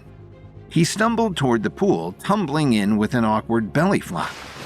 Aisha tried to repeat the move on one of the guards fighting Kevin, but the guard grabbed the can from her hand and tossed it aside. She switched to hand-to-hand combat, displaying some impressive Krav Maga skills that Kevin couldn't help but admire out of the corner of his eye. Kevin, Jericho, and Aisha slowly turned the tides against Mickey's guards, but Mickey's voice suddenly rang through the din. "That's enough." Everyone stopped and turned, seeing that Mickey had picked up the AR-15.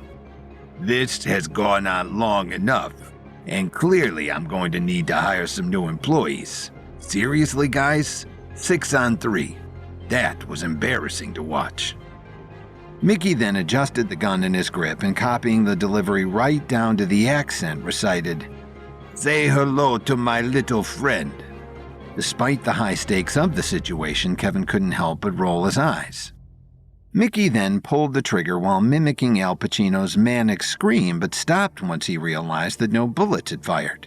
He frantically inspected the weapon, his face wearing a mixture of confusion and frustration. "Looking for this?"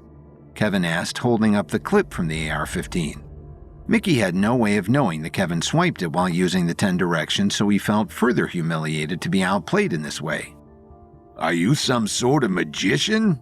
Mickey spat, rising from his cabana and marching toward Kevin. Kevin prepared to fight, knowing that causing injury to a mobster tended to bring certain consequences, but from behind him he heard, "LAPD, get on the ground." A squadron of officers surrounded the patio, and as they weren't from Beverly Hills, whose police long ago gave up using guns on their patrol, they held proper weapons in their hands. Mickey quickly tried to play the victim. "Officers, thank God you're here. These people broke into my home and hurt my friends." "Nice try," one of the officers replied. "We got a recording of the whole thing. That avocado operation you confessed to is going to put you away for a long time, not to mention attempted murder." The officers began handcuffing Mickey and his guards. As they led Mickey away, he frantically said to Kevin, "We can let bygones be bygones, you know. This is only going to make the movie better. A fall from grace, the beauty of redemption." "There's a reason no one in this town wants to work with you," Kevin replied. "You're arrogant, you try to strong-arm anyone who disagrees with you, but maybe most of all, you are not nearly as interesting as you think you are." Kevin was pleased to see how much this stung Mickey as he was led away by the cops. Detective Hardin shook Kevin's hand before following the other officers. Kevin couldn't help but have a newfound respect for her. As soft as most of her experience was for the Beverly Hills Police Department, she hadn't backed down from a legitimately dangerous situation. Kevin grabbed the Scarface gun from where Mickey had dropped it on the cabana. "Let's get out of here," he said to Jericho. They helped themselves to one of Mickey's SUVs and drove down Mulholland to the other side of the Hollywood Hills, where Conrad Hardy lived. A moving truck was parked out front of Conrad's house, and workers streamed out of the home carrying piles of scripts, costumes, and props. Kevin walked in the front door where Milo was expertly directing the workers around the house. Kevin was amazed to see the progress. Not only could he see the floor, but he could now appreciate the charming furnishings and decor in the mid-century modern home. He sensed that Milo was able to take newfound pride in his old childhood home. When Milo took notice of Kevin holding the gun, his jaw dropped. "Are you serious?" he asked. "How the hell did you get that back?" "I had a productive chat with Mickey Milano," Kevin replied. He decided to leave out the part where Mickey tried to murder him with that very weapon. Milo took the gun and reverently cradled it in his arms. "I thought I was a goner. You really can make the impossible happen." "Thank you, Kevin," he said earnestly. Though Kevin had previously seen this task as an unnecessary detour, he sensed that his relationship with Milo, which had been strained since the moment they met at Soho House, might now be turning a corner. One of his many enemies in Hollywood, he may have just turned one into a friend. Milo's father, Conrad Hardy, suddenly joined them from down the hall. "You found the Scarface gun," he said joyfully. "This cleaning project may have been for the best. I couldn't find that thing anywhere." "We were able to get it back from," Kevin began before noticing a panicked look from Milo. "From the basement," Kevin finished. Conrad took the gun from Milo and gazed at it lovingly. "This piece is really priceless," he said earnestly. "I wouldn't sell it for anything." Looking at Milo like it was the first time, he said, "You were right about cleaning out the house. I should have listened to you sooner. Do you want to stay for dinner? We can watch Scarface." "Yeah," Milo replied, seeming shocked and excited by this gesture of approval from Conrad. "That'd be great, Dad." Kevin's heart was warmed by this exchange. Conrad being willing to watch a movie that he didn't have a hand in producing was a huge step for him, and Kevin thought this might be the first step in repairing the broken father-son relationship. "You're welcome to stay too, Kevin," Conrad offered. "That's very generous of you," Kevin replied, "but I now have a flight to Egypt to prepare for." Kevin walked back to the SUV where Jericho was waiting. Kevin was relieved to finally have this contractual requirement out of the way. He called Sandra from the car and let her know that they could officially fly to Egypt the next day. He just had one more stop to make before turning in for the night. Kevin dropped Jericho off at home before heading to Darius's hotel. Darius suggested that they have a drink at the bar, but looking around at the crowded tables, Kevin advised that they speak in his room instead. Once they arrived at the suite, Darius said, "Clearly this is something that needed to be discussed in private. What's going on?" "I need you to know something before we fly to Egypt," Kevin explained. "Something happened while we were at Hearst Castle." "Something?" Darius repeated, as if the word were from an unknown language. "You mean other than the murder and the assassin battles and the bear attack?" Yeah, Kevin replied. "While we were outside by the Sekhmet statue during the lightning storm, Madame Spatzel channeled the goddess, and she wasn't pretending. Sekhmet said to seek the guidance of Marinhor. Do you know who that is? Is that someone we can get a meeting with in Cairo?" Darius's eyes widened. "Marinhor? You're sure that's what she said?" "Positive," Kevin replied. "Why? Who is he?" Darius looked like he didn't know how to break this news. Marinhor is an ancient pharaoh. He's been dead for over 5,000 years.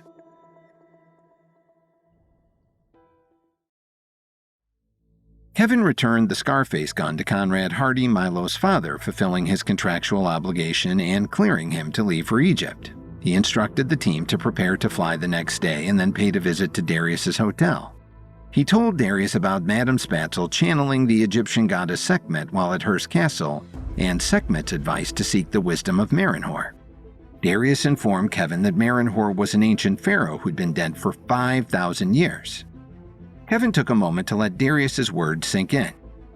Dead for 5,000 years, he repeated. So his available for a meeting might be limited. I wonder why Sekhmet advised to seek him out specifically. What do you know about him? Kevin asked. Not much is known, Darius admitted. He was a pharaoh over 2,000 years before Cleopatra's reign. We don't have nearly as much information about that era. This was a bit discouraging to Kevin.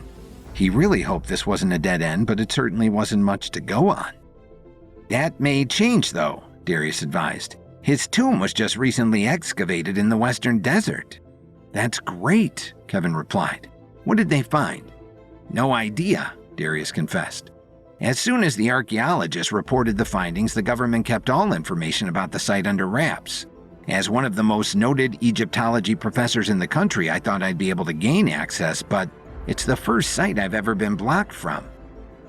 That's very interesting, Kevin replied, pondering the situation. It can't be a coincidence that we were directed to him shortly after his tomb was found. We have to find out more once we get to Cairo. The government tends to go to great lengths to keep the secrets of our past they don't want shared, Darius said. But if they're hiding one of the biggest discoveries on our land in the last 100 years, I want to know why. Well, I'll let you get some sleep, Kevin said. We have a long flight and an even longer list of challenges ahead of us. Kevin returned to his house on Hollywood and Vine for his last night of sleep stateside. But he tossed and turned, his mind swirling with images of lost pharaohs, mysterious hieroglyphics, and Judy Chen's devious sneer. He didn't know what to expect in Cairo, but if there was one thing he learned in LA, it was to never expect a film shoot to run smoothly. The next morning, Kevin, along with the cast and crew, arrived at the Van Nuys private airport to board the plane that Kevin had chartered. The buzz of excitement was in the air. After all the setbacks and delays, production was finally getting underway. But as Kevin looked around the lounge where the group was waiting, he made an unsettling realization. Where's Margot? He asked. I haven't seen her, Sandra responded. Well, I guess we gave everyone a buffer for a reason, Kevin said, keeping his voice calm, though he was internally worried. I'll give her another 15 minutes. As the minutes ticked by with still no sign of Margot, Kevin called her cell. It went straight to voicemail. Quietly, he said to Sandra, I'm going to Margot's house to check on her. It's not like her to flake out. Sandra returned Kevin's worried look. Hurry back, Kevin, she implored. We can delay the flight by maybe a couple hours, but not indefinitely. If our movie doesn't have a director, we have bigger problems than a missed flight, Kevin replied. I'll be back as soon as I can. Kevin raced to Margot's house in the Hollywood Hills, where everything looked quiet and normal from the outside. But as Kevin approached the front door, he saw that the handle had been broken off and the door sat slightly ajar. He rushed inside and was shocked to find Margot tied up in a chair in her kitchen. Her eyes bulged when she saw him, and Kevin quickly untied the towel that had been used to gag her.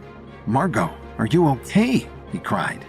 Finally free of the gag, Margot began hyperventilating. Kevin fished through his satchel and handed Margot chamomile and some milkweed and valerian supplements he had refined for Lily to help her sleep during the first weeks of her pregnancy.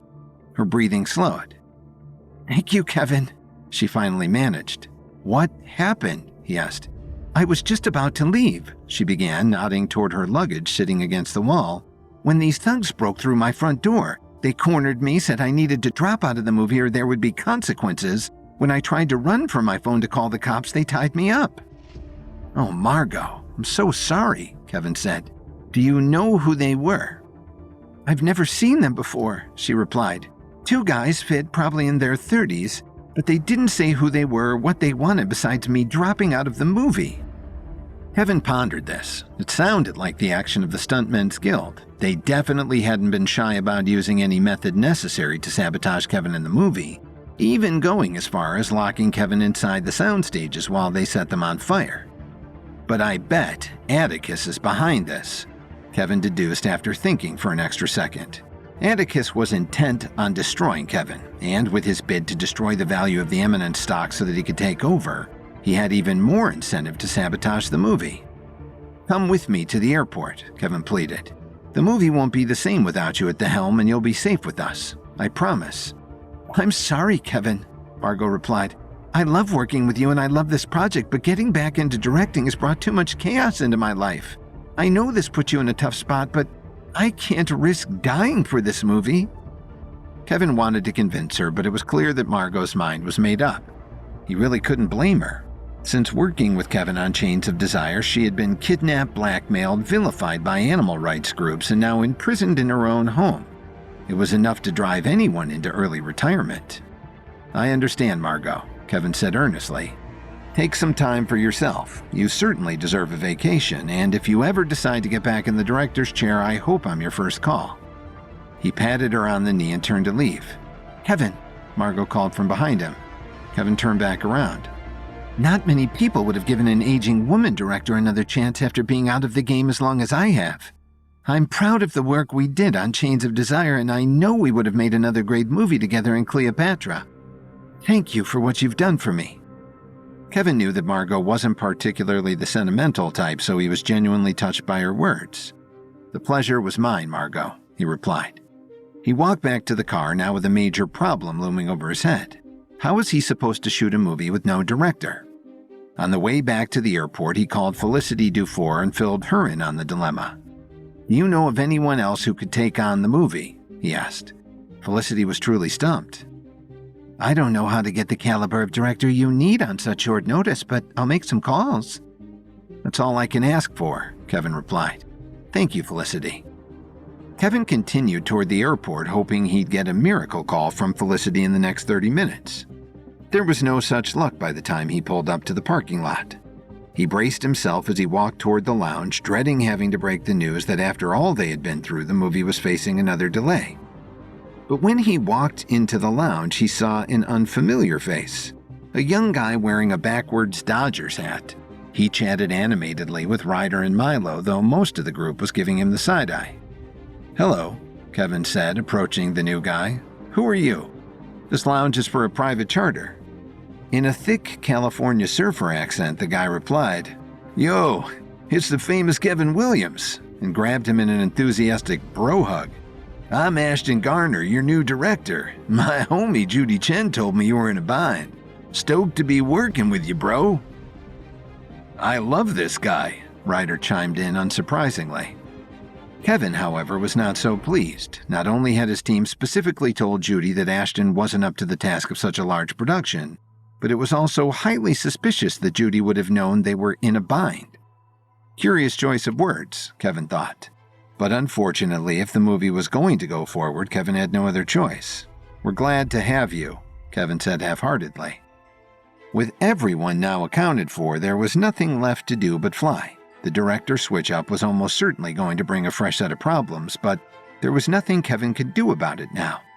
The Cleopatra crew boarded the plane, and though the department head shared Kevin's dour mood about their new director, most of the plane was engaging in celebratory toasts and cheerful group selfies. After takeoff, Kevin tried to take a nap, but despite his restless night's sleep and the stresses of that day, he couldn't fall asleep. He rose from his seat to use the bathroom, but stopped short when he saw, seated in the back row, Atticus Daval and Sergio, the grizzled stuntman. The two of them stowing away on Kevin's private charter could be even worse news than losing his director at the last minute.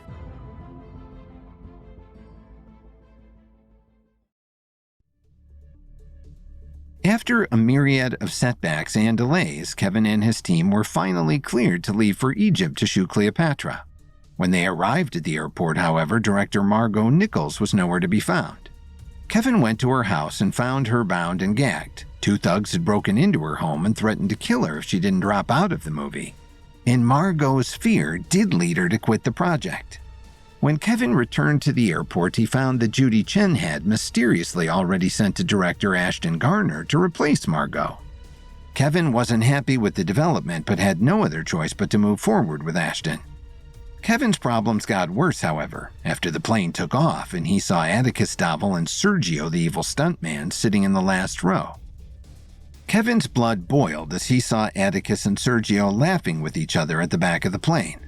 Both of them had a hand in attempting to sabotage him, even attempting to kill him, so their presence was less than welcome. Kevin marched down the aisle to their seats. "You guys lost?" he asked with annoyance. "Hello, Kevin," Atticus said cheekily. "I'd love to have a gin and tonic, and my friend here would like a pack of peanuts. I gotta say, stewardess uniforms have really gone downhill since the glory days of Pan Am. Thanks, Me Too movement. You're ruining everything." Kevin wasn't amused by Atticus's blatant disrespect. "This is a chartered flight for the production crew of a movie for which neither of you were hired. So what are you doing here?" Atticus continued to mock Kevin's anger. "Geez, Kevin, I know you're rich and all, but did you think you bought Egypt for your private use or something? You're not the only one who has a reason to visit. The pyramids of Giza are one of the 7 wonders of the world, you know." Kevin rolled his eyes. He hardly believed Atticus cared about exploring ancient cultural sites. Sergio, the leader of the Stuntmen's Guild, was less theatrical than Atticus. "The flight was chartered on behalf of the studio, and the head of the studio wanted us to go to Egypt. You got a problem with that?" Sergio said as he boldly challenged Kevin. "That depends," Kevin replied. "Does your business in Egypt have anything to do with sabotaging my movie?" "You're so paranoid, Kevin," Atticus said. He was making a poor effort to suppress how much he was enjoying Kevin's rising anger. "Not everything is about you, you know." "Just stay away from me, my crew, and my set," Kevin replied. Not wanting to entertain this a moment longer, he marched back to his seat and looked out the window. First Ashton, now Atticus, and Sergio. Regardless of the excuses they made, it was clear that Judy was intent on making Kevin's life difficult while in Egypt. Less than 30 minutes in, and this trip was already a massive headache. But when the plane started to descend over Cairo 16 hours later, it was hard for Kevin to maintain his resentment. Even from a distant bird's eye view, the pyramids were breathtaking. The enormity of the opportunity in front of them and the history they were bringing to life sank in for Kevin. Judy can throw whatever she wants at us, Kevin thought. We're going to rise above it. Kevin and his production team deplaned and were greeted by desert heat punctured by a cool breeze. As Kevin's crew loaded into SUVs to take them to the hotel, he was somewhat relieved to see Atticus and Sergio take off in a taxi in the other direction. "The only downside is that I can't keep an eye on them," Kevin thought to himself.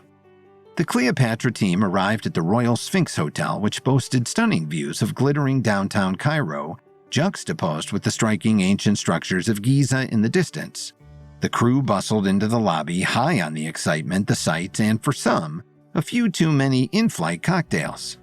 Unsurprisingly, Madame Spatzel was among those who had helped herself to the plane's liquor cabinet.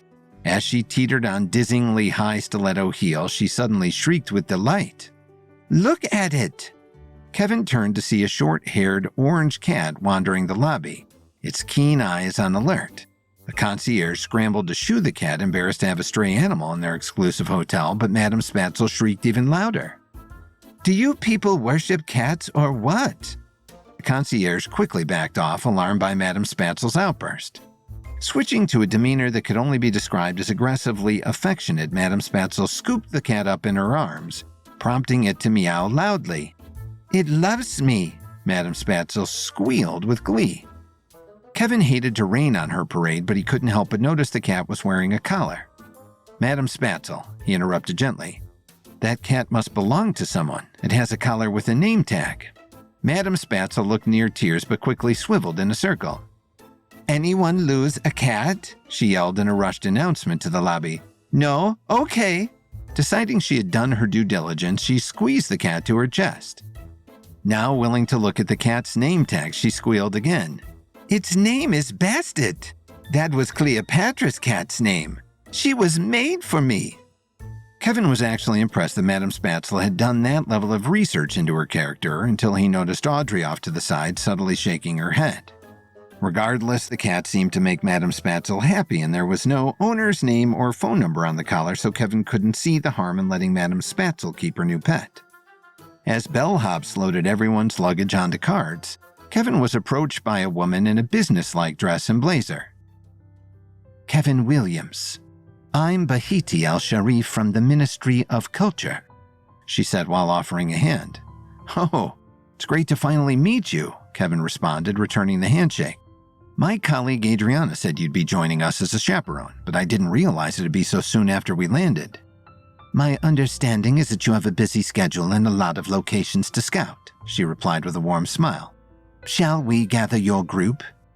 Before we get started, Kevin interjected, "I read an article about a recently discovered tomb, Pharaoh Merenhor. I'd love to add that site to our itinerary." "I'm very sorry, Mr. Williams," Bahiti replied, "but that site is strictly off-limits to tourists. I'm sure you understand. But no visitor to Cairo has ever been disappointed by a visit to the Pyramids of Giza, which is our first stop." She flashed her warm smile and wrangled the rest of the Cleopatra crew. Internally, Kevin grumbled.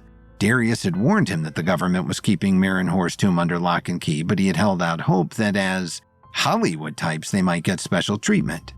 But given that Kevin had explicitly been instructed to visit Merenhor by the goddess Sekhmet, who channeled her words to Kevin through Madame Spatzel when they were at Hearst Castle, Kevin knew that they somehow had to find a way to visit Merenhor's tomb. But for now, Kevin joined the rest of the crew as they loaded onto a luxury tour bus. Bahiti shared history and fun facts as they wove through the streets of Cairo, but everyone's excited chatter fell silent as soon as the pyramids came into view. Pictures, movies, and even the view from the plane couldn't do the pyramids justice. As he stepped off the bus, Kevin lost his breath looking up at the massive structures. Being in the presence of one of humanity's greatest achievements sent an electrical charge through him. He couldn't wait to explore. Lance, who had insisted on accompanying Audrey on the shoot, followed Kevin off the bus and, true to form, centered this otherwise unifying experience on himself. "Finally, I'm here," he announced, arms outstretched as if giving the pyramid a welcoming hug. "I have long felt the call to make this pilgrimage to the land where great leaders of the past were granted their mystical wisdom. It feels like coming home." Kevin turned away to keep himself from gagging, but then he noticed that the large swaths of tourists at the site were being kept behind barriers a hefty distance from the pyramids. Bahiti excused herself and spoke to one of the military personnel who were guarding the barricade. When she returned, her tone was apologetic. "I'm so sorry, but we aren't going to be able to enter the pyramid today, and perhaps indefinitely." There were groans of confusion and disappointment among Kevin's group, and art director Toby Wheeler in particular shot Kevin a look of concern. If they weren't going to be able to film inside the pyramid, the Cleopatra project would have a major problem. "What's wrong with the pyramid?" Kevin asked Bahiti. "Why would it be closed indefinitely?" Bahiti dropped her voice as if concealing an embarrassment.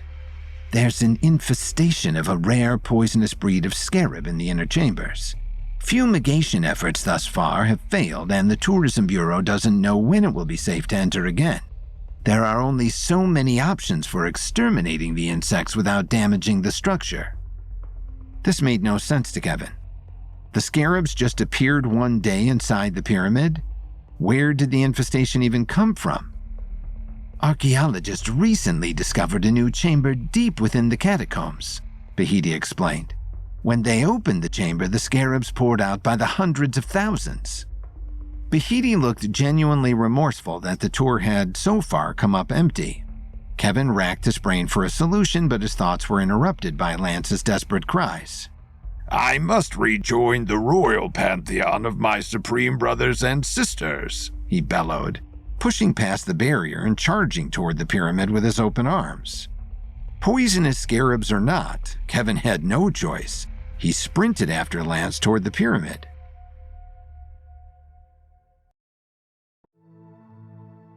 Kevin and his crew finally arrived in Cairo to shoot Cleopatra, though their flight had the unwelcome additions of Atticus and Sergio. When their Ministry of Culture liaison, Bahiti Al-Sharif, arrived to begin their tour for location scouting, Kevin asked if they could visit Merenhor's tomb. Just as Darius had predicted, Bahiti said that the tomb was off limits. Instead, she took them to the Great Pyramids in Giza, but when they arrived, they discovered that no one was allowed entry. Bahiti relayed that poisonous scarabs had infested the catacombs after a new chamber was discovered. Ignoring the barricades around the perimeter of the pyramid, Lance ran for the entrance, giving Kevin no choice but to chase after him. The guards stationed around the pyramid yelled for Lance to stop, but he ignored them. He was driven by his belief that by running into the resting place of pharaohs, he was answering a higher calling. Some of the guards gave chase but stopped short about 10 yards from the entrance, not willing to face poisonous scarabs for the sake of an unruly tourist. Kevin, however, didn't hesitate. He followed Lance straight into the tunnel that led to the heart of the pyramid.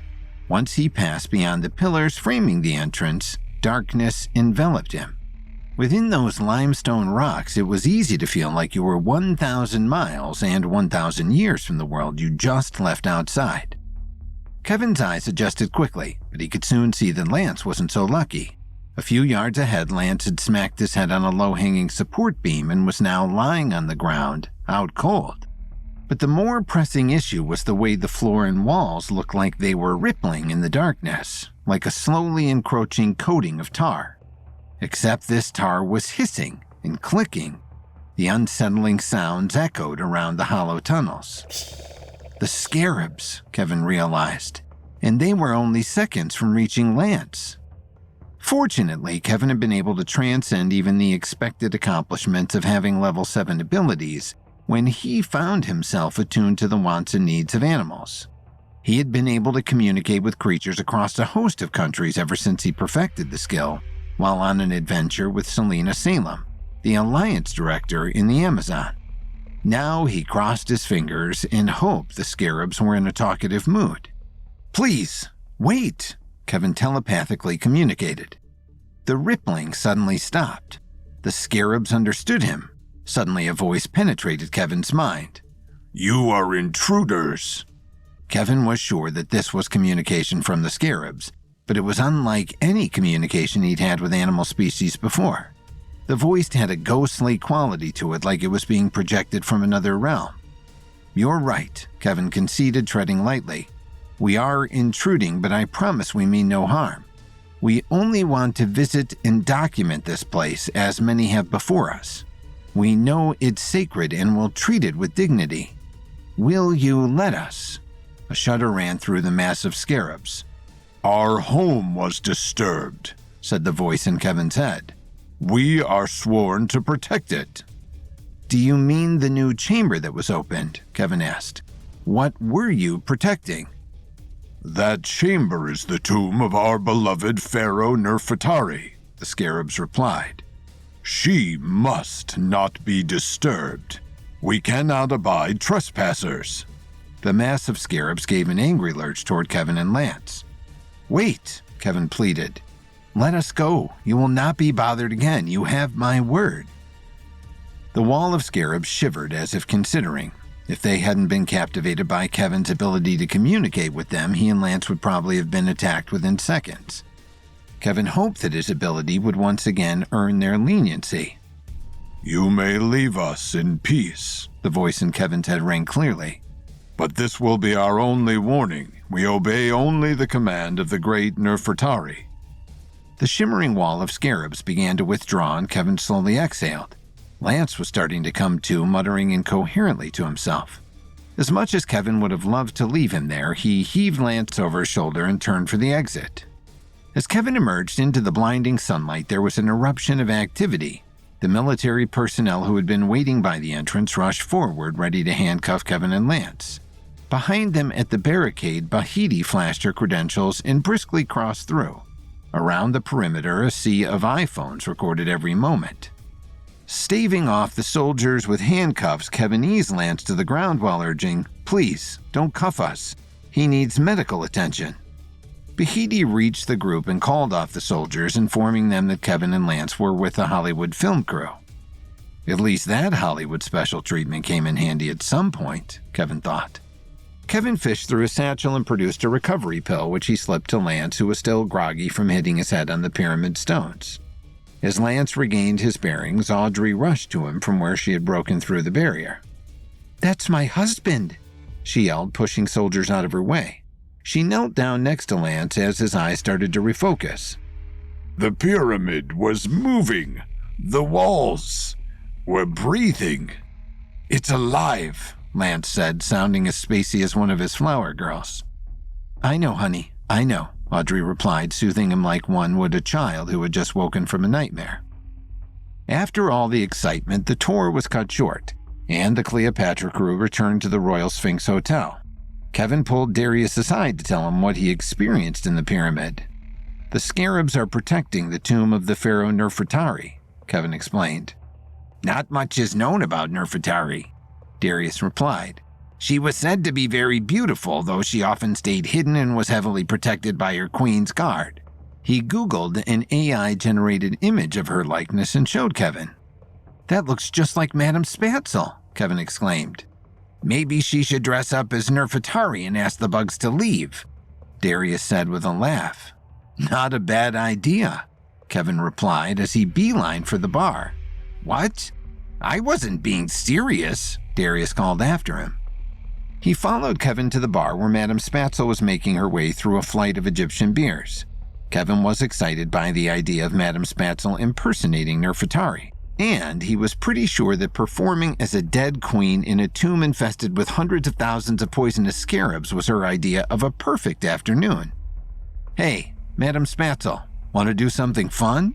Kevin began, pulling up a seat next to her at the bar. "A naked safari through the dens of the Sahara sand vipers?" she asked hopefully. "Not quite," Kevin replied. "But what if you dressed up as the Egyptian pharaoh Nefertari?" "Another Egyptian queen? You have my attention," Madame Spatzel said eagerly. Encouraged, Kevin continued. "And you went into the infested pyramid and told the poisonous scarabs that they no longer need to protect your tomb." Madame Spatzel's face turned sour and she resumed drinking her beer flight. "Pass," she said flatly. "What? Why?" Kevin asked. "I don't like bugs, Kevin, obviously," she replied, rolling her eyes. Of all of Madame Spatzel's eccentricities, this was maybe the most surprising to Kevin. "But they're creepy and gross, and you love creepy and gross things," Kevin protested. Madame Spatzel fired back, getting increasingly worked up. "They're tiny and there's too many of them and they lay eggs in my hair without asking and I hate them, Kevin." Okay, you're afraid of bugs, I get it," Kevin replied, desperately trying to calm her down. "I'm sorry, Kevin," Madame Spatzel concluded, "but as an actress I must be fearless. I can't do this role for you." Disheartened, Kevin left Madame Spatzel to her beers. He retreated to the elevator. It had been a long day, and he hadn't even stepped foot inside his room yet. As the elevator rose, it occurred to him. If the only thing stopping us from clearing the pyramid is Madame Spatzel's fear of bugs, then maybe there's a way to make her fearless. Kevin entered his suite, but couldn't even make time to take in the stunning decor. He went straight for his luggage and retrieved the secret book given to him by the Night King. It had been a while since he had last consulted it, so as he flipped through the pages, he silently hoped it would have what he was looking for. Finally, he saw it. A fearlessness pill. "That's perfect," Kevin thought. He read out loud as he scanned the page. "Synthesizing a fearlessness capsule requires binding what the subject fears with that which they love most above all." Kevin pondered this. Taking material from an insect was straightforward enough, but what did Spatzel love most of all? Could it be as simple as combining a beetle with some beer? Kevin thought. Madame Spatzel certainly loved alcohol, but Kevin realized it wasn't what she loved the most. The only thing Madame Spatzel enjoyed getting drunk off of more than liquor was attention. But how am I supposed to synthesize attention into a pill? Kevin wondered. As he tried to solve this puzzle, he wandered to the large window in his living room overlooking the hotel's private beach along the Nile. Down below, he saw a woman standing on the dock in a long, flowing sundress, looking out at the water. Behind her, a man called her name, and she turned, seeing him greeting her with a bouquet of roses. She threw her arms around him and embraced him with a passionate kiss. A light bulb went off in Kevin's head. That's it. When the Cleopatra crew started their location scouting in Egypt, they learned that one of the Great Pyramids had been overrun with poisonous scarabs and was closed indefinitely. Kevin was able to communicate with the scarabs, who told him that they were sworn to protect the pharaoh Nefertari, whose chamber had just been opened. Kevin discovered that Madame Spatzel was the spitting image of Nefertari, so he suggested she impersonate her and tell the scarabs to stand down. When Madame Spatzel revealed that she was actually terrified of insects, Kevin searched the secret book given to him by the Night King for a solution. He discovered a fearlessness pill for which the subject's fear needed to be synthesized with what the subject loves the most. Knowing Madame Spatzel's greatest love was attention, Kevin was stumped on how to synthesize that into a pill, until he saw a man giving a bouquet of roses to a woman. As Kevin watched the couple down on the beach, he saw how the woman was dazzled by the love and attention the flowers represented. If I can get an adoring fan to give Madame Spatzel flowers, Kevin thought, I could then synthesize them with an insect to create the fearlessness pill. Kevin decided it shouldn't be too hard to find a fan of Madame Spatzel. Between her music career and growing profile as an actress, she was increasingly carving out a space in the public consciousness. The next day, Kevin set out to find a lucky fan. Knowing Madame Spatzel was undoubtedly perched on a stool at the hotel bar again, he first went out to the hotel's private beach where groups of visitors were lounging on beach chairs. "Hey there," Kevin said, approaching one of the groups. "Would anyone here like to meet Madame Spatzel?" The group stared at him like he was speaking gibberish. "Who?" one asked. Never mind," Kevin replied. "Enjoy your day." He tried another group and got a similar response. "Yeah, man, I never heard of Miss Spatula or whatever," one said dismissively. Maybe the guests at this hotel aren't the type to be into underground punk music, Kevin thought. He left the hotel and, exploring the downtown streets of Cairo, came across a lecture hall for one of the local universities. College kids are probably more her audience, Kevin thought. He tried to intercept students as they streamed out of the building following a class. "Anyone want to meet Madame Spatzel?" Kevin asked in the fluent Arabic he had picked up in the days since they'd arrived in Egypt. But he got the same confused stares he had received from the hotel guests. "Seems like Madame Spatzel's fame hasn't traveled as far as Egypt yet," Kevin realized. The residents of Cairo may not have been interested in meeting a German punk singer, but if there was one thing that any college student would get excited about, it was money. Kevin approached a student leaving the building. "Hey, want to make $100,000? he asked.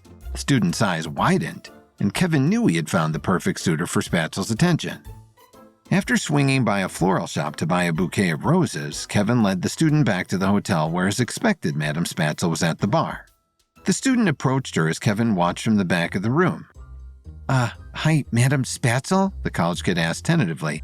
"I'm a big fan. I wanted to give you a gift," he said, awkwardly holding out the bouquet. Sensing something was amiss, Madame Spatzel asked, "A fan of mine, you say?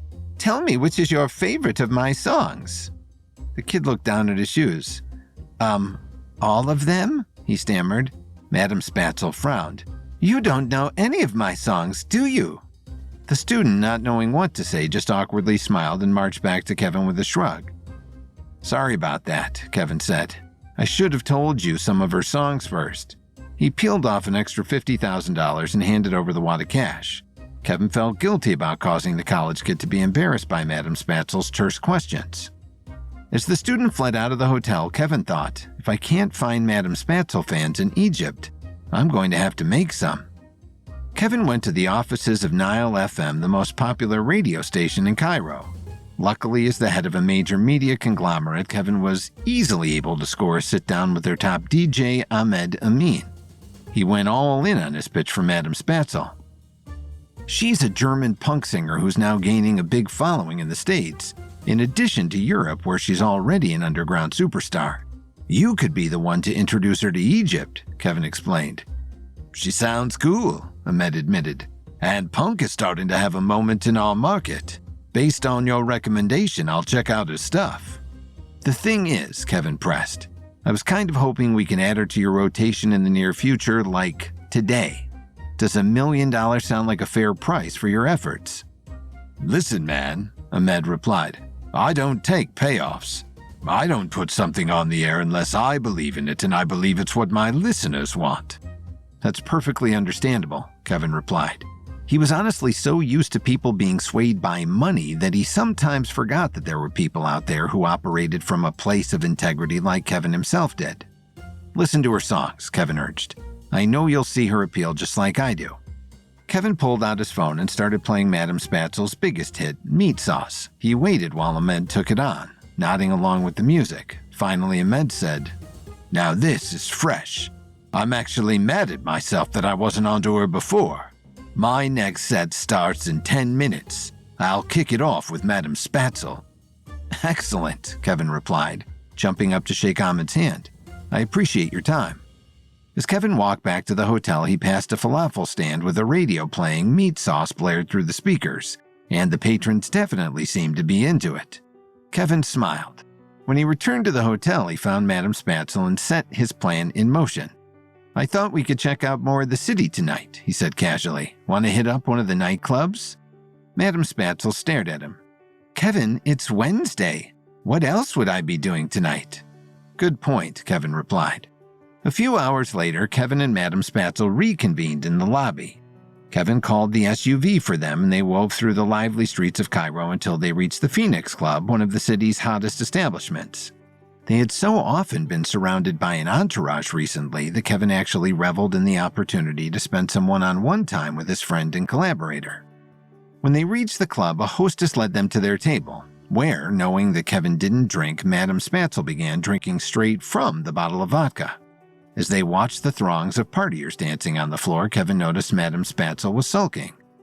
What's wrong? Kevin asked. These songs, Madame Spatzel whined. So uninspired, all top 40 nonsense. Where's the originality, the innovation, the experimental instrumentation and tortured lyrics of an artist exploiting their own mental illness? I expected better of a city that once had a river of blood. Kevin wanted to tell her that the 10 plagues of biblical times didn't have much influence over Egyptian pop culture, but thought better of it. But at that moment, the DJ leaned into the mic. Got a new one for you, coming in hot. Everyone throw your hands up.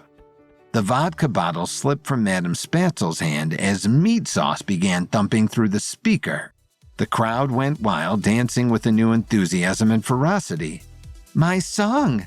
They're playing my song, she cried. I'm sorry for ever doubting you, Egypt. She jumped from the table and beelined for the DJ booth at an impressive speed, given the absurdity of the heels on her shoes. She grabbed the mic and yelled, I'm Madame Spatzel, and this is my song. Welcome to the Spatzel Revolution. The crowd exploded in cheers and quickly began chanting, Spatzel, Spatzel, Spatzel. The recording isn't good enough for my new friends, Madame Spatzel yelled into the mic. You guys want to hear the real thing? The crowd reached its highest volume yet as Madame Spatzel took the stage and the DJ switched to the background track. She gave the performance her all and the crowd swarmed the front of the stage going wild for her. Kevin sneakily left the table and distributed a dozen roses among the crowd. In turn, the newfound fans enthusiastically tossed the flowers on stage. Madame Spatzel caught one and blew a kiss to her new admirer. Perfect, Kevin thought. He smiled at how smoothly his plan had come together. All Egypt needed was awareness of Madame Spatzel, and they embraced her with open arms. Now he'd be able to use one of the flowers for the fearlessness pill. But then, out of the corner of his eye, Kevin saw one attendee who didn't look so enamored. The man snaked through the crowd wearing an expression of focused rage. Kevin's eyes widened as he saw in the man's hand the glint of a dagger. In order for Madame Spatzel to impersonate the pharaoh Nefertari so she could clear the pyramid of poisonous scarabs, Kevin needed to synthesize a fearlessness pill to cure her fear of insects. To make the pill, Kevin needed to combine Madame Spatzel's fear with what she loved the most, which Kevin knew was attention. He got a local radio station to play Madame Spatzel's music, and the city quickly embraced her. While Madame Spatzel performed at a nightclub, new fans threw flowers to her on stage. Kevin would be able to extract the ingredient he needed for the pill from one of the flowers. However, Kevin also saw one man approaching the stage holding a dagger. With Madame Spatzel and the crowd swept up in her song, no one but Kevin noticed the angry man with a dagger making his way towards the stage. Kevin sprang into action, shoving partiers aside and twisting the man's arm behind his back just as he reached the foot of the stage. The surrounding partiers gasped and the DJ cut the music. "What the hell do you think you're doing?" Kevin snarled at the man, who dropped his knife in response to the pain that Kevin was inflicting on his arm. "She is a devil woman singing the devil's music," the man spat in Madame Spatzel's direction. "She will poison our city and corrupt our youth." The crowd revolted, yelling obscenities and pouring drinks on the would-be assassin. The club's bouncers closed in to restrain the man until the cops arrived. As they dragged him away, Madame Spatzel called out, "Stick to Kenny G, Grandpa." The crowd cheered in response. Madame Spatzel then pointed to the man's dagger still resting on the floor where he dropped it. "Give that to me," Madame Spatzel instructed the audience. "That's mine now. It was won in battle." A club-goer grabbed the knife and reverently handed it to Madame Spatzel, who holstered it in her belt. "Let this be a lesson to anyone who would try to mimic that sad man," she yelled into the mic. "His weapon works for me now." Her defiant response to the attempt on her life only won her more fans, and the crowd reached a roaring fervor. "DJ, turn the music up," Madame Spatzel yelled. As she resumed her performance with the club fully under her spell, Kevin secretly slipped one of the roses from the stage into his pocket and left the club. Kevin took a taxi back to the hotel, but before going inside, he walked around to a side alley. He didn't want to actually kill an insect for his fearlessness pill. That would be heartless in Kevin's mind. He also knew that a product from an insect would do the trick. He found a spider web with a brown widow spider at the center that was massive enough to send even the most ardent animal lovers running. Kevin, meanwhile, used his ability of animal communication to ask the spider if he could take a sample of its web. "You can talk?" the spider said in response. Yeah, Kevin replied. "Well, yes, magic giant, help yourself," the spider said with awe. Kevin carefully plucked a thread from the elaborate web and placed it in an empty vial from his satchel. "My buddy Alcindor is not going to believe this," the spider said excitedly. Kevin thanked him for his help and returned to the hotel. Back in his suite, Kevin ground the spider's silk and a petal from the rose thrown to Spatzel at the club together in a bowl, and then heated them together over the stove with soft gelatin. He poured the mixture into a mold to let it cool. In the morning, the pill would be ready for Madame Spatzel. The next day, Kevin knocked on the door of costume designer Deborah Losey to ask her to get Madame Spatzel dressed in the Cleopatra costume that was to be used in her coronation scene. "I'll be happy to as soon as you can find her," Deborah replied. "She's not at the bar?" Kevin asked. "Obviously, that was the first place I checked," Deborah responded. Kevin sighed. It wasn't unlike Madame Spatzel to not make it home from a night out until the next afternoon, but their mission today was too important. Kevin knew all of Madame Spatzel's usual haunts in Hollywood, but as they were so new to Cairo, he had no idea where to begin looking for her. He went down to the lobby with no plan other than to aimlessly walk through the city. But as he walked across the stone tile, he was distracted by a meow. He turned to see Bastet the cat sitting on a ledge next to a pillar. It was as if she had been waiting for Kevin. Bastet jumped down from her perch and trotted over to Kevin, where she pawed at his leg, meowing once more. Madame Spatzel had instantly taken a shine to Bastet and had been keeping her in her room. Kevin had no idea how Bastet would have gotten out of Madame Spatzel's room, but it definitely seemed like she wanted to tell him something. For the third time in a matter of hours, Kevin found his ability to communicate with animals invaluable. Kevin asked Bastet, "Do you know where Madame Spatzel is?" Bastet only meowed in response. That's odd, Kevin thought. He hadn't had trouble communicating with animals since perfecting the skill in the Amazon, yet he had the distinct impression that Bastet didn't understand what he was asking. Maybe she doesn't want to communicate with me in that way, Kevin thought. Bastet walked a few steps forward and then looked back at Kevin. She may not have been talking to him, but it seemed clear that Bastet wanted him to follow her. Kevin followed Bastet out of the lobby and down the street. After a few blocks, he started to attract stares, and passerbys whispered behind their hands about the weird guy following a cat around. After walking for 30 minutes, Kevin was starting to worry until they finally reached an outdoor cafe where Madame Spatzel was entertaining and laughing with a table of locals. Seeing Kevin and Bastet approach, Madame Spatzel exclaimed, "My best friend is here!" She scooped Bastet into her arms and gave her a big squeeze. Finally, as if just noticing him, she added, "Oh, hi, Kevin." "Hey, Madame Spatzel," Kevin said. "I've been looking everywhere for you."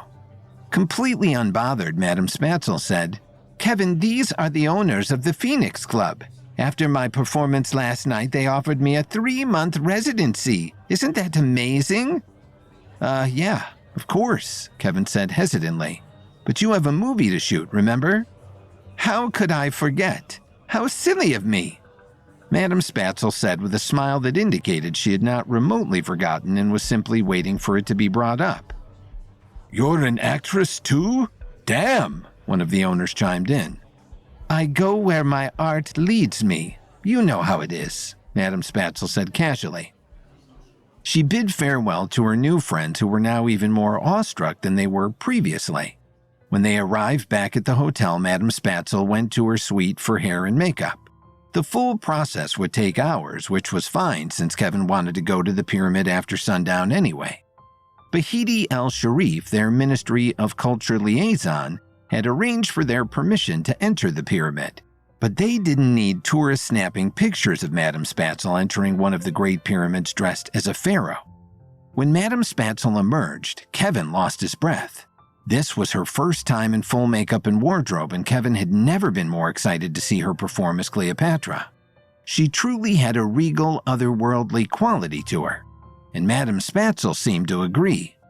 "Take me to my pyramid," she commanded. Kevin, Madame Spatzel, Darius Bahidi, and their director Ashton Garner all piled into an SUV and departed for the pyramid. When they arrived, the prospect of entering a dark cavern swarming with scarabs seemed to set in for Madame Spatzel. The confidence her wardrobe had given her quickly deflated as fear arose in her heart. As Kevin held her hand and they walked toward the entrance to the pyramid, he could feel her shaking. "I don't know if I can do this, Kevin," she confessed. Kevin really felt for her. Madame Spatzel wasn't one to back down from a challenge or an adventure, so her terror had to be truly crippling. "Here, take this," Kevin said, handing her the fearlessness pill. After a moment, a calm seemed to wash over Madame Spatzel. "How do you feel?" Kevin asked. "Fearless," Madame Spatzel replied, "like Taylor Swift in 2008. That was all that Kevin needed to hear. The pill worked. Ashton approached and got to directing Madame Spatzel for her role as the Pharaoh Nefertari. "Now remember, this is your domain," Ashton said, hyping her up like she was about to enter a boxing ring. "You're a badass warrior queen, Lara Croft. Get in there and let those scarabs know who's boss. Maybe stomp on a few to set the tone." Yikes, Kevin thought. He didn't want to undermine his director right in front of him, but Madame Spatzel was going to get eaten alive, literally, if she took his direction. Kevin pulled her aside and, dropping his voice, said, "You are entering as their pharaoh. They already worship you. The quickest way to let them know you're an imposter is to treat them like your enemy. They just need to know that you feel safe and at rest, and they can be relieved of their duty." Madame Spatzel nodded. Kevin's advice made a lot more sense, and Madame Spatzel now felt like she understood her character. She centered herself in front of the entrance, took a deep breath, and stepped inside. In order for Kevin's team to begin filming Cleopatra and the Great Pyramids, they needed to clear out an infestation of poisonous scarabs that were protecting their Pharaoh Nefertari. Madame Spatzel was the spitting image of the pharaoh, so Kevin came up with a plan for her to impersonate Nefertari and tell the scarabs their duty was complete. Madame Spatzel was afraid of insects, so Kevin created a fearlessness pill in order to quell her fear. The pill worked, and Madame Spatzel entered the pyramid. Madame Spatzel stepped into the dark cavern and slowly moved forward. A few yards into the tunnel, the scarabs began to swarm. This would have sent most people running and screaming from the ancient structure, but thanks to Kevin's fearlessness pill, which Madame Spatzel had taken just a few moments before, and thanks to Kevin's direction to treat the scarabs as her protectors, Madame Spatzel stood strong and calm. With the aid of Madame Spatzel's full wardrobe and styling for her Cleopatra role, the scarabs recognized her as their Pharaoh Nefertari, whom they were sworn to protect. They fell away from her, forming a reverent perimeter. If it was possible for scarabs to bow, it would have seemed that it was what they were doing, as they expressed their adoration for their beloved leader. The same otherworldly voice that Kevin had heard when he rescued Lance now echoed in Madame Spatzel's head. O great Nefertari, we have kept our oath to you. Intruders have tried to encroach, but we have maintained your protection and will continue to do so. My children, Madame Spatzel responded, her voice commanding yet maternal. You have served me well. I am at peace now. Your duty is fulfilled. You may rest. There was a shiver among the scarabs. Our great leader, they responded. We cannot abandon you. Your enemies are persistent and cunning. You are loyal servants, Madame Spatzel responded. You have earned your eternal salvation. I release you from your earthly bounds. We may rejoin in the afterlife. This seemed to appease the scarabs. They would continue to serve their queen, but in another realm and time. Slowly, each beetle evaporated into sparks of light.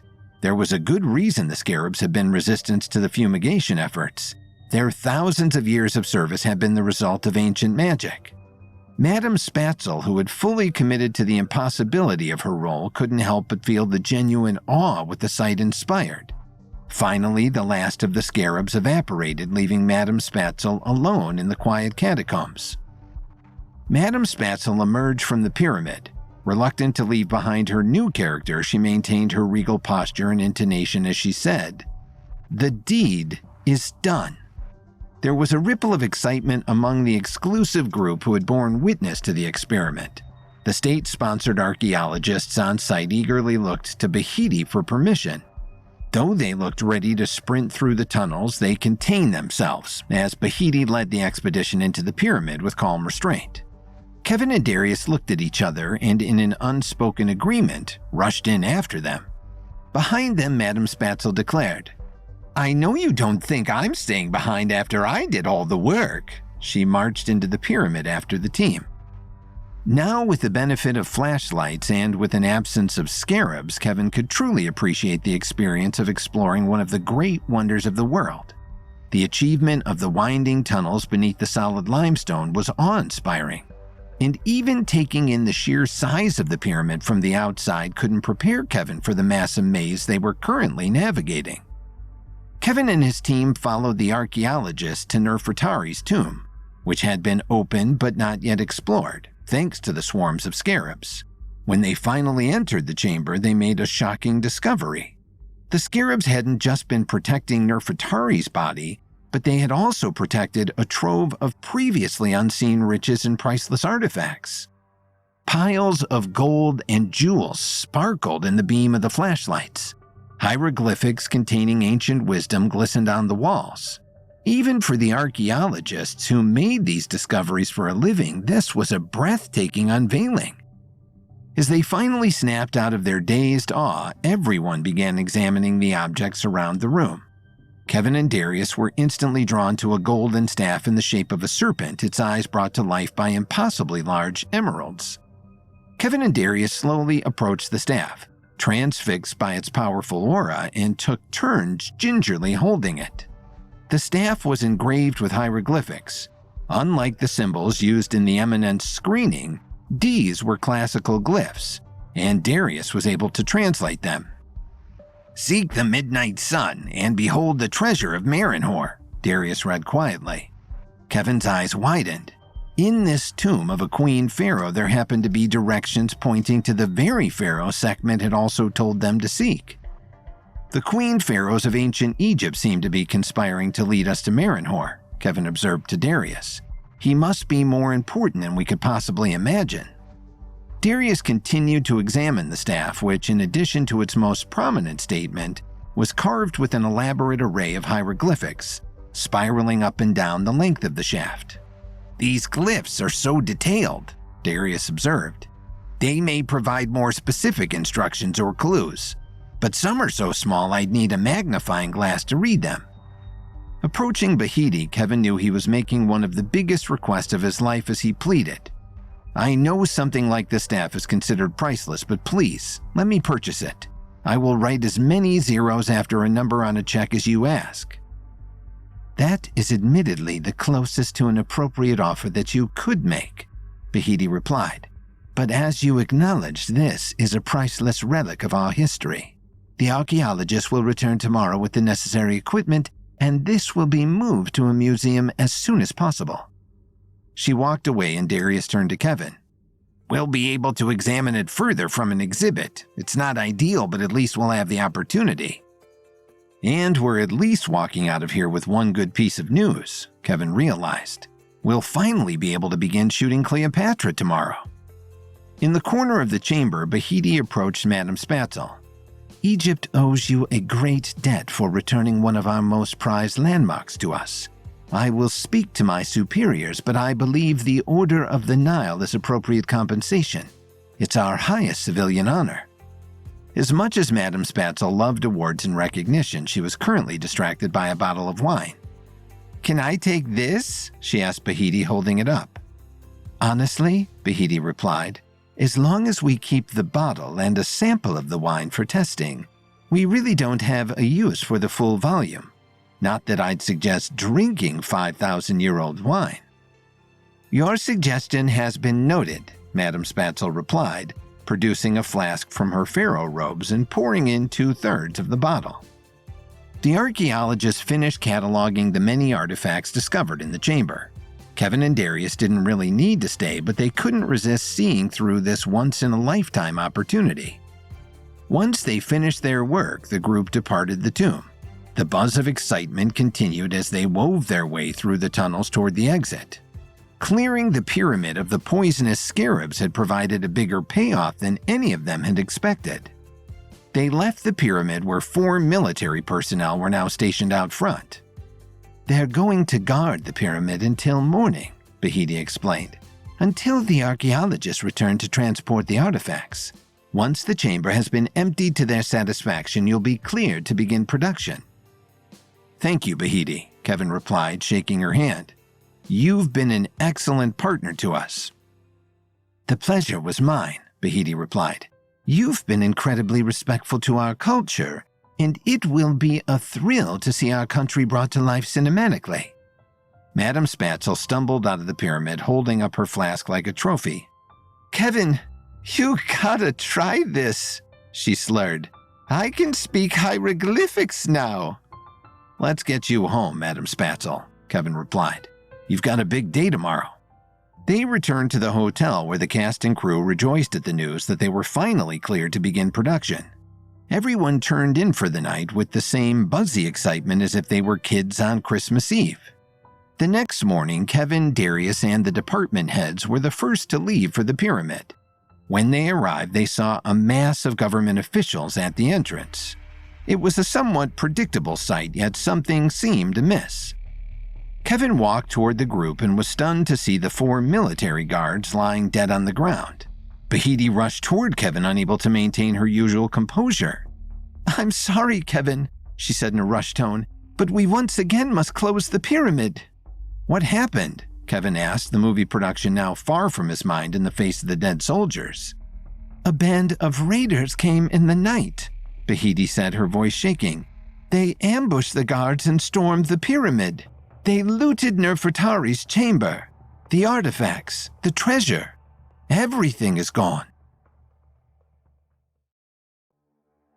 With Madame Spatzel's fear of insects cured thanks to Kevin's fearlessness pill, she entered the pyramid impersonating the pharaoh Nefertari. She communicated with the scarabs who had been guarding the tomb and told them that they were released from their duty. The scarabs evaporated, as they were the work of magic, and the archaeologists, Kevin and Darius, were able to enter the pyramid. In Nefertari's chamber, they found a trove of treasures, including a golden staff that contained instructions for finding Marinhor's treasure. Bahiti insisted the staff needed to go to a museum and Kevin and Darius could observe it there. By the next morning, Kevin discovered that the tomb had been raided overnight and all the artifacts had been stolen. Bahiti's revelation was stunning, with an array of consequences. Kevin's production was now once again delayed, but more importantly, 4 soldiers were dead, and priceless artifacts had been stolen, including the staff with directions to Marinhor's treasure. "Do you know who the raiders were?" Kevin asked. "It could be any of a number of groups," Bahiti confessed. "Looting is such a huge problem at our archaeological sites, it's hard to even keep track of every active operation." "I'm sorry you have to deal with this, Bahiti," Kevin said earnestly. "I'll let you get back to work." Kevin walked over to his production team to fill them in. "We don't have a timeline for when we'll be able to enter the pyramid again," he explained, "but we can at least get a jump start on shooting exteriors. I trust that I can leave that in your hands. I'm going to see what I can do to fix the larger issue." The department heads nodded and got to work setting up for their exterior shots. Darius pulled Kevin aside. "I've negotiated with raiders before," he admitted. "Most go for smaller sites that lack proper security. There's only one faction I know of that's brazen enough to rob such a high-profile, heavily guarded site, especially taking out military personnel in the process." "Who are they? Do you know where we can find them?" Kevin asked. "The Golden Cobras," Darius replied. "I know their headquarters, but I have to caution you. My last interaction with them didn't end on the best of terms." "Then we'll bring some backup," Kevin replied, "and you'll show up as someone other than their adversary." Before leaving the site, Kevin and Darius visited Michelle Danvers, the head of hair and makeup, to get some facial prosthetics for Darius. As she applied the silicone pieces, she asked, "Does Darius have a role in the movie now?" "No," Kevin replied. "We just need—" "Nope," wardrobe designer Deborah Losi interjected. "Trust me, Michelle. I've been around Kevin long enough to tell you that the less you know, the better." "Fair enough," Kevin acknowledged. Once Darius was properly in disguise, they returned to the hotel where Kevin asked Jericho to accompany them on the mission. Jericho jumped at the chance. "It's been a while since I got to punch someone," he said eagerly. "Hopefully it won't come to that," Kevin replied. Though having seen what the Cobras did to the military guards, Kevin suspected that might be wishful thinking. Darius led Kevin and Jericho to what looked like an average-looking shawarma restaurant in a somewhat seedy neighborhood. Approaching the man behind the counter, Darius said, "I'd like the number 4 special." The man glanced around to make sure no one else was paying attention before motioning for the trio to follow him. He led them down a narrow hallway past the bathrooms until they reached a door marked "Employees Only." The man tapped a code into a keypad that stood out as being far more sophisticated than anything else in the shop. The door opened to a dark stairway, and they followed him downward. At the bottom of the stairs was a small room where a large man sat guarding another door. The man from behind the counter returned up the stairs without a word. "State your business," the guard demanded. "We heard of a raid last night," Kevin said, adopting the hardened tone of a person who didn't care about decorum. "Word is there was a major score and your reputation precedes you as the ones who could pull off the job. We want to jump on checking out the merchandise before you go to other buyers." The guard looked slightly suspicious but disappeared behind the door. After a minute, he returned and nodded them through. They entered a large back room where an array of men made phone calls, counted money, and sat at tables examining what were clearly priceless, stolen artifacts. Kevin recognized some of the relics they had seen in Nefertari's tomb. At the center of the room, sitting in an armchair like it was a throne, was the man who was obviously the leader of the group of looters, and in his hand he held the golden staff. He smirked at the trio as they entered. "It's not often we have Americans visit our humble quarters," the leader stated. "You must be very determined and foolishly brave buyers." "Yes, I'm very motivated," Kevin replied. And I come with deep pockets. How much for the staff?" The leader glanced at the piece in his hand and laughed. "You have great taste. I'll give you that," he said. "But I'm afraid this item isn't for sale." "Name your price," Kevin insisted. "I assure you I can make it worth your while." Kevin suppressed a shudder at his words. He hated the idea of funding this group's operation, but acquiring the staff was of the utmost importance. "Oh, but you see," the leader replied, "I couldn't merely charge just for the worth of the staff. See these glyphs? They lead to an even greater fortune, one that I can't possibly assign value to until I find it. I may sell treasures, but I don't sell treasure maps." Kevin had to admit it was a sound argument. Before he could respond, the leader continued, "I like you, though. I can tell we share an understanding of the grit one needs to acquire something of this value. What I can do is arrange a deal with you. You help us track down the treasure this leads to, and I'll split the profits of that find with you 90-10. Kevin could tell the Golden Cobras did not frequently offer opportunities for collaboration, but he simply couldn't stomach the prospect of aiding them. But then Darius spoke up. "What if we help you find the treasure that leads to, and in exchange you keep all the profits from that find and we get the staff, once it has fulfilled its purpose?" The leader's eyes narrowed and he slowly stepped toward them. "You may have disguised your face," he said menacingly, "but you should have also disguised your voice, Darius." The men in the room all stopped what they were doing and looked up. Darius stood up straighter. "Surely enough time has passed that we can put our disagreements behind us," he said. "I would hardly call ratting out our last leader to the government a disagreement," the leader replied with a snarl. "I'd call it a betrayal, and an unforgivable one at that." The tension began to rise in the room as the other raiders seemed to prepare themselves for instructions. "Mustafa crossed the line," Darius replied. "He wasn't just selling the artifacts, he was destroying them. Even the government officials you pay off wouldn't have been able to turn a blind eye much longer." "Oh well, then I guess we should be thanking you," the leader replied sarcastically. "Perhaps we can find a way to show our gratitude."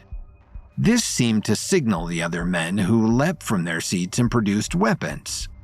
Kevin sighed while Jericho looked giddy. The men advanced and Kevin and Jericho sprang into action.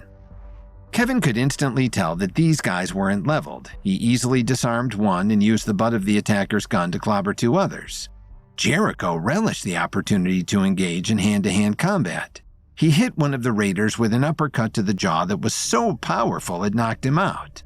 But the raiders were relentless and clearly willing to die for their cause. Kevin continued to use their own weapons against them, but out of the corner of his eye, he saw the leader taking out his rage on Darius. As opposed to the other Cobras, the leader did appear to have levels. Maybe only a level 2 or 3, but still a much more formidable opponent.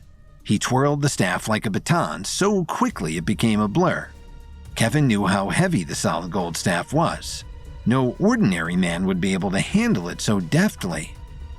Darius had impressive reflexes and dodged the leader's blows while occasionally managing to slice the leader's arms with his own dagger. But the leader seemed unaffected, and Darius wouldn't be able to hold him off forever.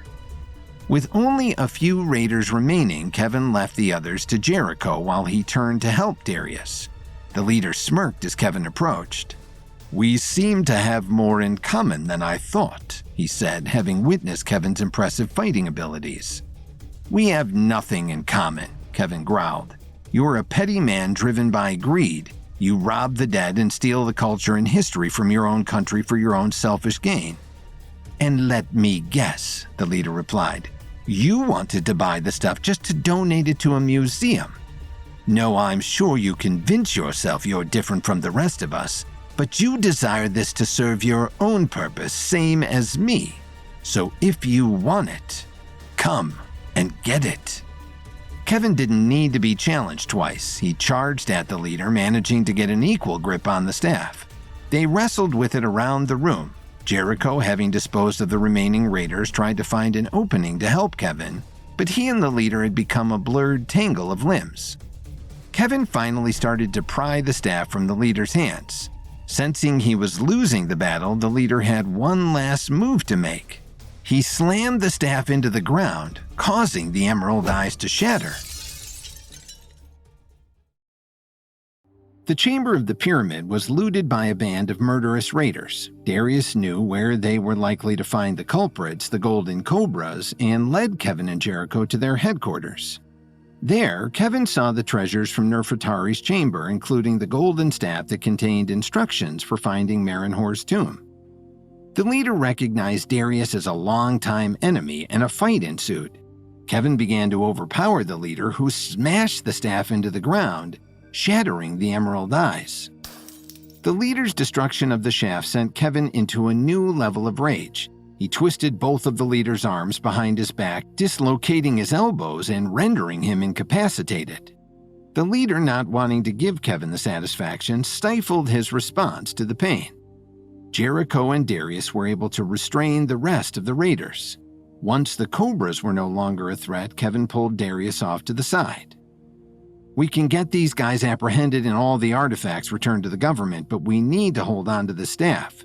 You should get it out of here before the authorities come." Darius nodded. "Just give me a few minutes to collect these emerald fragments. I have a feeling they're going to be important. I'll get to work reassembling them right away." Kevin gave Darius a few minutes to collect the shattered gems, and after he safely made his way out of the bunker, Kevin called the local authorities as well as Bahiti. A few minutes later, the local police were handcuffing and escorting the Cobras out of their den. Bahiti looked around at the massive array of stolen artifacts. "First clearing out the pyramid, then retrieving its contents," she said in awe. "We owe you a debt." "Your country has already been so generous to us by letting us shoot at your landmarks," Kevin said graciously. "There's no debt to be repaid. If anything, I'm repaying mine." Bahiti shook Kevin's hand and he turned to leave. On the way out, he saw her scowl at the leader and spit at his feet. It was a crass gesture from a woman who had previously only been polite and refined, but disrespect deserves disrespect, Kevin thought to himself. As Kevin left the shawarma shop, he got a call from Liam Glick, the assistant director on the Cleopatra film. "What's up, Liam?" Kevin asked. "Hey, Kevin," Liam replied. "I know you're probably busy locating the Temple of Doom or something, but you have to get to set. Ashton is going to ruin this movie." Kevin rubbed his temples. Ashton's previous work, combined with his disastrous attempt to direct Madame Spatzel before she impersonated Nefertari, hadn't made Kevin optimistic about Ashton's ability to handle the movie. But part of Kevin had hoped he might surprise him, even though Kevin knew that any director Judy Chen pushed on him was probably not going to be a good fit. "What's going on?" Kevin asked.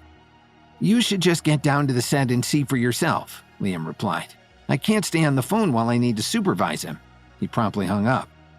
Kevin rushed back to the set where they were currently shooting exteriors outside the Great Pyramid. Liam stepped away from the array of filming equipment to meet him. "Ashton is making on-the-fly changes to the script," Liam explained. "He's having Cleopatra, who he's been calling Cleo since it's sexier, go on a killing spree to avenge Mark Antony after he dies. He thinks he's the next Tarantino, obviously. Not." Kevin swore internally. "He's not just changing the script, he's trying to change history," Kevin replied. "Bahiti sure isn't going to be happy about this." In addition to being the go-between for the production and the government, Bahiti was assigned to them to also ensure that the agreement to adhere to historical accuracy was upheld. They had been pre-approved to include Mabel St. John's character, but anything more was going to push too far. "No one's happy," Liam exclaimed. "Except Madame Spatzel, she just keeps pitching new demented ways she can murder Roman soldiers."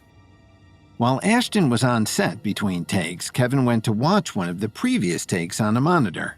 He saw Madame Spatzel, precariously balanced on the sloped wall of the pyramid, yell, "This is Egypt!" and kick an advancing Roman off the side of the structure like in the movie 300. Good Lord, Kevin thought. He walked onto the set where Ashton and Madame Spatzel were excitedly conversing. And then, Ashton said in the middle of telling Madame Spatzel his next great idea, you can rip his heart straight out of his chest. That would be so visually amazing. And then I can eat it and it gives me more strength, Madame Spatzel added. You are so twisted. I love it, Ashton replied. Having just one person validate his vision was enough to make him ignore the disgusted and embarrassed looks of everyone else on set. Hey, Ashton, Kevin interjected. Can we talk for a bit? Yeah, bro, Ashton replied. Kevin led Ashton beyond the line of cameras and equipment, and Ashton immediately went to work touting his new take. I'm so glad you have a chance to see what we're doing here, Kevin, Ashton said, clearly leaning into his feeling of self-importance. The script we had was good, but the way the film is organically evolving is going to totally throw out everyone's expectations. People won't be able to stop talking about this movie. I really think this could be my Pulp Fiction. He's right that people won't be able to stop talking about it, Kevin thought. Look, Ashton, Kevin began, making an effort to suppress his annoyance at Ashton's attitude. I appreciate how excited you are about the project, and I respect your role as director, but you need to respect the efforts of everyone else on the set. This movie isn't your Pulp Fiction. It isn't your anything. This film belongs to everyone here, and you need to remember that. Ashton's ego was clearly bruised by this rejection. Puffing his chest and speaking with a bravado that to Kevin was clearly paper-thin, Ashton replied, With all due respect, Kevin, this is your first feature film, right? It's my third. And maybe you didn't know this, but Dances with Robots was sold for a 3-week exclusive window to Cinemax's free streaming platform, Telemax. So I know what I'm doing. So if you're going to undermine my vision, I'm going to have to insist that you leave my set. Despite Ashton's attempt to sound tough, his voice quivered during his final threat. For the second time that day, Kevin wasn't feeling particularly tolerant of the blatant disrespect. Maybe you forgot who's signing your checks, Kevin said calmly yet authoritatively. But you're a visitor on my set. Don't forget you were a last-minute replacement for a director much more qualified than you are. You were in the right place at the right time and you had the backing of Judy Chen. You can take advantage of that opportunity in a way that's respectful to your colleagues, or I'll find another more qualified director to replace you, no matter how long I have to shut down production. Having billions of dollars in my checking account gives me a lot of latitude to deal with people I don't like. Kevin gave Ashton a condescending pat on the knee and left Ashton looking like he had been slapped across the face. Kevin watched as Ashton returned to set with the demeanor of a chastised child. So, he stammered, let's resume scene 40, the original version without the rewrites. Madame Spatzel pouted, but the rest of the cast and crew seemed to sigh with relief. Liam silently mouthed, "Thank you," to Kevin. Kevin watched as the scene progressed smoothly. Ashton directed it competently, though he clearly lacked the talent to bring a special touch to the scene without going off the deep end. Luckily, he was surrounded by an elite cast and crew. Even though Madame Spatzel was the only one excited about Ashton's macabre reimagining, she shined in the more grounded version. When Ashton called cut, Liam announced, "That's a wrap on the day." Kevin allowed himself a smile. The movie was finally coming together. Kevin looked at Ashton and saw him quickly avert his eyes. As much as his comeuppance was deserved, Kevin didn't want his director to lose confidence for the rest of the shoot. He walked toward the wall of cameras and equipment and said, "Hey, Ashton, great job on making that adjustment. Those last few takes were stellar." Ashton nodded his appreciation, and Kevin allowed himself to feel optimistic that he wouldn't have to rein in Ashton's artistic vision for the rest of the shoot. The sun was setting, and the crew packed up for the night, relieved to be done with what had been a stressful day for all of them. Levi Stradling, their old but legendary cinematographer, chatted with Kevin while packing up his cameras.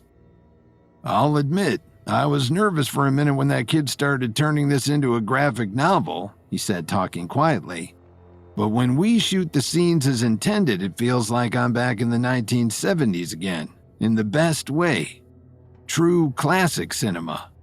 "That means a lot coming from you," Kevin said. "I think." But Kevin was interrupted as a falcon suddenly swooped in and snatched the camera lens Levi had just been holding. Kevin squinted, following the bird with his eyes as it flew off toward the setting sun, until it landed on the shoulder of a man with a jagged scar across his cheek who was standing triumphantly atop the pyramid. Kevin apprehended the raiders who looted Nefertari's tomb, allowing the stolen artifacts to be returned to the government. But he secretly kept the staff with direction to Marinhor's tomb, however. Kevin returned to the Cleopatra set, and after correcting Ashton's violent reimagining of the story, the shoot finally began to go smoothly. However, as cinematographer Levi Stradling was packing up his camera, a falcon swooped in and stole the lens, bringing it back to a man who was standing on top of the pyramid. Kevin took in the surreal sight of the man standing on top of the pyramid with a falcon on his shoulder. How did he even get up there? Kevin wondered. The man smirked as he pocketed the stolen lens and disappeared behind the peak of the pyramid. The military personnel on the ground yelled and gave chase to the trespasser, but with his level 7 speed, Kevin outpaced all of them.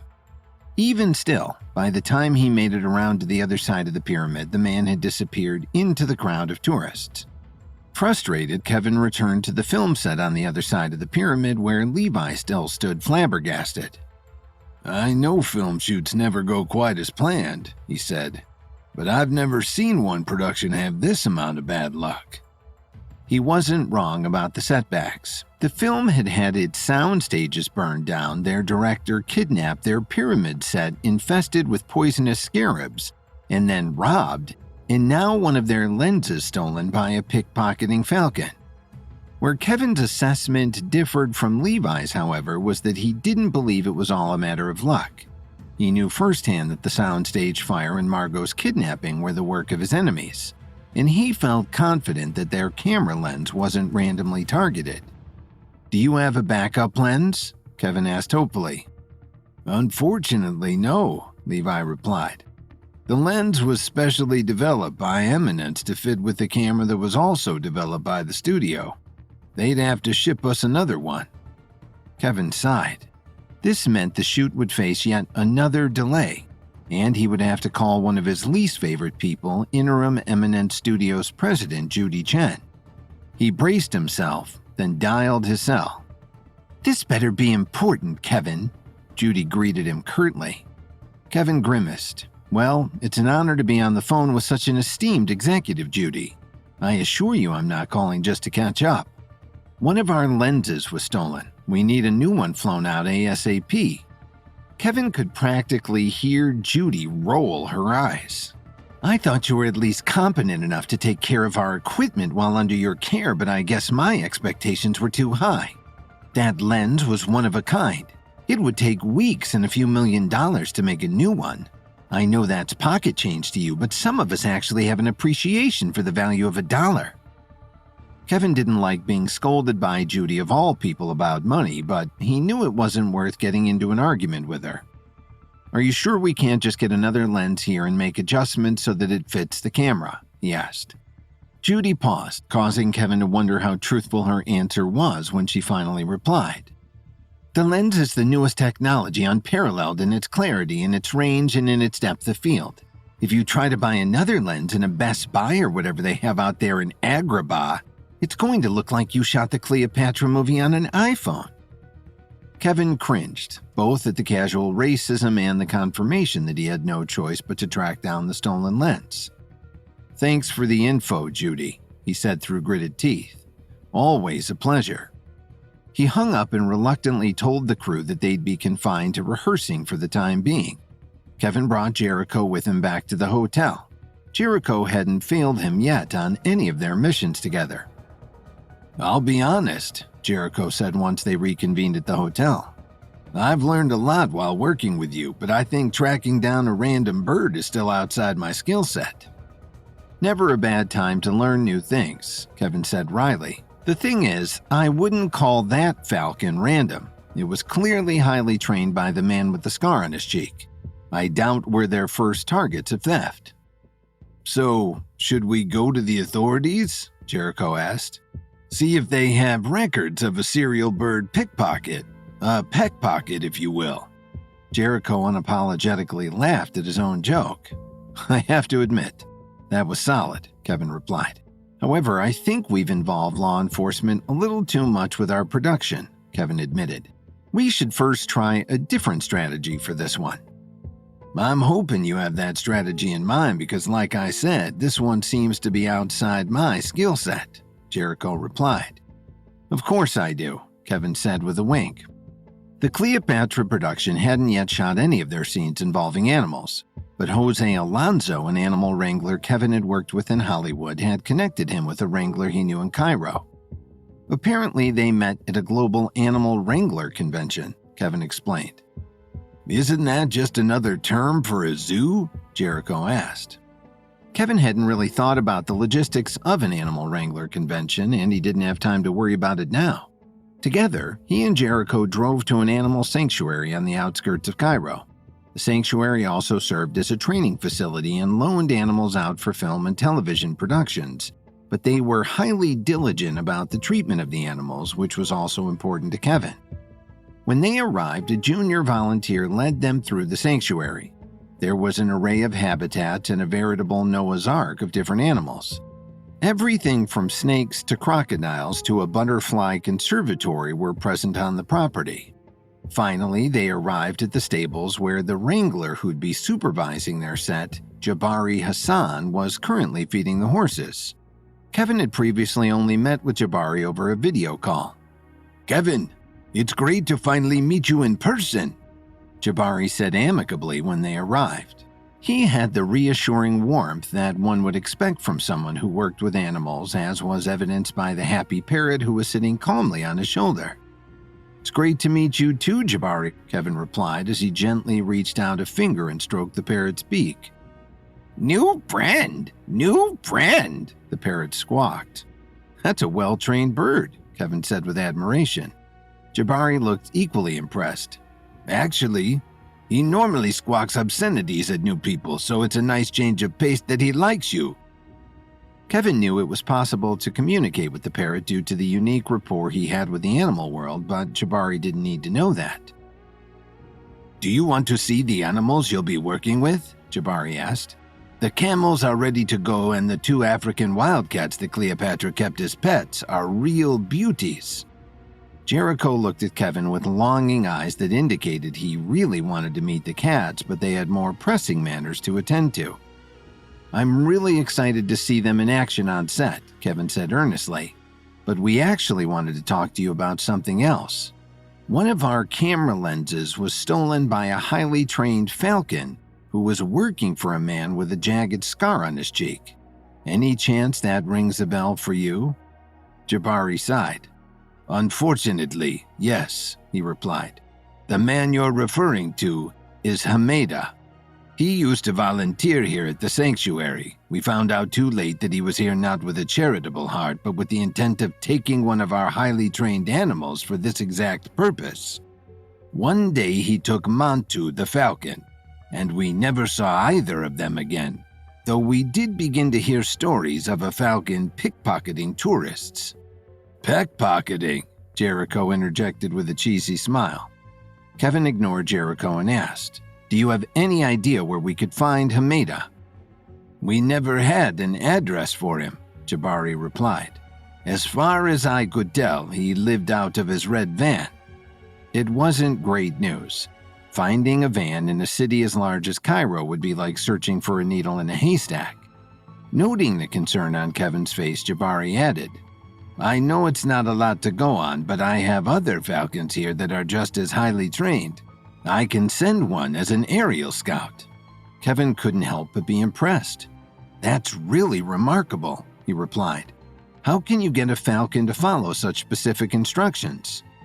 The truth is, Jabari replied, I can communicate with animals. Kevin's jaw dropped. Out loud, he replied, I thought I was the only one. Kevin went to visit the production's animal wrangler, Jabari Hassan, to ask if he had any information about a trained falcon and the man with the scar on his cheek. Jabari knew the man who had once worked at a sanctuary before stealing Montu the falcon. Unfortunately, the only way to track down the man, Hameda, would be to find the red van he lived out of. Jabari said he could send out another falcon as an aerial scout, explaining that he was able to communicate with animals.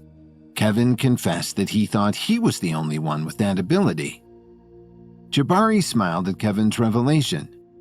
"I knew there had to be a reason that Percy took to you so quickly," he said with a laugh, gesturing at his parrot. "How did you develop that ability, if you don't mind me asking?" Kevin queried. "Yes, I would be interested in hearing as well," Jericho chimed in, clearly taking mental notes. "I studied at a tiger monastery in Bhutan," Jabari began. "I became a monk there, and we specifically developed our minds and hearts to communicate with animals. Animals come with a range of intelligence and chattiness, and tigers make for a strong foundation to adapt our skill set. They're powerful and typically wary of humans, but with patience, we can form strong bonds with them." Jericho in particular was hanging on his every word. "It begins as more of an intuitive connection," Jabari continued. "We can sense what they're feeling and what they want to convey in a more abstract way. Over time, the telepathy becomes more tangible and is an actual conversation, an exchange of language." "That's my experience too," Kevin replied. He now had conversations with a range of animals. The less evolved animals had proven to be more difficult, but even when unable or unwilling to have a conversation, Kevin had been able to intuit their emotions and needs. "The lead monk had achieved true mastery," Jabari continued. "He could enter animals' minds and control them. He could intertwine his soul with theirs." This was a shocking revelation to Kevin. Is that something I could achieve? He wondered to himself. And if the lead monk had achieved such mastery, it could be that he had also visited the upper realm. Kevin considered whether this monk could be worth the visit if he had insight into how Kevin could restore the upper realm. He put the thought in his back pocket as Jabari continued his story. "I never got the chance to reach such skill," he lamented. "My mother got sick, and while spiritually enriching, becoming a monk isn't a financially lucrative endeavor. So I came here. I continue to work on my skills with a variety of animals, but I've found that there are limitations to what you can achieve without studying under the guidance of an animal communicator as the monk was." Kevin never expected that visiting Jabari would yield such a wealth of information. There were massive implications for the potential for Kevin to advance his own animal communication skills. It was a lot to process, but for now there was a more urgent matter at hand. Jabari seemed to read Kevin's mind. "Is that also a possible extension of animal communication?" Kevin wondered and said, "But I've bored you with my backstory long enough." Kevin shook his head. He was not remotely bored. But Jabari continued, "I'll send out one of my falcons to search for Hameda's van. I should warn you, though, Hameda also is able to communicate with animals. He's trained Montu with expert precision." "Am I the only one who can't talk to animals?" Jericho exclaimed. "It's helpful to know that Hameda has such skills," Kevin confessed. "But with all three of us working together, I believe we can overpower him." Jabari retrieved one of his falcons, and Kevin watched as he had a silent conversation with it. Jabari then released the falcon, who took off toward the city. "It may take him a while," Jabari acknowledged. "Lunch?" They ordered falafel for takeout and ate at a picnic table in the sanctuary. Afterward, Jericho walked over to a camel and stared at it intently, clearly trying to communicate with it. Percy the parrot squawked and said, "Never gonna happen." A few hours later, the falcon returned and landed on a perch near Jabari. They had another silent communication, and then the falcon again took flight, circling ahead. "He found it," Jabari shared. "Let's follow him." They drove back toward the city with the falcon leading them. Their surroundings became increasingly denser and more populated. They wove through urban streets toward the historic center of the city. The Falcon began to circle ahead again as it led Kevin, Jabari, and Jericho toward the Khan El Khalili, the most famous bazaar in Cairo. "This is definitely a good place to target tourists," Jabari said. "There!" Kevin shouted, a little louder than he meant to. He pointed out the red van just beneath the circling Falcon. They got out of the car and slowly approached the van. "It looks empty," Jericho observed. They peered through the windows, and though Hameda was absent, there were piles of stolen goods in the trunk. Wallets, jewelry, and phones were scattered across the carpet. "Do you see your lens?" Jabari asked. "No," Kevin said, disappointed. "But I can jump through the sunroof and look. Maybe we can—" But at that moment, Hameda's Falcon Mantu emerged from where he had been hiding under a seat. He began wildly flapping his wings and screaming, the noise amplifying through the sunroof. Suddenly, Hameda emerged from a nearby food stand holding a shawarma wrap. He made eye contact with Kevin and then took off running, dropping his wrap on the sidewalk. Hameda darted into the bazaar, and Kevin, Jericho, and Jabari gave chase.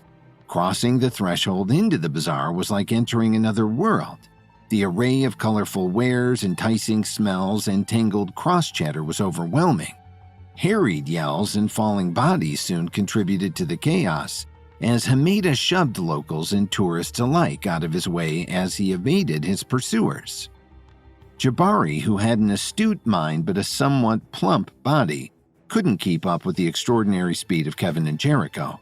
Hameda was thus far successful at keeping distance between himself and Kevin and Jericho, causing Kevin to wonder if he had other levels besides animal communication. "Stop that man!" Kevin tried to yell to the shoppers ahead, but no one had quick enough reflexes to react to Hameda before he was just a blur running past.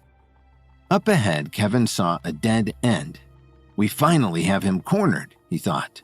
Hameda wasn't giving up so easily, however, and deftly utilized the shelving of different stalls and low-hanging balconies to swing himself up onto the roof above. He looked at Kevin down below, unleashing the same smirk he had worn after stealing the lens. He let out a loud whistle, then disappeared behind the rooftop. "He's severely underestimating us if he thinks that's all it will take to get away," Kevin thought. Kevin shimmied up a drain pipe, avoiding destroying shopkeepers' property, unlike Hameda, and he then swung himself onto the roof. Jericho quickly followed. When they reached the top, Hameda was 2 rooftops away. With Kevin and Jericho successfully tracking him this far, the professional thief finally started to look worried. Hameda took off again, vaulting over ledges and leaping across alleyways. Kevin and Jericho matched his athleticism, putting on a parkour exhibition that was as elegant as it was dangerous. Kevin prepared to leap across another alleyway when suddenly Mantu swooped in after having responded to Hameda's whistle. He knocked Kevin off his trajectory just enough so that he only managed to grab the opposite ledge by his fingertips. Mantu was relentlessly determined to stop Kevin and pecked at his fingers along the wall's edge. He was a powerful bird capable of biting Kevin's fingers off at their bases, in which case there would be nothing Kevin could do to save himself. The fact that the attack had happened in an instant gave Kevin no time to send out his own communications to Mantu, which would have convinced the bird surely that he was being used for ill by his current keeper, Hameda. But then Mantu was knocked from his perch by Jabari's falcon, giving Kevin just enough time to swing himself back up onto the ledge. Ahead, he saw Hameda, who had apparently stopped to watch to make sure Mantu got the job done. He roared in frustration as he watched Kevin recover, and Hameda reluctantly resumed his escape. Kevin continued to pursue while Mantu gave his best efforts to slow him down, but Jabari's falcon proved to be a staunch ally. Every time Mantu dove toward Kevin, Jabari's falcon cut him off. Kevin was relieved to let Jabari's falcon do the dirty work for him. Kevin's goal was nabbing Hameda and getting the lens back, and taking time out to commune with Mantu would undermine that quest. Kevin saw the rooftops begin to thin up ahead, with the calm waters of the Nile beyond. Hameda can't keep this up forever, he thought. Jericho wasn't as leveled as Kevin and therefore couldn't naturally keep up with his speed, but Montu's interference made the playing field more even. Kevin nodded to Jericho, and they split up so that they would approach Hameda from both sides. Hameda finally reached the end of the rooftops and looked back to see Kevin and Jericho closing in. Without another moment's hesitation, he jumped off the edge of the roof. The animal wrangler for Cleopatra, Jabari Hassan, used one of his falcons to track down the van owned by Hameda, the man whose falcon stole the camera lens from the set. Kevin, Jabari, and Jericho followed their falcon to where Hameda's van was parked beside the most famous bazaar in Cairo. Hameda took off running as soon as he saw them, and Kevin and Jericho chased him through the bazaar, eventually following him onto rooftops. Hameda's stolen falcon, Montu, tried to attack Kevin, but Jabari's falcon came to his defense. Kevin and Jericho almost caught Hameda as he reached the end of the rooftops, only to see him jump off the edge. Kevin and Jericho reached the spot Hameda had jumped from and peered over the edge. They were right next to a busy street with a marina on the other side which opened up to the Nile River. Hameda rolled onto the awning below, his momentum carrying him onto the top of a truck that was stopped in traffic. He used the tops of cars to leap across the lanes of traffic, extending the rooftop chase before he miraculously reached the other side. Kevin and Jericho looked at each other. They didn't come this far just to give up now. They leapt off the roof themselves, an easy feat for leveled warriors, and rolled onto the awning below and then bounced off the same truck Hameda had used. But then the traffic started to move. Timing their steps perfectly, Kevin and Jericho jumped onto pickup flatbeds and held onto a bike rack affixed to the roof of an SUV. With just one lane left to go, they leapt onto the street, rolling onto the sidewalk just before two motorcycles sped past. Jericho was finally starting to feel his levels were waning, so Kevin knew he'd have to finish this job alone. He dusted himself off and spotted Hameda, who was looking increasingly exasperated that he hadn't lost his two pursuers. Hameda sprinted onto the docks of the marina, a massive maze of yachts, fishing boats, and sailboats. Montu continued to swoop in to try to intercept Kevin.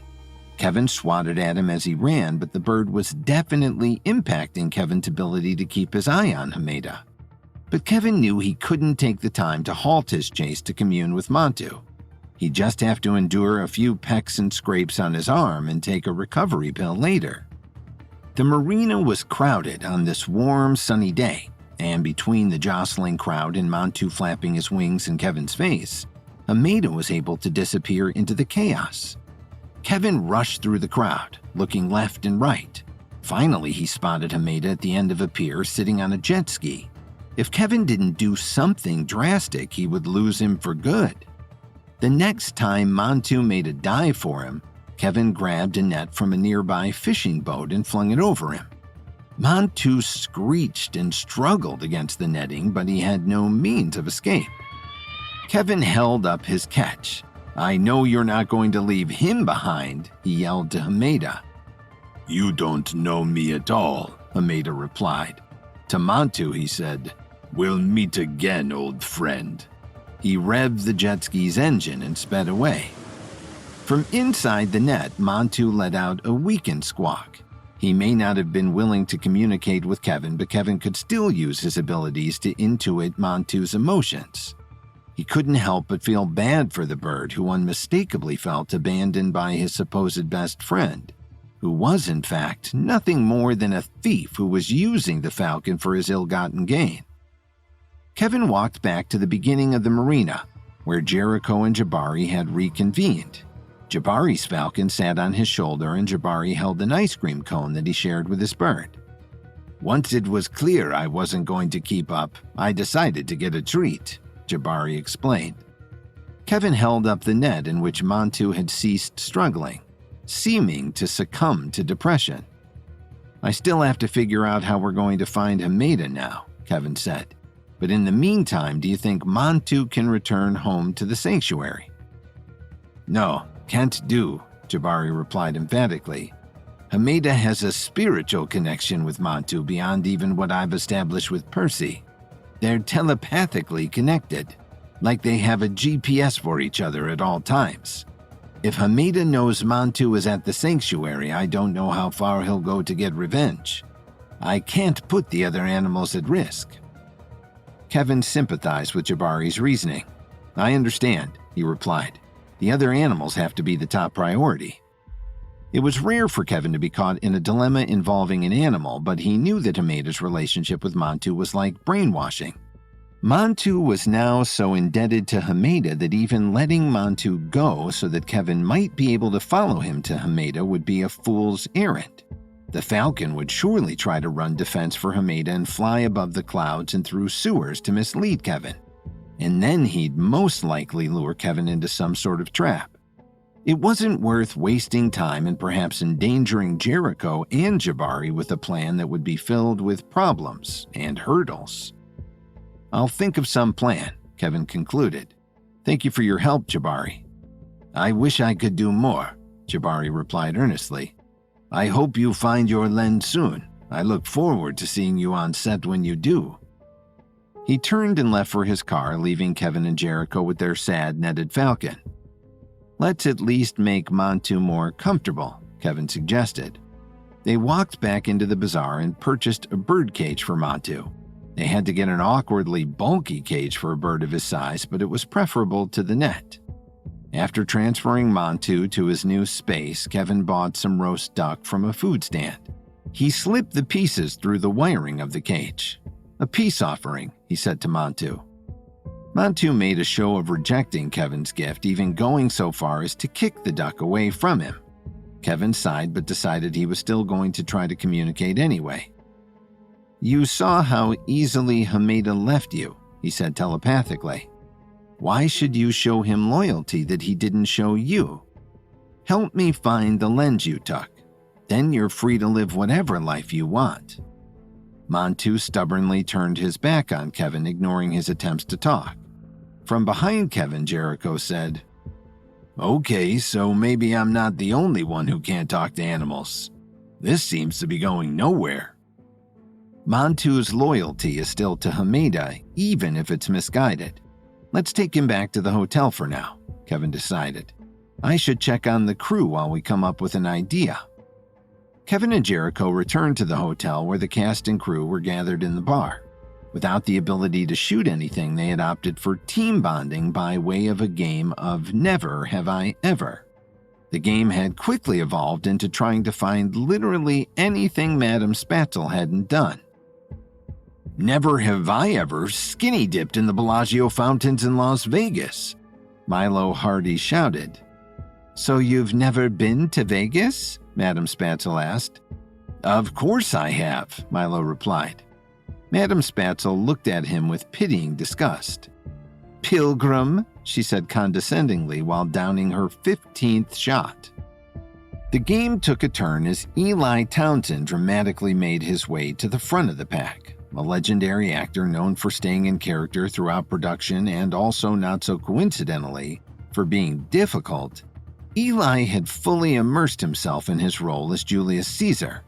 Stepping forward in a toga draped with a red sash, he declared, Never have I ever surrendered. Madame Spatzel paused with the shot glass halfway to her mouth, genuinely unsure of what to do with that one. As Kevin watched the fun and games from afar, Ashton pulled him aside. You gotta do something about that guy, he demanded. Eli? Is there a problem? Kevin asked. Look at him, Ashton urged. He's so annoying. There's no way this is actually necessary for his performance. It's a ploy for attention. It's distracting. And, well, annoying, he repeated. He's even demanding we have Caesar salad every day at craft services. Kevin sighed. Eli is an Oscar-winning actor. I have to trust that he knows what's necessary for him to turn out his best performance. Part of your job is talent management. You have to be willing to work with their eccentricities. Ashton pouted like a petulant child, and Kevin realized that while it was Ashton's job to manage the actors, it was Kevin's job to manage Ashton. and Kevin could tell that continuing to lose these battles might push Ashton into a full-blown temper tantrum. "I'll talk to him about the salads," Kevin conceded. "Thank you," Ashton replied, relishing this tiniest of victories. He returned to the crowd at the other side of the bar where Madame Spatzel was raising her shot glass. "Never have I ever been boring," she announced. Costume designer Deborah Losey shrugged and sipped from her glass of red wine. Kevin whispered to Jericho, who had waited with him in the back of the room. "We can't keep the Falcon here," he confided. "We'll put everyone in danger." "What do you suggest we do?" Jericho asked. "We can't wait for Hameda to find us. What are our other options?" Kevin glanced at Montu, who had spent his day caught in the net and who was now locked in a cage. Montu let out a high-pitched sigh, giving the impression of a frustrated teenager. Kevin looked back at Jericho. "We'll have to set a trap." Kevin and Jericho tracked Hameda, who had used his Falcon Montu to steal the camera lens from the Cleopatra set.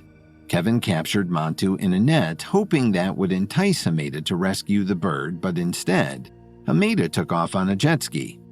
Jabari, the animal wrangler for Cleopatra, refused to take Montu with him back to the animal sanctuary, cautioning that Hameda and Montu shared a psychic connection, and that Hameda would be able to find Montu wherever he was and then take his revenge.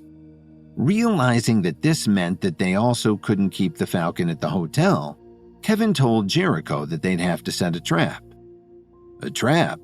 What do you mean?" Jericho asked. "We have to get this bird away from the public," Kevin explained, "so that when Hameda finds us, we have room to fight him without putting anyone else in danger." "I see," Jericho replied. "Do you have a place in mind?" "Luckily, we have open space all around us," Kevin said happily. The sun was setting and Kevin and Jericho left the hotel with Montu in tow. They rented 2 dune buggies from a local adventure tourism outpost and harnessed Montu's cage onto the back of Kevin's buggy. They set off into the Sahara Desert just as sunset turned to dusk. The farther they drove away from the lights of the city, the brighter the stars shone above. The way the glow reflected off the dunes gave the landscape a magical sheen. It would have been a wondrous experience if Kevin didn't know it was going to end in a battle. Once they felt suitably isolated from any bystanders, Kevin and Jericho brought the buggies to a stop. They were prepared for the possibility that it would take Hameda some time to find them, so they had brought with them supplies and sustenance to spend the night. The heat of the day would soon disappear, leaving a chilly night. They sipped from canteens of hot tea and set up a makeshift picnic using lanterns to add some light to their little camp. "If I didn't know better, I'd think this was a romantic date," Jericho joked. "Good thing you know better," Kevin replied. "I do want to say," Jericho continued, turning more serious, "the whole reason I became a stuntman in the first place was because I wanted adventure in my life. I wanted to push myself to my limits and try crazy things that I otherwise wouldn't be able to. And doing it on film sets meant I got to pretend I was visiting different worlds. I wanted everything out of life that it had to offer." Kevin listened intently, knowing it was rare for Jericho to be so vulnerable. "I thought I'd get more out of that in the Stuntmen's Guild," Jericho confessed. "I thought it'd be more real, that I could make an actual impact on the world. I got sucked into it, but honestly, it soured me. I had to harden myself to tolerate the kind of shady organization that I found myself a part of." Kevin started to really sympathize with Jericho. He had never had to contribute to something that went against his moral compass. He could only imagine it felt like being split in two. "Then you came along," Jericho continued. "You brought me over to the light, introduced me to more adventures than I ever thought possible, and it isn't just pretend. And I get to contribute to a cause I really believe in. You saved me, Kevin." Kevin was really touched. "I appreciate that, Jericho, but I hope you give yourself some credit. A lot of guys out there don't have to harden themselves to serve the forces of greed and power. They're driven by it. I didn't pull you over to the light. You were already drawn to it. You already had a moral compass. I just had to help you find it." Jericho was clearly grateful for Kevin's praise, but he had also reached his quota of vulnerability for the night. "Are you sure this isn't romantic?" he asked, returning to his playful tone. "A night like this has me thinking of my beloved Lily, who is soon going to give birth to our twins," Kevin replied, putting Jericho at ease that the deep talk had come to an end. The truth was, Kevin was grateful to Jericho too. It wasn't easy to find people he could sincerely trust with the kind of information he dealt with, but Jericho had proven to be steadfastly loyal. Not to mention he had proven he wouldn't back down from whatever difficult mission Kevin threw at him. Kevin tried once again to appeal to Montu, putting some of the meat from their picnic basket in his cage. After spending all day on a hunger strike, Montu reluctantly ate the meat, but promptly squawked at Kevin and turned his back, making it quite clear that they still weren't friends. It's still progress, Kevin thought. He and Jericho unrolled their sleeping bags and went to sleep, preparing for whatever came next. Suddenly, they woke to Montu's desperate screams. The sun had just begun to peek over the horizon, and in the distance they saw Hameda approaching on Camelback. Kevin and Jericho scrambled out of their sleeping bags before Hameda reached them. Once he got close enough, Hameda dismounted the camel. "Hand over the falcon," he demanded. "Hand over the lens and we'll call it a fair trade," Kevin replied. Hameda narrowed his eyes. "I had a job to do, and I take my work seriously. Now hand him over." Kevin and Jericho stepped in front of the cage and Hameda charged. Kevin sprinted out to meet him with Jericho close behind. As soon as Kevin reached him, Hameda's levels were once again made clear. He anticipated Kevin's jabs and kicks with such accuracy that it was almost as if he could see the future. With only one level, it was difficult for Jericho to keep up, but each battle, even if it left Jericho battered and bruised, gave him experience that would move him up a stage and help him to begin the long and difficult journey toward becoming a master. Kevin was going to need to handle Hameda alone, and it was rare he came across someone who was such a capable match for him. Their fight became increasingly creative, with each employing a dazzling array of various martial arts. Hameda even included the Tatib fighting style that was native to Egypt. Just when it seemed like the fight could go on forever, Montu screeched in his cage. It was unclear what his motive was, but the result was that Hameda was distracted just long enough for Kevin to jab him in the neck.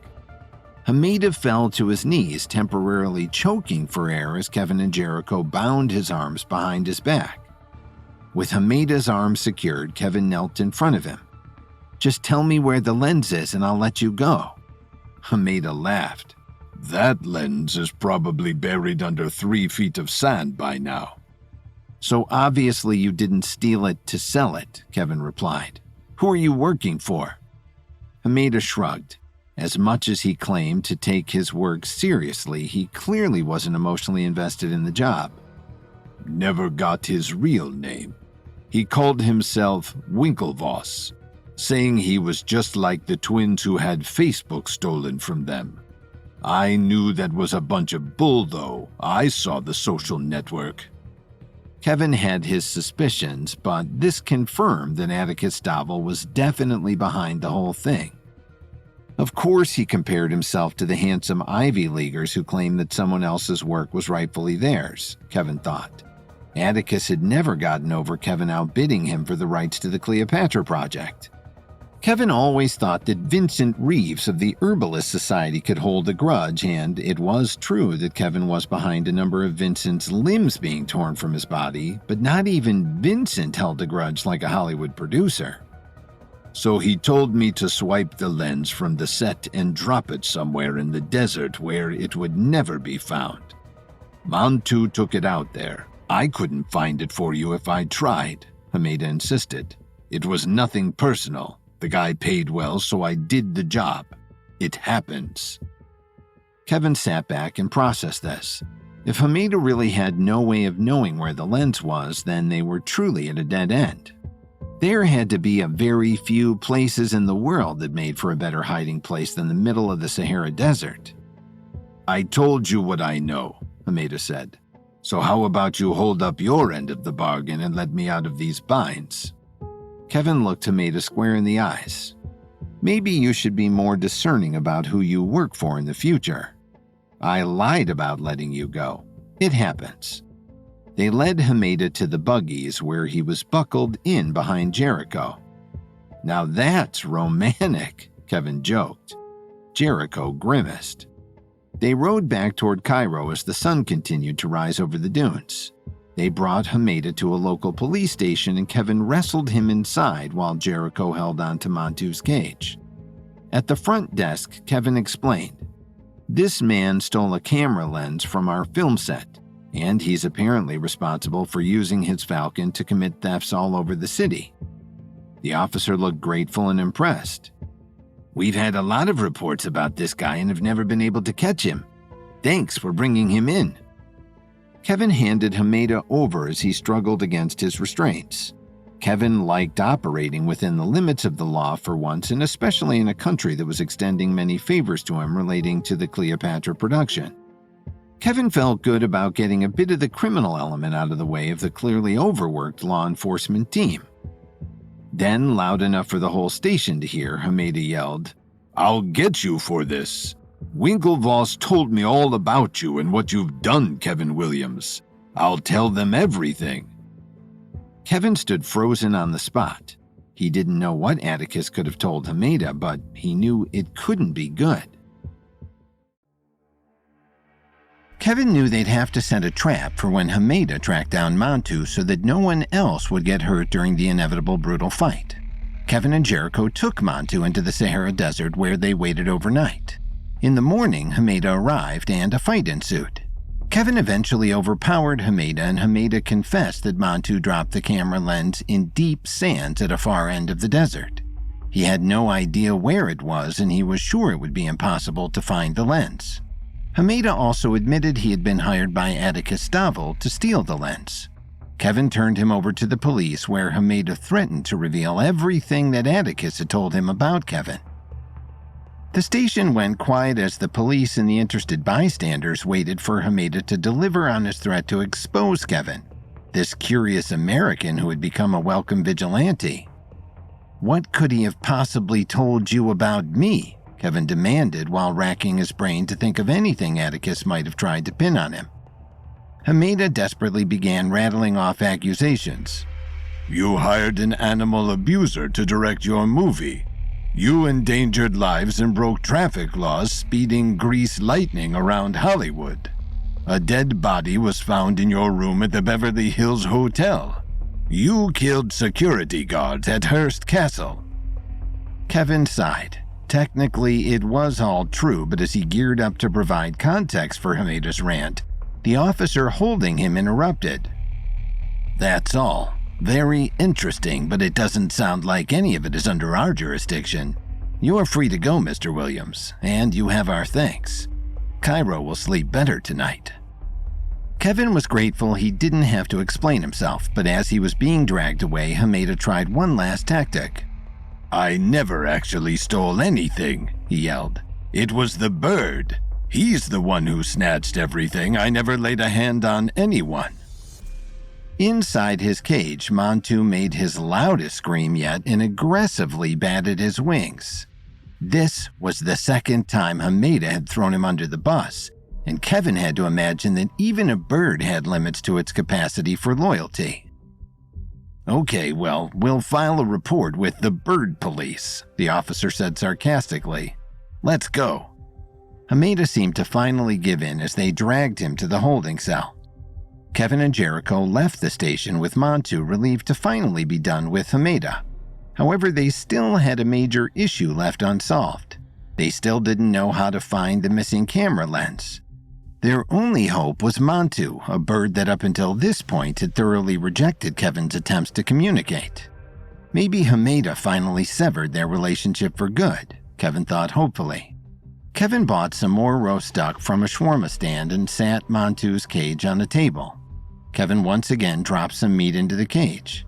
Montu slowly pecked at the meat before devouring it and encouragingly didn't turn his back to Kevin once he was done.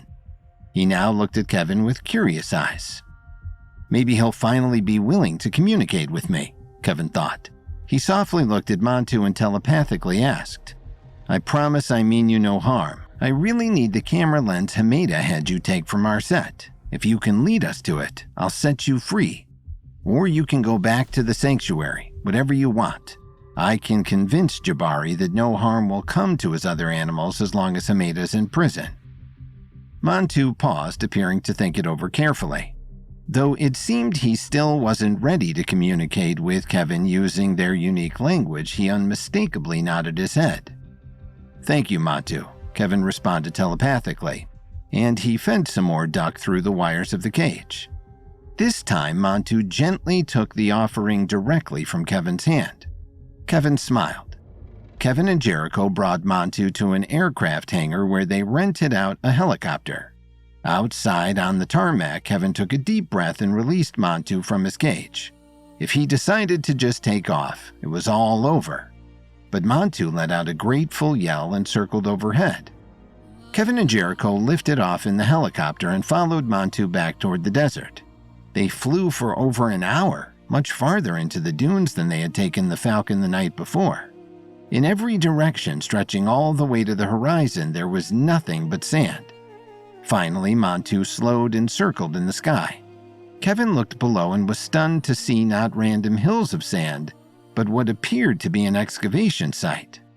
Suddenly, the helicopter's radio crackled to life and a stern voice came through the speaker. You are in restricted airspace. Do not advance any further. Depart immediately. Kevin looked at Jericho with wide eyes. Government-restricted airspace over an excavation site? This has to be Marinhor's tomb. Kevin and Jericho excitedly marked the location on a map before turning back toward Cairo.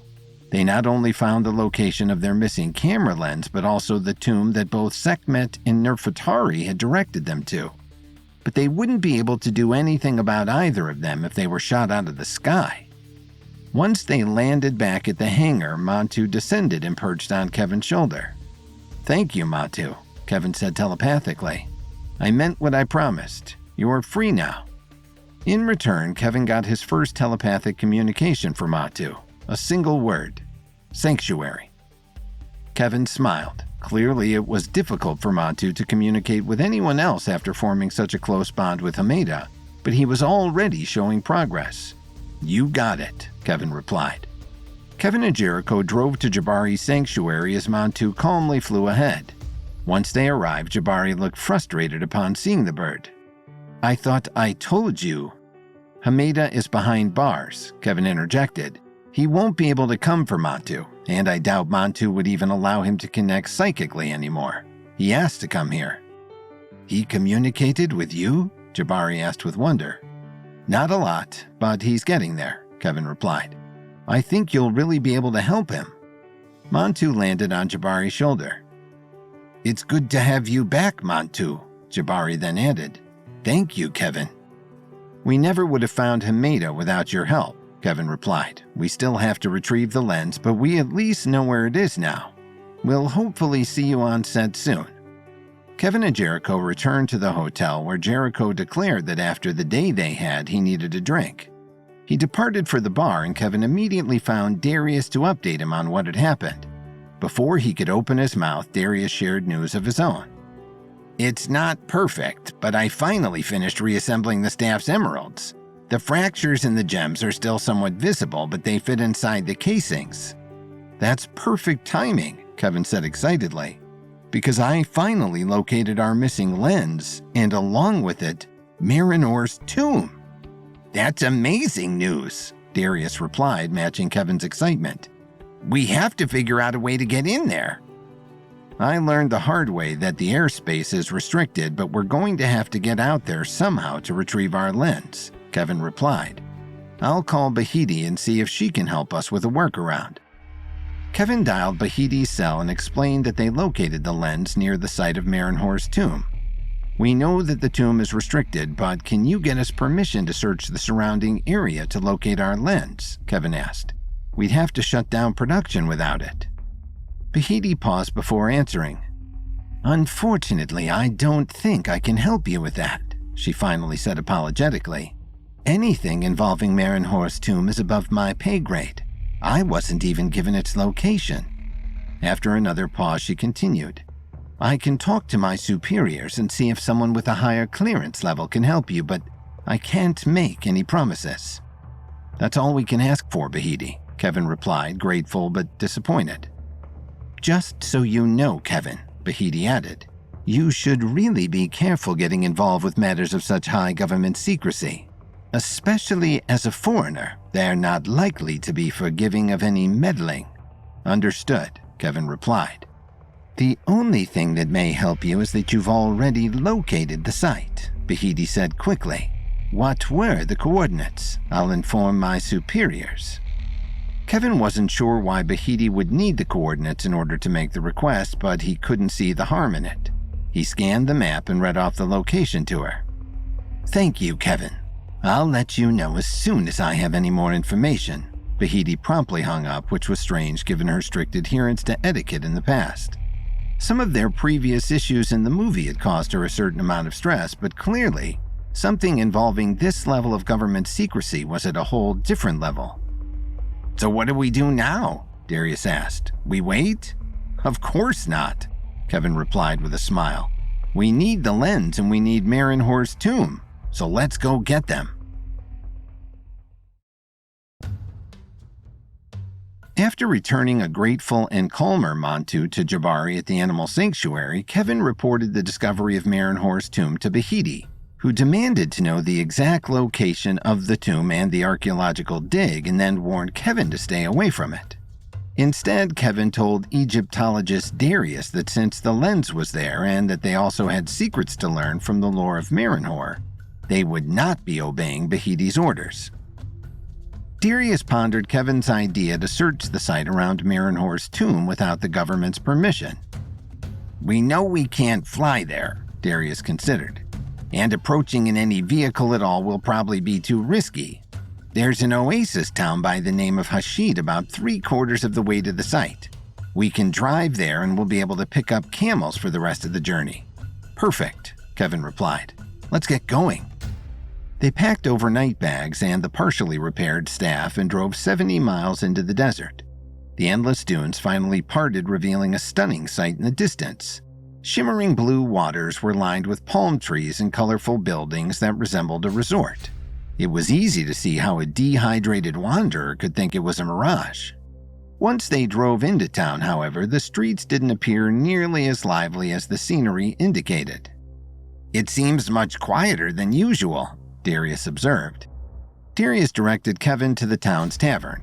When they walked inside, the mood felt tense and dour. Curiously, many of the patrons were sitting at empty tables. No one seemed to be drinking anything. Kevin and Darius sat at the bar and asked the bartender for 2 glasses of water. The bartender raised her eyebrows and said, "Sure, that'll be $600. Kevin leaned over to Darius and whispered, "Do they use some other kind of currency out here?" "No," Darius replied, equally confused. "The mineral water from the oasis is famously pristine due to the magnesium sulfite in the bedrock, but there's never been a charge for it before." He turned to the bartender. "Pardon me, did you mean $6? "Nope, I meant what I said," the bartender replied, declining to elaborate further. Kevin didn't know what to make of the situation, but he and Darius were thirsty from the drive. They needed the water. "Okay," Kevin conceded, putting the cash down on the bar. It wasn't as if $600 was going to put a pinch in Kevin's bank account, but paying for water was certainly not something he was used to, and the price had taken him aback. The bartender seemed surprised that Kevin actually went through with the purchase, but placed 2 glasses of water on the bar. The glasses were only about 8 ounces, smaller than what one would typically be given at a bar, especially given the price. Upon Kevin being served, one of the patrons rushed up to him. "Please, sir, can you order me a glass of water too? I don't have enough money to buy it, but I'll give you my watch." Kevin was stunned and saddened by the man's desperation and responded, "Sure. Okay. Keep your watch. It's no trouble." Kevin's generosity was rewarded by no less than 10 other patrons swarming him. They begged for glasses of water, trying to one-up each other on their offers to Kevin for a trade. Kevin had never seen anything like it, and he couldn't in good conscience ignore these people who seemed genuine in their desperation. Kevin turned to the bartender and said, "A round of water for the house. You can put it on my tab." The surrounding patrons cheered and gave Kevin grateful hugs. Some even cried. But then the bartender, seeming to brace herself, replied, "I only have enough for 4 more glasses." The cheeriness in the room quickly dissipated as the patrons tensely glared at each other. The first man said, "I asked first, so clearly one should be mine." Another woman chimed in, "I'm pregnant. I should obviously get priority." To which another woman replied, "It's your fault you decided to bring an extra person in here." A large, gruff man stepped forward and with continued rage said to the bartender, "I'm going to have to insist that one of the glasses be given to me."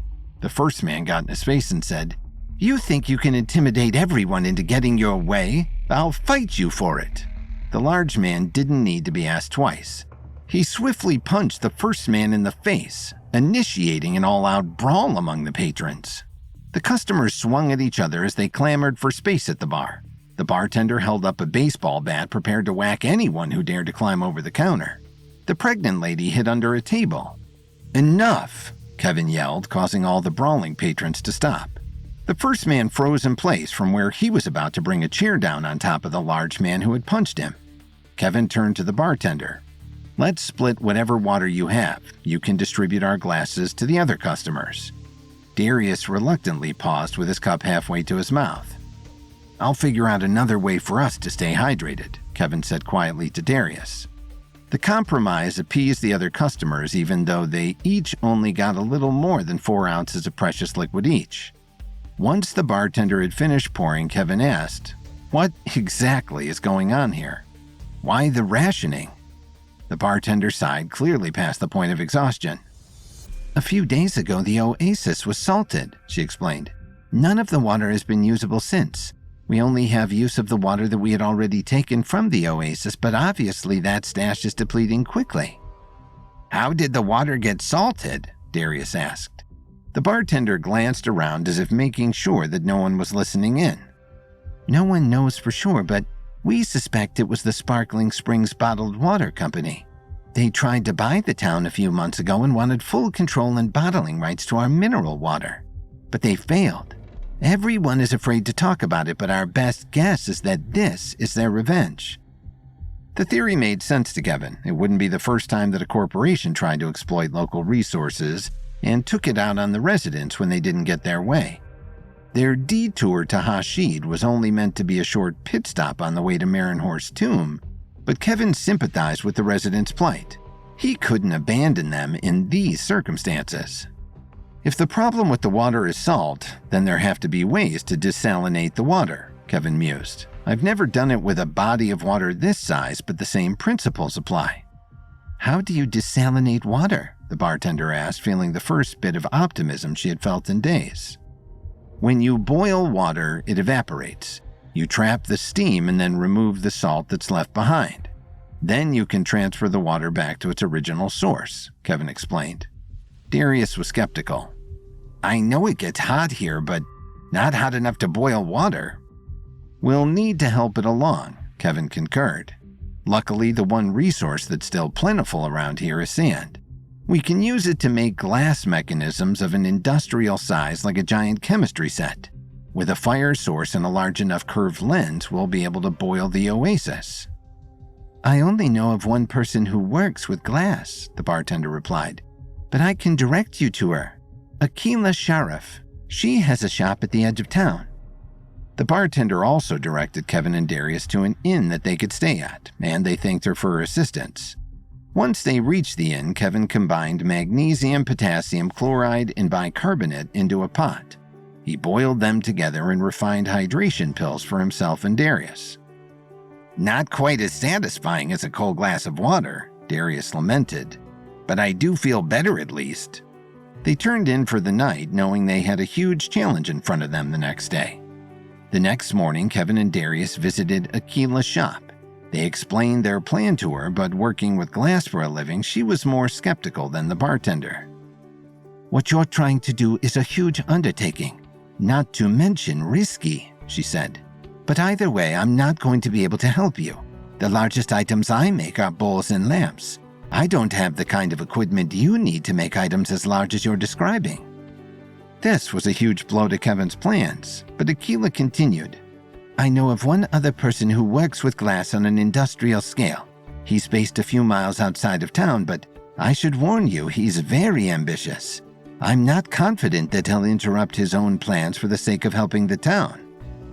"What are his plans?" Kevin asked. "I'm sure we can persuade him to consider a small delay for a good cause." Aquila led them outside to the end of the road and pointed toward the desert.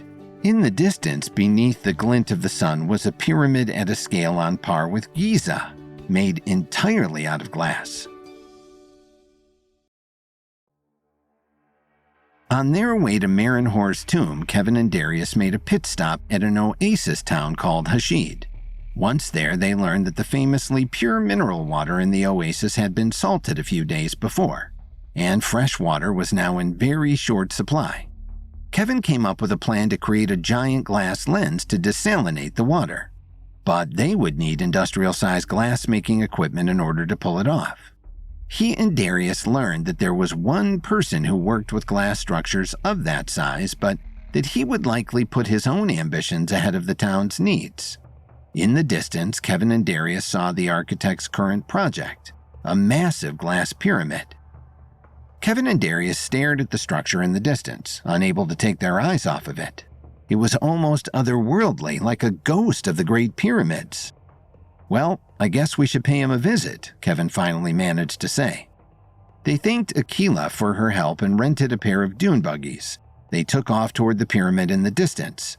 As they got closer, the pyramid adopted the effect of a prism, channeling a spectacular beam of rainbow into the desert. Closer still, and they could see that inside the pyramid were individual compartments and, most curiously and impressively, plumbing and wiring. When they finally reached the site, they saw an entire construction crew rushing about in the sweltering heat. Kevin stopped one of the crew members. "Hi, we're looking for the architect of this project. Can you point him out to us?" The worker, who was sweating profusely, nodded wearily toward a military-grade flamethrower tank. Huffing and with a raspy, dry voice, the worker barely spat out. "That's him, Ramses." Kevin eyed a focused, clearly more hydrated man sitting inside the tank while he torched a new panel of glass. The man then hopped out of the tank and began expertly cutting the panel into a perfect triangle. Kevin and Darius cautiously approached. "Hi, are you Ramses?" Kevin asked, not being able to ignore the irony of a man with a pharaoh's name building his own pyramid. "That is I," he replied. It was unclear if his grandiose way of speaking was tongue-in-cheek, but it seemed unlikely. "What is it that you seek from me?" "I'm Kevin Williams and this is Darius Osmond," Kevin replied. "We just learned about the water shortage in Hashid and we're hoping we could borrow some of your equipment to make glass pieces large enough to desalinate the water." At that moment, Ramsey's crane operator approached, looking worse for wear. "Hey, Ramses, I gotta have some water before I start driving the crane again. The heat is really starting to get to me." "I told you we only have one bottle left and I'm going to need it," Ramses replied, dropping his regal speaking cadence. "We're almost at the finish line here. You can hold it together." The operator reluctantly walked back to the crane, wiping his brow as he went. Ramsey gestured toward the pyramid. "Building an all-glass hotel," he said to Kevin and Darius, clearly proud of himself. "Millions of people come to Egypt just to see the pyramids. Now they'll stay inside of one." It's probably the ancient history of the pyramids rather than the shape that draws people to them, Kevin thought. He also didn't quite see the appeal of staying in a completely transparent hotel in the middle of the desert, but he bit his tongue. There was no point in ruffling any feathers, especially when he had a huge favor to ask. "Now, for you gentlemen," Ramsey said. "I obviously can't lend out my equipment until I've finished the project. We're doing really important work here." Given that Ramses wasn't even willing to share some water with his own crane operator, Kevin knew it wasn't worth it to try to convince him that helping a town full of people was more important than his conceptually misguided hotel. "Luckily for you," Ramses continued, I'm just about ready to put the finishing touches on my masterpiece. Just need to seal these final panels together to make the pyramid's tip, and then we'll place it at the top. I'll rent out my equipment to you once I'm finished, at a discount." Kevin knew this was the best they were going to get from this guy, and appealing to his ego was definitely the way to go, so he replied, "We appreciate your generosity." "I'm a bit of a philanthropist," Ramses said, completely committed to his delusional self-concept. "Kind of a hero to everyone in town. Life as an entrepreneurial humanitarian can be tiring, but very rewarding." Darius stifled a laugh, and Kevin subtly elbowed him. Ramses brought the triangle pane he had just cut over to the tip of the pyramid, of which 3 panels had already been bonded together. He carefully glued his final pane to complete the shape, then stepped back to admire his handiwork. "My genius is finally being made tangible," he said in awe of himself. "Hook it up," Ramses called to his crane operator. With the operator clearly on his last legs, Kevin and Darius offered to carry the tip over to the crane. The operator nodded his appreciation. He was too tired even to speak. The operator slowly but methodically harnessed the tip to the crane. Ramses then harnessed himself to the crane and called down to Kevin and Darius. "This really was lucky timing for you gentlemen. You're here to witness history." The crane operator drove the crane to the edge of the pyramid and began to lift the arm. Ramses and the pyramid tip lifted into the air, and Ramses jutted his chin upward like he saw himself as a majestic eagle. When he reached the top, Ramses began to unhook the tip from its harness and gently lowered it onto the top of the pyramid. But then, suddenly on the ground, the crane operator slumped forward, finally succumbing to heat stroke. As his head fell forward, it knocked into one of the control handles, causing the crane to plummet downward. The pyramid's tip crashed into the structure below it, shattering the top layers of the hotel. Ramses was quickly falling after it. With only a split second to react, Kevin called on the 10 directions and froze time. He ran into the crane's car and pulled the handle back to stop the arm from falling any further. He then scrambled up the arm to hold on to Ramses and keep him from falling off.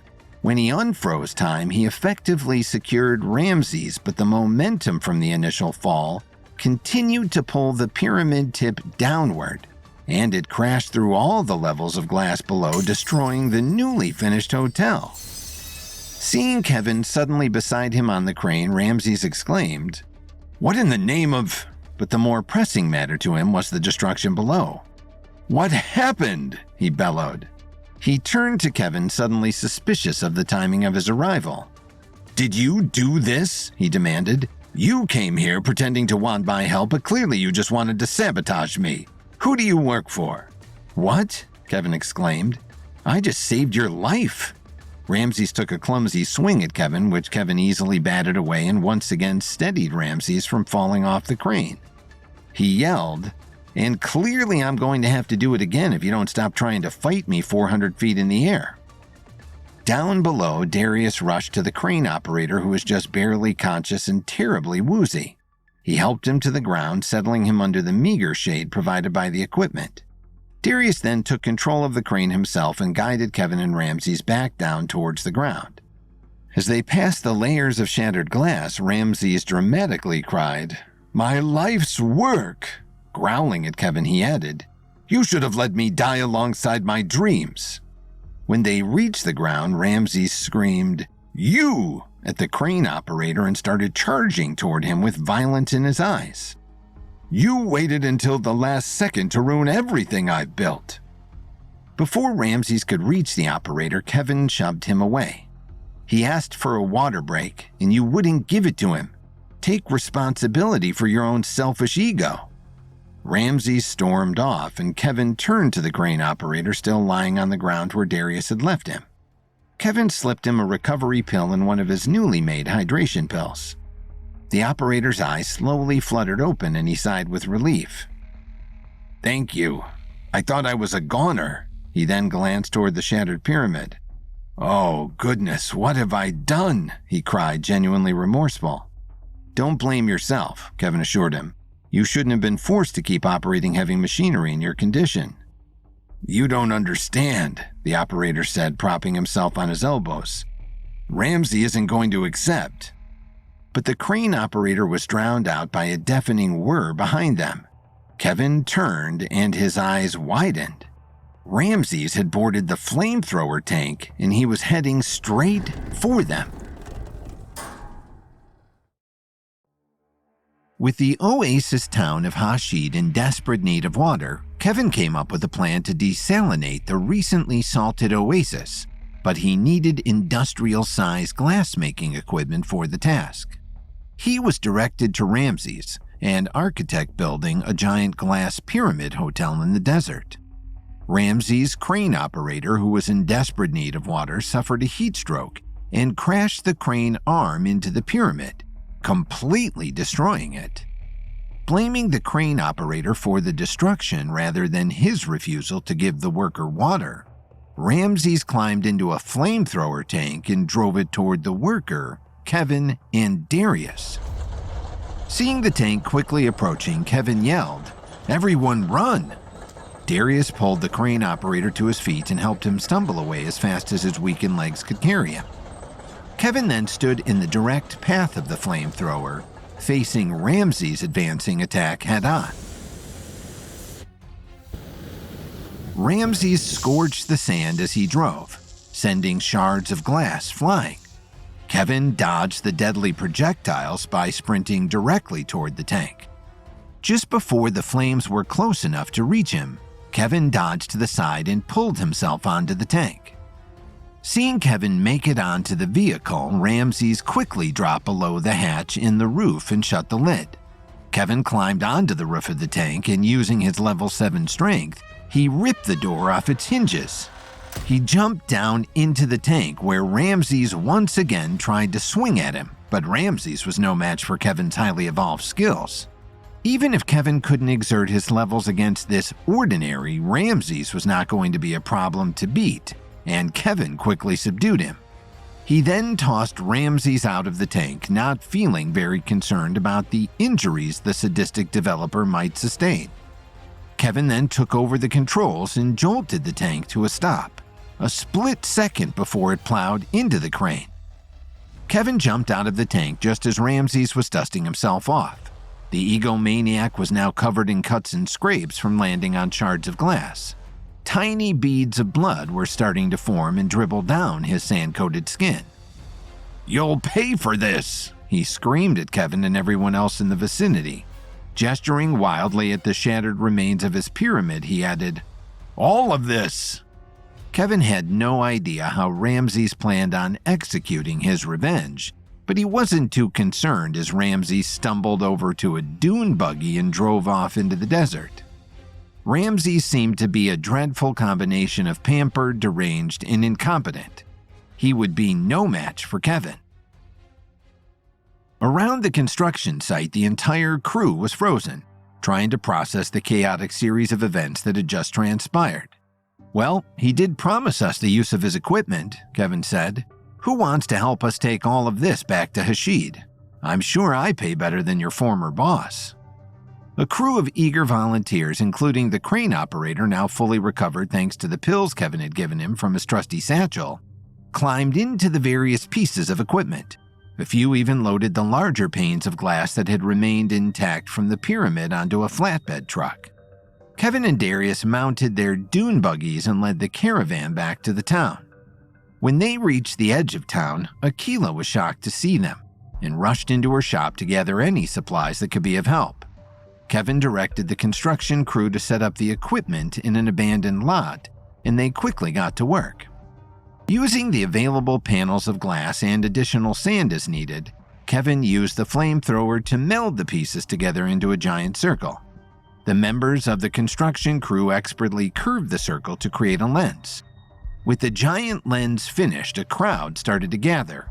Word spread about the science experiment being attempted, and the crowd started to chatter with excitement, feeling hopeful that their plight may soon come to an end. Kevin and the crew moved on to crafting a giant funnel to capture the boiled vapor and a bowl to store the condensation runoff. These pieces were even more difficult to shape than the lens, but the construction crew once again proved their prowess that, combined with Kevin's brilliant blueprint, was pushing toward the completion of each necessary piece. The gathered crowd cheered their support. But suddenly the crowd parted, and a well-dressed man walked forward, urgently waving his arms. "Stop, stop," he cried. Kevin turned off the torch and jumped down from the tank. "What's the problem?" he asked. "I'm Basil Yusuf, mayor of Hashid," the man replied. "And you can't do construction in our town without a permit." "Surely you can make an exception," Kevin insisted. "We're building glass structures to desalinate the water and save the town. We have the support of everyone here." The crowd cheered, confirming Kevin's assertion. "No matter how good your intentions are, the equipment and materials you're using are clearly dangerous," Mayor Youssef replied. "I can't in good conscience put all of our residents at risk." "We need the water," one of the locals yelled from the crowd. "Let them build," another chimed in. This prompted the crowd to join together, chanting, "Let them build! Let them build!" Mayor Youssef motioned for everyone to quiet down. "I respect all of your wishes," he announced, "but this operation could end up burning the whole town to the ground. And even if it doesn't, do we really expect this to be successful? It's a comically large lens and funnel. We don't even know who these guys are. They might be trying to make the water even saltier." "I assure you, it will work," Kevin replied without a shred of doubt. "But if we don't do this, what is your solution? These people can't survive much longer without water." The mayor sighed and addressed the crowd. "My friends, I fear we are out of options. Our once wonderful town used to be self-sustaining, but all good things must come to an end. It's time we accept the reality of our situation and sell the town to Sparkling Springs. They've assured me that their offer still stands, and the proceeds from the sale will go toward relocation expenses." This suggestion sent the crowd into an uproar. "We already voted against that," one man yelled. Another woman joined in saying, "My family has lived here for 6 generations. You can't force us out." The mayor's temper started to rise. "If you don't want to leave, I can't force you. You're welcome to stay here and die of thirst. But I will not allow this monstrosity to move forward on my watch." Mayor Youssef tried to step toward the equipment, but the crowd rushed between him and Kevin's crew, creating a threatening barricade of angry residents. Realizing he had lost the battle, the mayor yelled, "This isn't over," and stormed away. The crowd celebrated his departure and continued to cheer on Kevin's crew. Once the pieces were completed, Kevin and the crew began maneuvering them over to the oasis. The crowd snapped pictures on their phones and exchanged hugs, feeling that their salvation was upon them. The crew positioned the funnel and bowl to capture the clean water, and Kevin directed the lens toward the water. He turned on the flamethrower behind the lens, and the crowd held their collective breath. Finally, miraculously, the water began to boil. The crowd's cheers reached their highest volume yet as the steam began to rise into the funnel. Kevin kept all of his focus on the flamethrower, but he was suddenly distracted by a loud crack. Kevin looked over toward the sound, and his jaw dropped in horror as he saw the mayor taking a sledgehammer to the bowl, which was just beginning to capture the first drops of clean water. The mayor swung the sledgehammer again, causing the crack to deepen. The bowl was thick and strong, but it wouldn't be able to withstand the blows forever. Kevin wanted to call on the 10 directions, but having just used it at the glass pyramid, he didn't have the strength yet to use it again. Instead, he sprinted out of the tank toward the mayor. Just as Mayor Youssef was about to swing the hammer again, Kevin tackled him to the ground. "You'll pay for this," Mayor Youssef growled under Kevin's weight. "That's not even the first time I've heard that today," Kevin replied.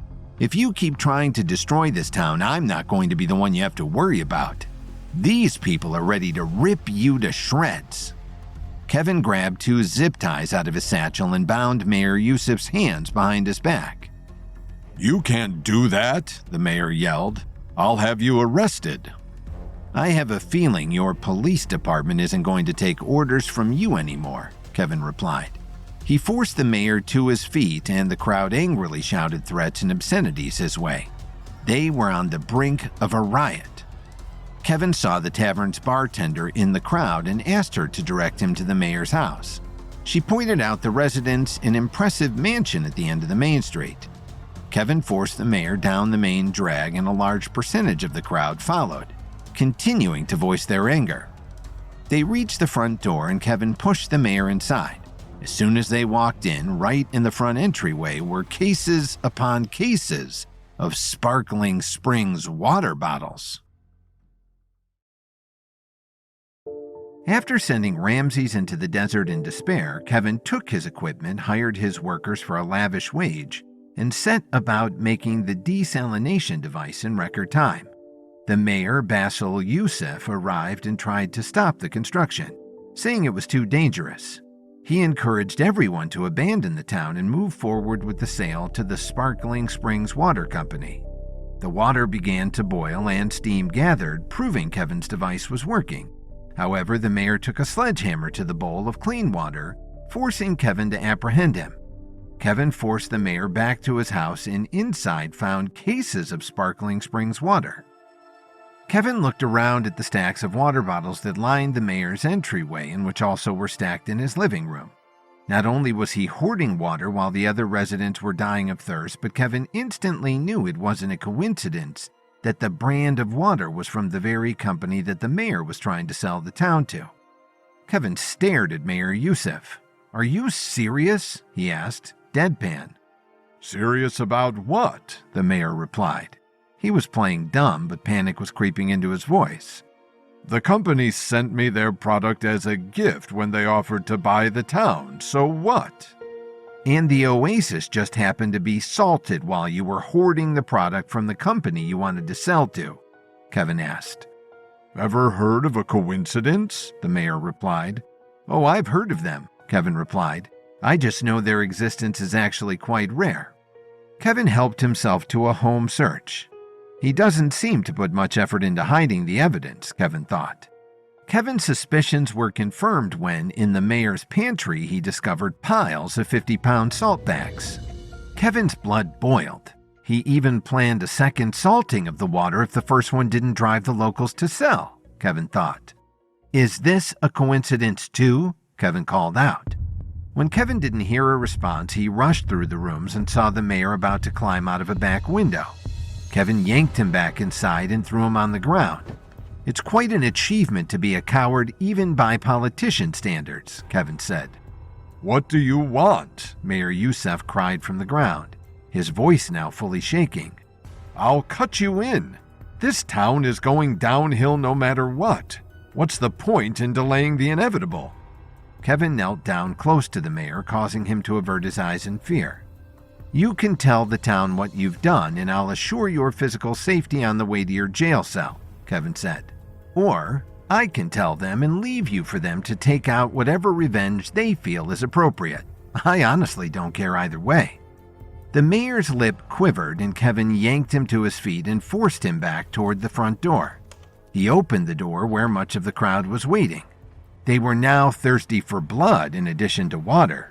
"Say it," Kevin growled to Mayor Youssef. "I salted the water," the mayor said, too quietly for anyone but Kevin to hear. "Say it louder," Kevin demanded. "Okay. I salted the water, okay?"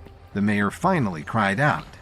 This sent the crowd to their own boiling point, and some rushed the stairs to the front door. Kevin stepped in front of the mayor. "You don't want his blood on your hands," Kevin insisted. "Let's get this man behind bars and finish cleaning the oasis." The crowd reluctantly stepped aside, and Kevin passed Mayor Youssef off to two police officers. The townspeople continued to yell and spit at him as they passed. "Oh, by the way," Kevin said to the remaining locals, "there are cases of clean water inside the house. Go quench your thirst." The residents started rushing in all directions. Some went back to the oasis where Kevin's mechanism was still functioning, and some ran into the mayor's mansion to retrieve the water. Even though it was the product of Sparkling Springs, now officially the town's enemy, their thirst and desperation overruled their anger at their deceitful mayor. Kevin returned to the oasis just as the last of the water evaporated into the funnel.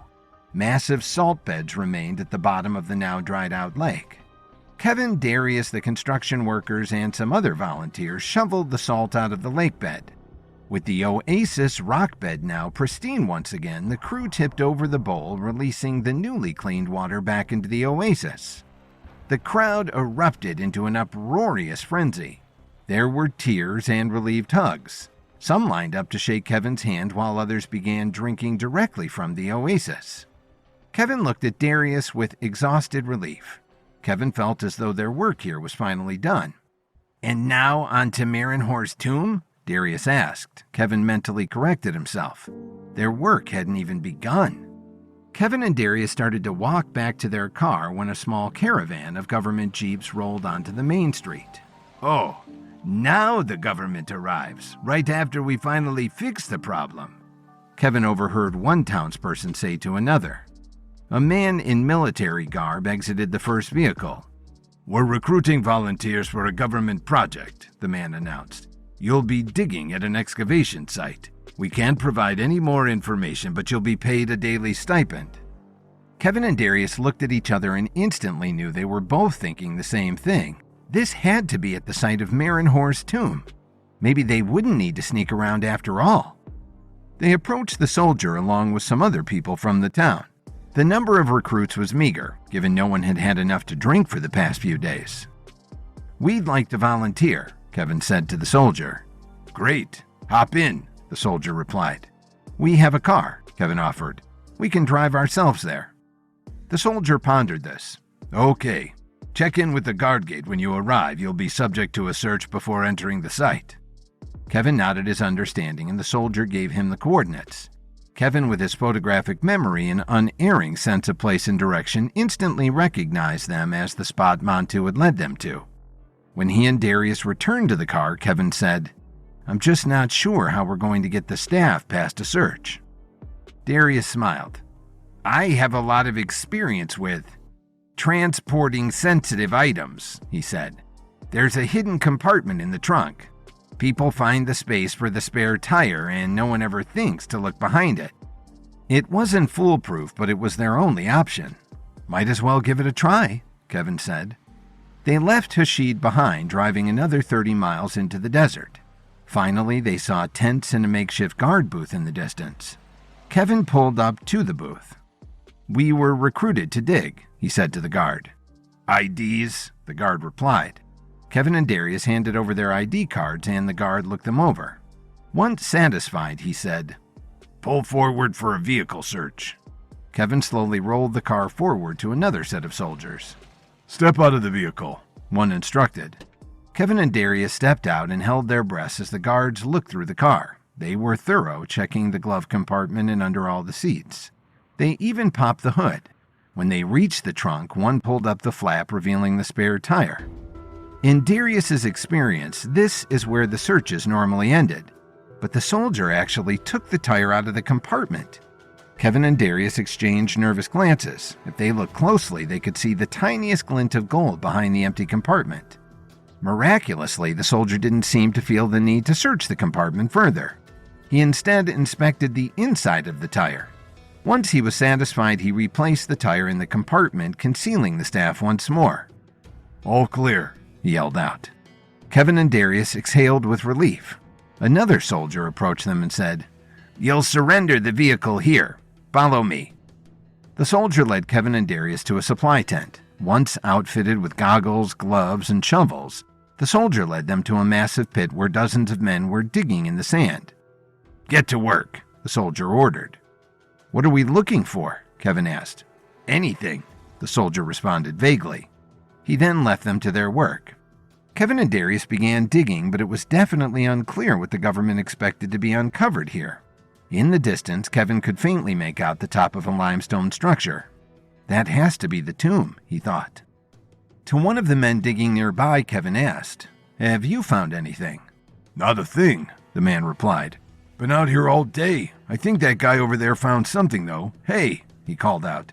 "Didn't you find something buried earlier?" "Yeah, but nothing exciting," the other man replied. "I thought we'd be finding some cool ancient treasure." gold goblet or a skull or something." "What'd you find?" Kevin asked. The man replied, "A camera lens."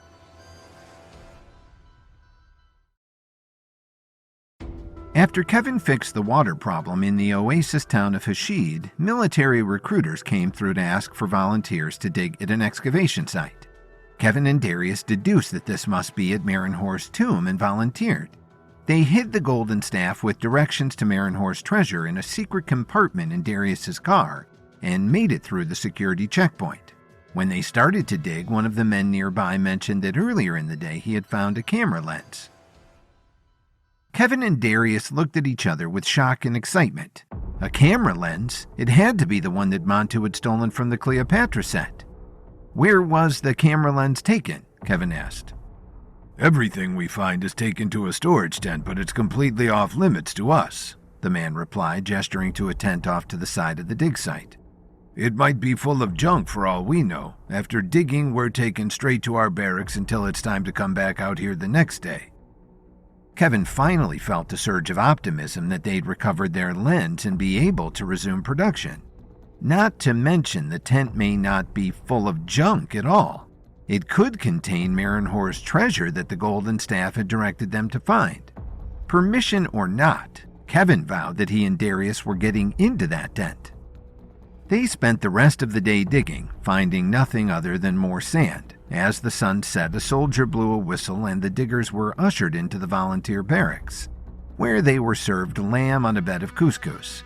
They turned in for the night on meager cots where many of the men who had been there for days fell asleep immediately despite the discomfort. They were drained by the work, as well as by the monotony. Kevin and Darius, however, were fully energized. A few hours after everyone else had fallen asleep, they snuck out of the barracks. Outside, they saw soldiers on patrol and spotlights from guard booths scanning the grounds, which would mean Kevin and Darius's timing and agility would be challenged. The full moon shone brightly overhead, casting an eerie glow over the base. First, they had to find their car to retrieve the golden staff. Dodging the guards and lights, the two men made their way back to the initial checkpoint, where they found civilian vehicles alongside the military jeeps.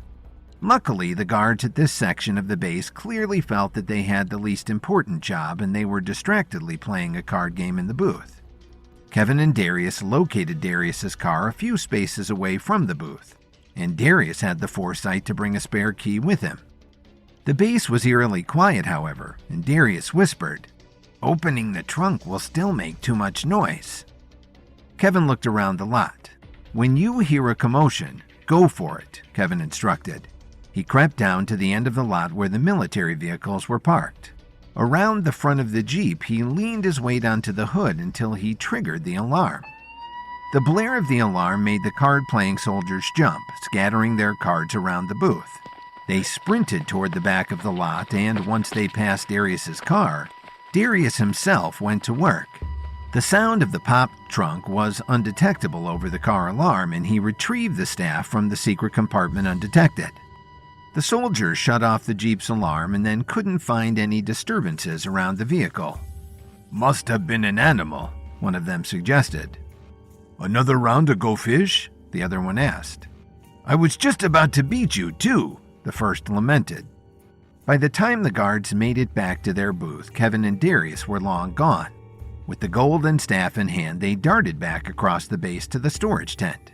There were 2 guards stationed in front of the entrance. Kevin put one in a chokehold that would leave him unconscious for a few hours, while Darius conked the other on the head with the staff. "Shouldn't leave too bad of a concussion," Darius said, shrugging.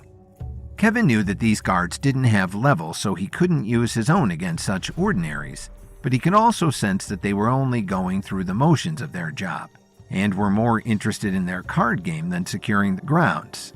Kevin didn't even have to scratch the surface of his normal skill set to subdue them. Kevin and Darius entered the tent, which contained much more than junk. Shelves of artifacts retrieved from Marinhor's tomb were all tagged and cataloged. In a surreal sight, the pharaoh's golden sarcophagus leaned against a wall. Darius examined the hieroglyphics on the side of the coffin, which he translated to say, "Find my treasure, find my wisdom." Kevin scanned the shelves and finally came across his camera lens. The tag read, "Ancient Camera Lens. Aliens?" Kevin rolled his eyes and slipped the lens into his satchel.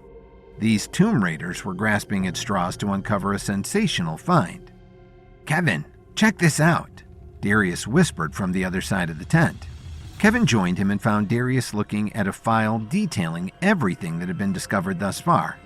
The file gave an overview of the mission to find Marinhor's treasures, specifying that the military had not figured out where to look. A map of the dig site was marked off with quadrants that had been cleared. Clearly, they don't think anything in here is the treasure, Kevin realized. They flipped the page and saw a blueprint for the tomb. In addition to the main entrance framed by columns in the front, there was a small window on the roof over the main room, almost like a skylight. "That's our way in," Kevin said. They slipped out of the storage tent and crept toward the tomb as their excitement continued to build. It was a stunning sight. A limestone mausoleum with intricately designed columns at the front, leading into a long tunnel that finally opened into a large room. There were a few guards stationed at the entrance, but only one standing on the roof. Kevin and Darius ducked around the back of the structure and stealthily climbed to the top. The soldier turned around just in time for Kevin to press on the pressure points on either side of his neck. Once he passed out, Kevin and Darius carefully lowered themselves through the window into the tomb. The chamber inside exceeded anything Darius could have described or hoped to find. The walls were stunningly carved with intricate hieroglyphics.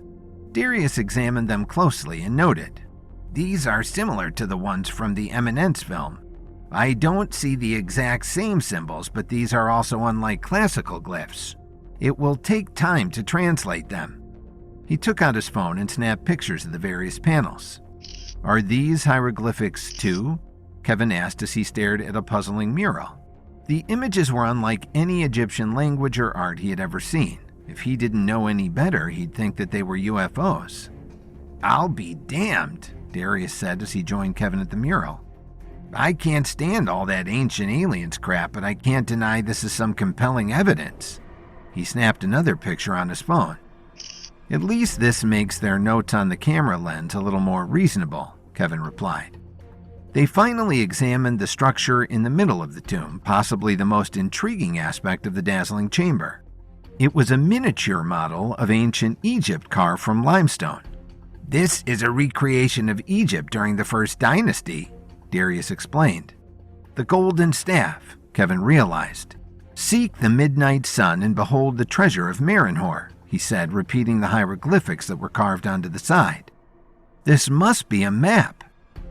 Kevin and Darius simultaneously tilted their heads upwards and saw the moon peeking through the window above. "This has to be it," Kevin said quietly. He took the staff and aligned it with the beam of moonlight shining into the chamber. The light flowed through the two emeralds in the eyes of the cobra, shining a green light onto the ancient model. Because the jewels were fractured, the light scattered all over the ancient model instead of creating a pinpoint. "Blast it," Kevin said. "You did a good job gluing these emeralds back together, Darius, but I think we're going to need whole new gems. If we find 2 more jewels of this size, they'll pinpoint the location on the map and show where the treasure is," Kevin deduced. "So we have our next step," Darius replied. "And without even the knowledge of this staff's existence, the military should have no chance of beating us to the treasure." It was another roadblock, but still a win. They were closer than ever to finding the treasure that both Sekhmet and Nefertari had directed them to. "Let's get out of here," Kevin said. "The guard will wake up soon and there's nothing else for us to do here tonight." Kevin and Darius began strategizing a way back up to the rooftop window when one of the limestone rocks in the wall began to push inward. "Is it the aliens?" Darius exclaimed, though neither he nor Kevin could be sure if Darius was completely joking. Kevin took a defensive stance while Darius held up the staff like a baseball bat. The stone finally tumbled out of the wall and onto the ground like a giant Jenga piece. And a band of raiders, all wearing various masks or bandanas covering their faces, climbed through the hole like they were spilling out of a beehive. When they dusted themselves off, they noticed Kevin and Darius and adopted their own fighting stances. The largest one stepped forward. "You must be lost," he growled at Kevin and Darius. "This is our hall."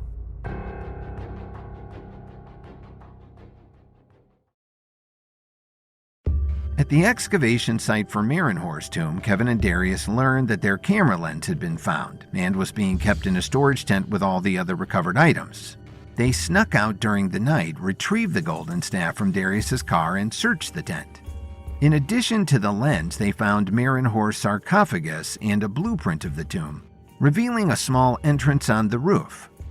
Kevin and Darius entered the tomb via the roof and inside found non-classical hieroglyphics, a mural that seemed to depict UFOs, and a miniature model of ancient Egypt during the First Dynasty. They realized the glyphs on the golden staff were directing them to shine the moonlight through the gems and onto the map. The fractures in the gems scattered the light, but they realized that replacing them with intact gems would pinpoint the location of Marinhor's treasure. As they were about to leave, a band of raiders entered the chamber through a hole in the wall, claiming that the loot was theirs. Kevin stepped toward the raiders' imposing leader. "I'm not sure what would make you think this room belongs to you. You clearly didn't come in through the front door like most owners tend to do." "We've been digging that tunnel for over 3 days," the leader growled. "You think that means you get to call dibs?" Kevin asked mockingly. "Anyway, you're too late. There isn't even anything left here to loot. It's all been taken and cataloged by the military." "That staff you've got there sure looks valuable," the leader said menacingly. "Yeah, and we're holding it, so clearly it doesn't belong to you," Darius chimed in. "We'll see about that," the leader replied, and then he charged toward them. Kevin leapt forward between the leader and Darius, who was holding the golden staff. It quickly became clear that these weren't leveled fighters, but although Kevin couldn't use his levels against ordinary fighters, he knew he had to protect the staff and the ancient miniature model of Egypt at all costs. Kevin easily took on the leader and another of the raiders. The leader clearly expected his size to give him the advantage, and it probably did in most cases. But he was no match for Kevin's skills, and Kevin easily dodged his blows. The other raider tried to sneak up behind Kevin, but with one swift kick to the diaphragm, Kevin knocked the wind out of him. Meanwhile, Darius swung the staff wildly. It served as a pretty good weapon under the circumstances. One hit to the raiders' heads was enough to knock them out. One raider managed to get both of his hands on the staff and tried to wrestle it out of Darius's grip. Darius expertly swung the raider around and pulled the staff against his neck, eventually choking him out. Sick of being humiliated by Kevin and desperate for the staff, the leader leapt toward Darius, landing right on top of the limestone model and crushing the miniature buildings to dust. Darius saved his most powerful swing for this unsportsmanlike offense, knocking the leader so hard on the head that blood started to trickle out as he laid splayed out on the stone platform. The remaining raider finally recovered from Kevin's blow to the chest and clumsily tried to charge him again. Kevin put him in a chokehold until he passed out, and finally all the raiders were subdued. The battle had unavoidably created a ruckus, and Kevin could hear soldiers yelling from down the long hallway and sprinting footsteps quickly closing in. He and Darius snatched bandanas off of two of the raiders to cover their own faces. No longer needing to treat the destroyed miniature model with care, Kevin and Darius climbed onto it, stepping on the large leader for extra height. Kevin hoisted Darius through the hole in the roof from there. He then used his level 7 strength to jump up to the hole, and while gripping the ledge, pulled himself through. The guards arrived at the chamber just in time to see the scattered bodies of the raiders on the floor, the destroyed miniature model and Kevin's legs lifting through the hole in the ceiling. From the roof, Kevin heard one of the soldiers yell, "Raider breach! Alert the base!" Some of the soldiers hastened to climb through the hole after Kevin, while others rushed back toward the main entrance to try to cut them off from the ground. Alarms blared around the base as the spotlights from the guard towers began to scan the grounds with more urgency. The soldier Kevin had taken out on the roof started to regain consciousness just in time for Kevin and Darius to leap over him. They jumped down from the roof of the tomb as the guards from the front entrance sprinted around the side of the structure. The base was in chaos, with soldiers incoherently yelling and running in every direction. Having already been spotted, Kevin and Darius didn't have the luxury of carefully dodging the spotlights this time. Any time they were caught by one of the lights, soldiers alerted each other and began to close in. Kevin and Darius darted in a new direction into the darkness each time, throwing their pursuers off their trajectory. At the barracks, the volunteer recruits peeked their heads outside the door. Their digging task had proven to be extremely dull, and this was far and away the most exciting thing that had happened since they had arrived at the site. They cheered and held out their hands for high fives as Kevin and Darius ran past. But at the checkpoint at the front of the vehicle lot, the two soldiers who had been busy playing cards looked at each other with confusion. "Should we check the car whose alarm went off?" one asked. The other shrugged. "My commander did tell me to show more initiative," he replied. They jogged toward the back of the lot, not quite matching the urgency of their colleagues. Kevin and Darius sprinted past them, causing the two guards to freeze in their tracks. The pursuing soldiers quickly followed, skidding to a halt in front of the guards. They went that way," the second soldier said, pointing after Kevin and Darius. "Then why are you just standing there?" the lead pursuer yelled. "Damn it, what did I tell you about taking initiative?" The commander and his accompanying guards chased after Kevin and Darius while the soldier who had been guarding the lot hung his head in shame. At the front of the lot, Kevin and Darius jumped into their car, throwing it in reverse with such force that they almost ran into the approaching soldiers. Kevin threw the car into drive and they sped past the guard booth, escaping the base. "Don't let them get away," the commander yelled. He and his band of soldiers jumped into jeeps and dune buggies and aggressively pursued Kevin and Darius into the desert. The lights and alarms of the base faded into the background as dunes rose up around the sandy road. Leading the way in one of the jeeps, the commander unholstered his gun and leaned out the window. He attempted to shoot out the tires on Darius's car, but Kevin swerved back and forth across the road to make a more difficult target. The bullets whizzed past, only narrowly missing them. The dune buggies were better equipped for desert driving than Darius's car, and they drove up onto the dunes that formed the walls on either side of the road.